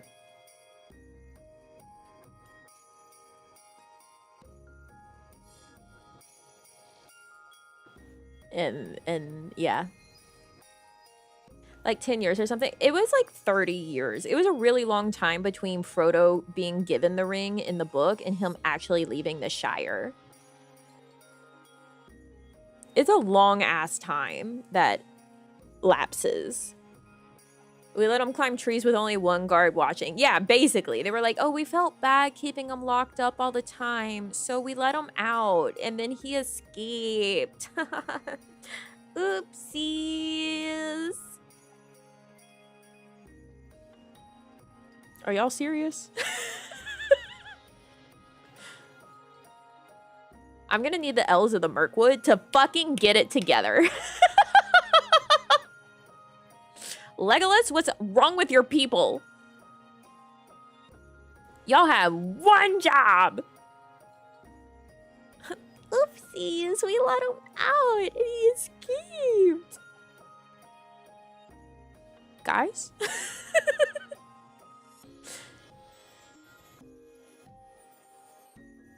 Are we for real?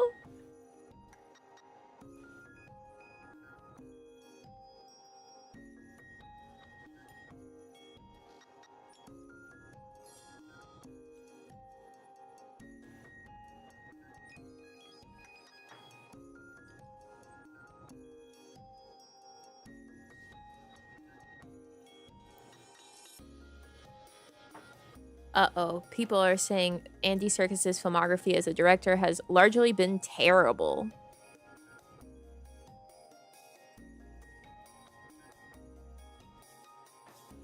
Uh-oh.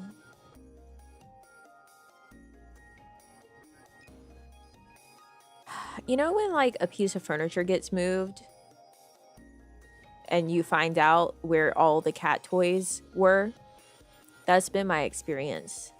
Because my cousin came Saturday, right, and got the china cabinet, and whenever they moved it out of the way, it was like, oh, there's 8 billion spring toys that were underneath that china cabinet. And so now my life is watching out for Knightley as he chases a spring toy across the house with no regard to anything else.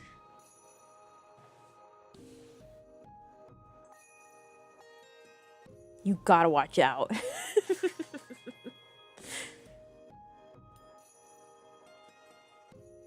Let's see. He did...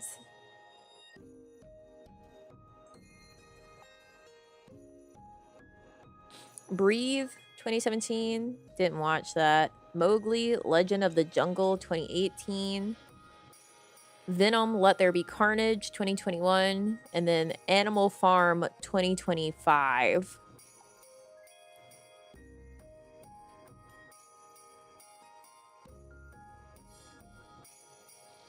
He was a second unit director on all 3 Hobbit movies.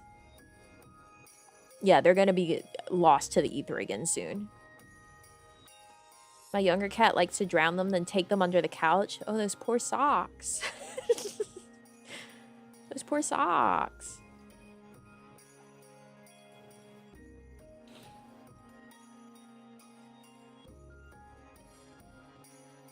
Met her on the dance floor, but it just might kill the beat.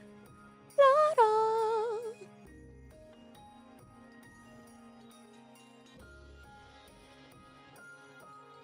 He was Alfred in the Batman. I still need to watch that. I haven't watched that yet. The Rob Pat Batman.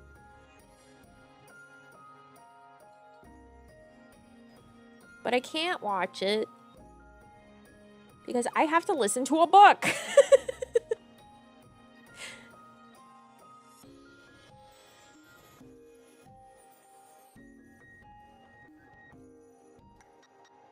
It's very, very important.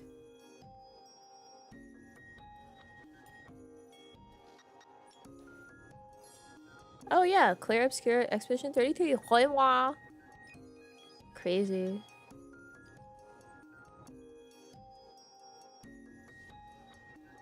Heavenly Sword.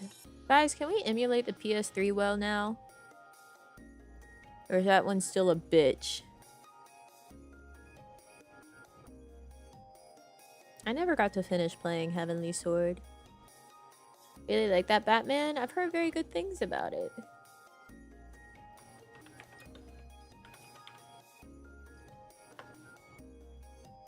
Think it's good now? And the thing is a lot of those games also needed like motion controls because of the 6-axis controller being like, yep, we included motion controls. Like if I remember correctly, Heavenly Sword also had motion controls for like the arrow shooting.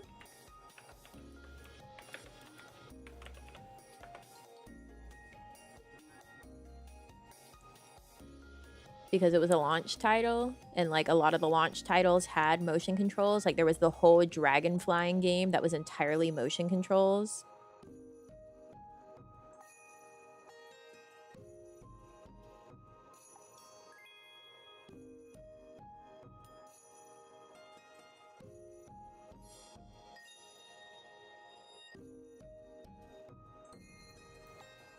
I need to pee.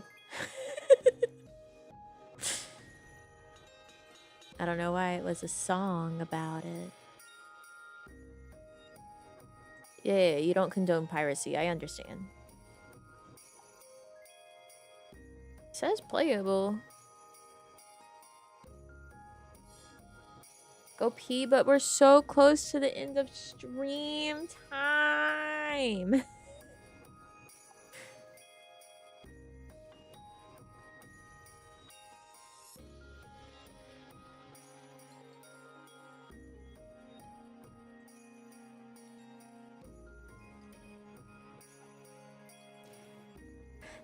It's almost over. Why should I get up and pee until after stream's done? But I want to send a blue super chat. Fine, I'll go pee. Whatever.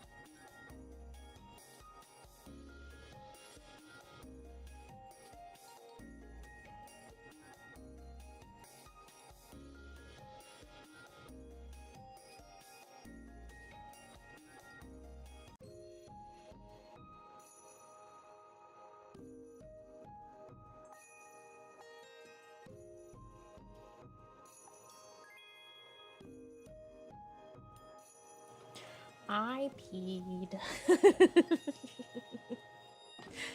Thank you, Burbling, for the wave thing. Thank you. Thank you, Hannibal, for the wave thing. Thank you. Darko, thank you for the wave thing. Thank you. There we go. That's the correct way that I say that. I peed. Whatever.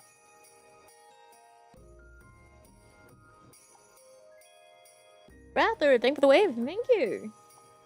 Uh-oh. Uh-oh. I need to put that up. Income week is done. I need to disconnect that. Maybe I do that now. TNT, thank you for the wave. Thank you. I'm back! Why are you sending it? Oh, switch to.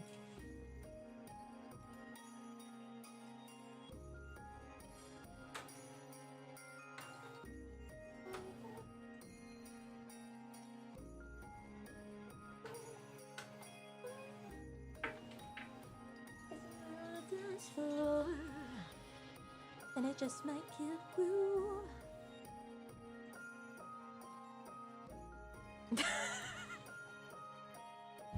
Tari, thank you for the wave. Thank you. What are you doing? You had 2 whole minutes. Well, I don't know if it was actually 2 whole minutes. Probably closer to 1.5. I don't know, something like that. 2 whole minutes.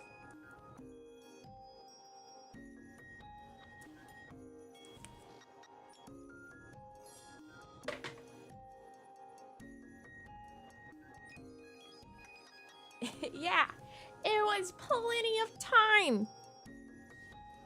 I was behind by 2 whole minutes. I don't believe you. I don't know if I believe you on that one, buddy.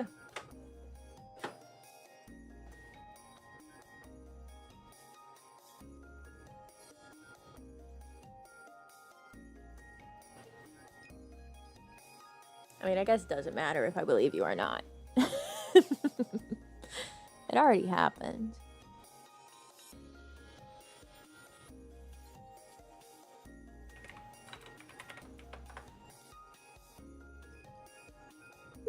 On the dance floor. Busy disassembling a display case that had the wrong parts. That I believe.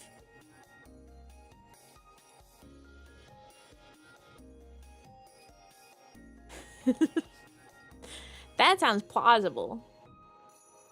2 whole minutes behind? I don't know. Even though that happens all the time, I don't know. Sounds like a fib.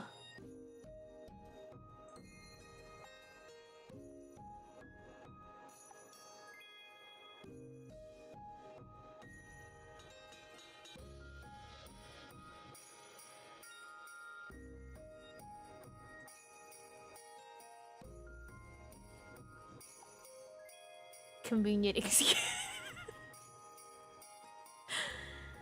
KB, thank you for the wave. Thank you. What's your excuse? What's your story?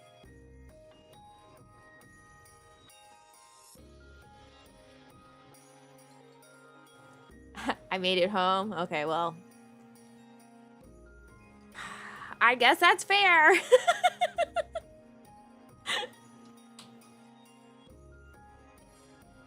You know what? Pretty good excuse. I just arrived, so I saw people wave, so I waved. You know what? That's a good one. That's a good excuse. That one's also likely. But 2 minutes behind. 2 minutes?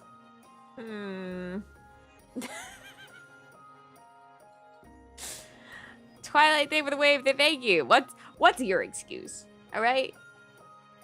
Singling me out here? No, I'm asking everyone now. What's your excuse?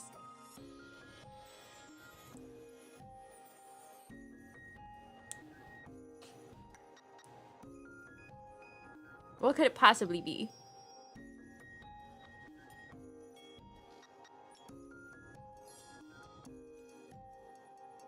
I sent mine on time. You did. I made a sandwich. Oh, I don't think it's gonna play. Hold on.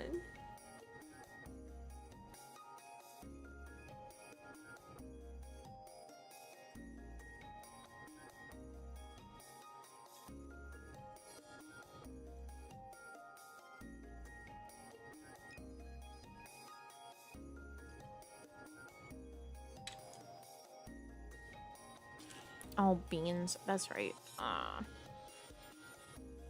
I just want to be included.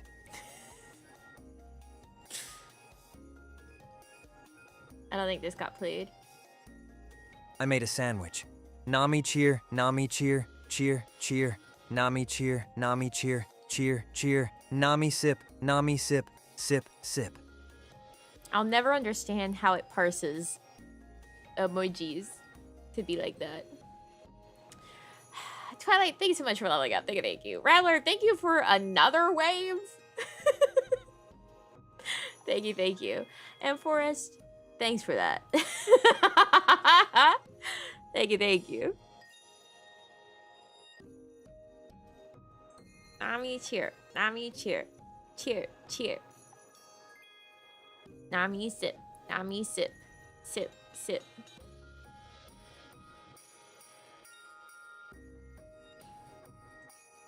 Unknowable, the way he works. I'm hungry. I ate breakfast this morning, but I didn't eat lunch because my breakfast was so close to lunch. So I'm hungry.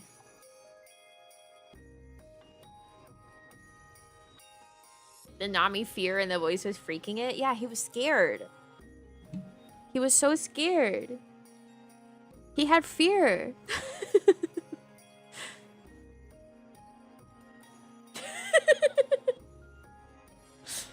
Matt, thank you for the wave. Thank you. I will not starve.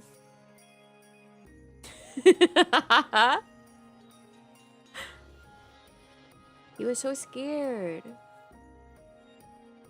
You guys had him freaked out.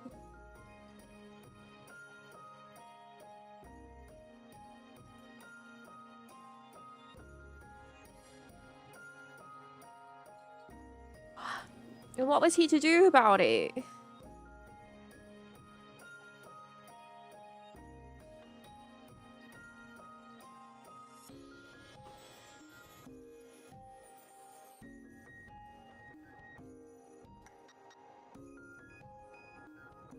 All he could do was express his fear through his voice. He was so scared. Today I wisely used my time at work to finally read about Wolfgang. DST wiki.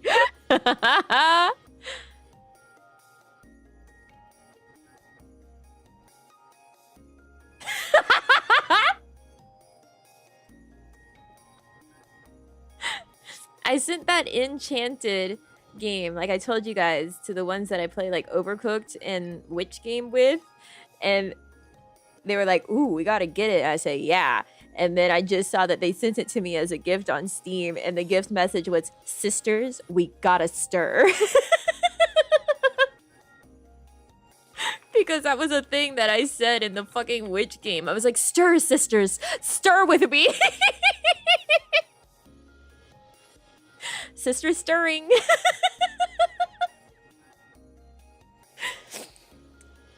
Because, like, one of the things, like, what you're doing in the Witch game, it's called Witch-tastic. It's like you're brewing potions. So, like, orders come in for potions, and you have to grab the ingredients to make each potion, and you, like, have to like when you sit there and stir the pot, it makes it go faster as it's brewing, and you have to like make sure that you keep the fire lit underneath the cauldron and everything. So it's like when it's the end of the round and you're panicking trying to get it out as soon as possible so you get that one last potion to get like the full bonuses on the level before it ends. It's like, sisters, stir with me.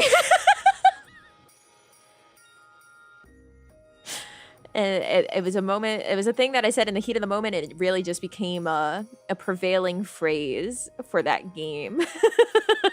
Was sister stirring. Sisters, we gotta stir.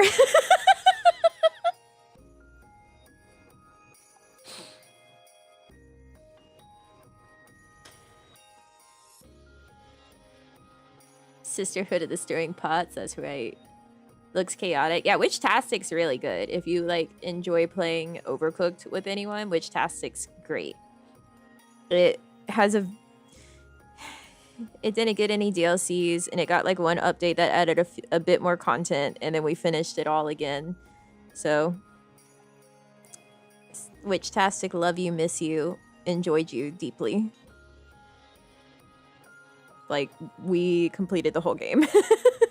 And we would go back and like replay the levels to get higher points on it and everything. So we'd be like, oh man, we were so close to that bonus, and we would do it again. Witch-tastic is definitely a good one.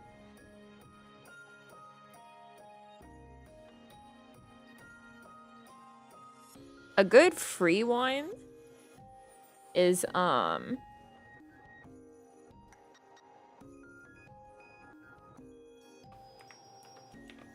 Bronzebeard's Tavern. That one's good for free.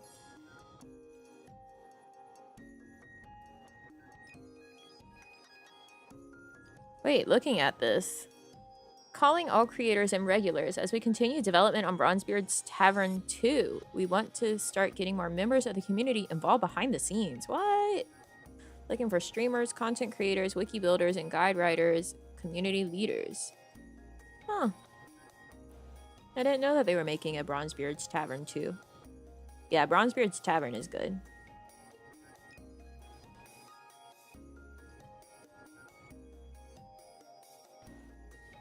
I mean, I'm a streamer, but I don't stream it.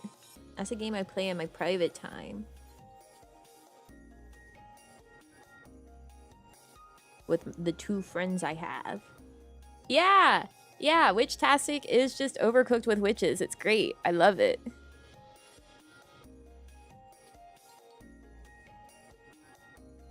You can dress up your witch. It really filled the hole in my heart of needing Overcooked game. And then we finished it. And so it's been like, well, what now?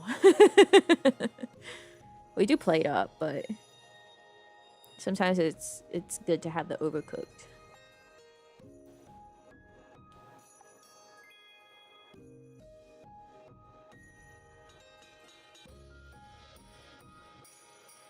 Oh, wait, you can wishlist Bronzebeard's Tavern too?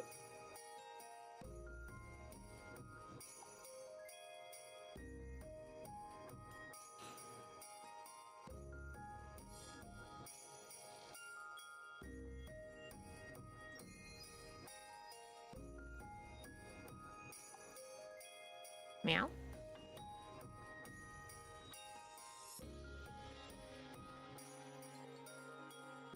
It doesn't show up whenever you click the developer like link in Steam under Bronzebeard's Tavern. Interesting.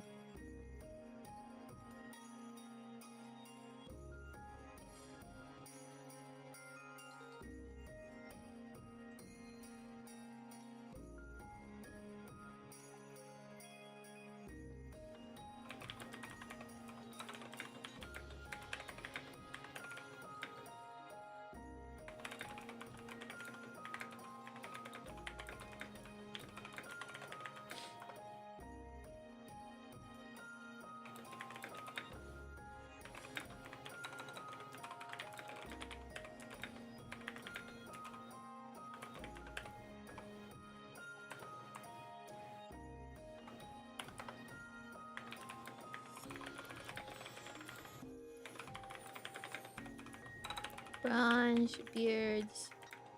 2. Meow.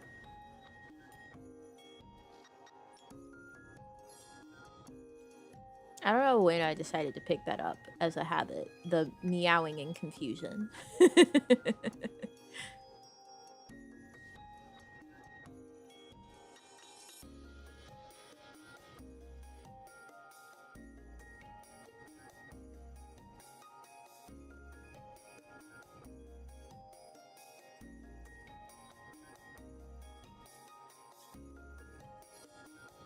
Wait, there's a fucking VTuber asset that's a shadow heartless? What? That's so cute. Meow.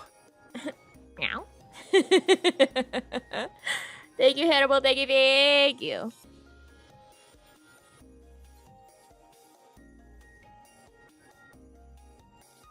This is not dream drop distance.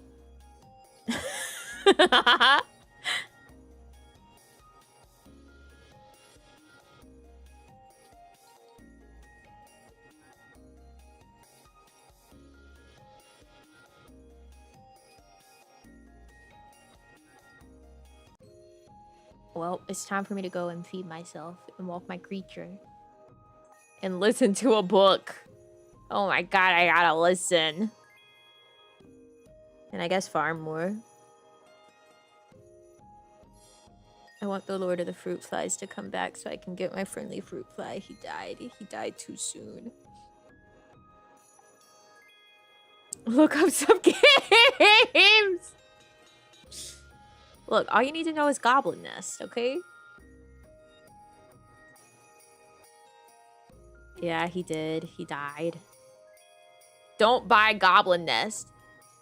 Are you talking to me? You talking to me?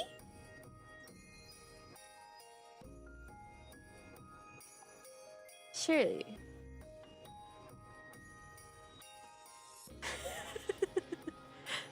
Sorry, right now there's no food. Get food. Anyone involved. Come on, man. Someone here has to cram 22 hours in before next stream. I don't think that's gonna happen. My ship has sailed? No, it hasn't. I haven't bought it.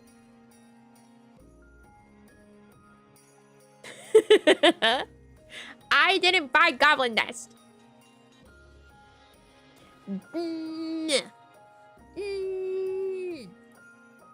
Didn't buy it. You have to look at the Namiji for that one.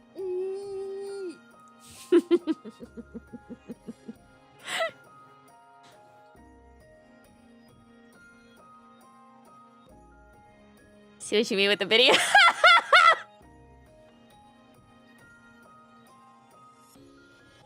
I'm leaving. Have a good rest of your day or night wherever you are.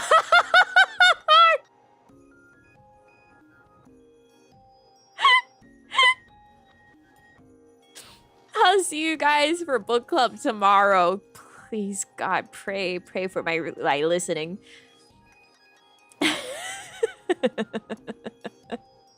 But until then, I love y'all so much. I'll see you later. Bye bye.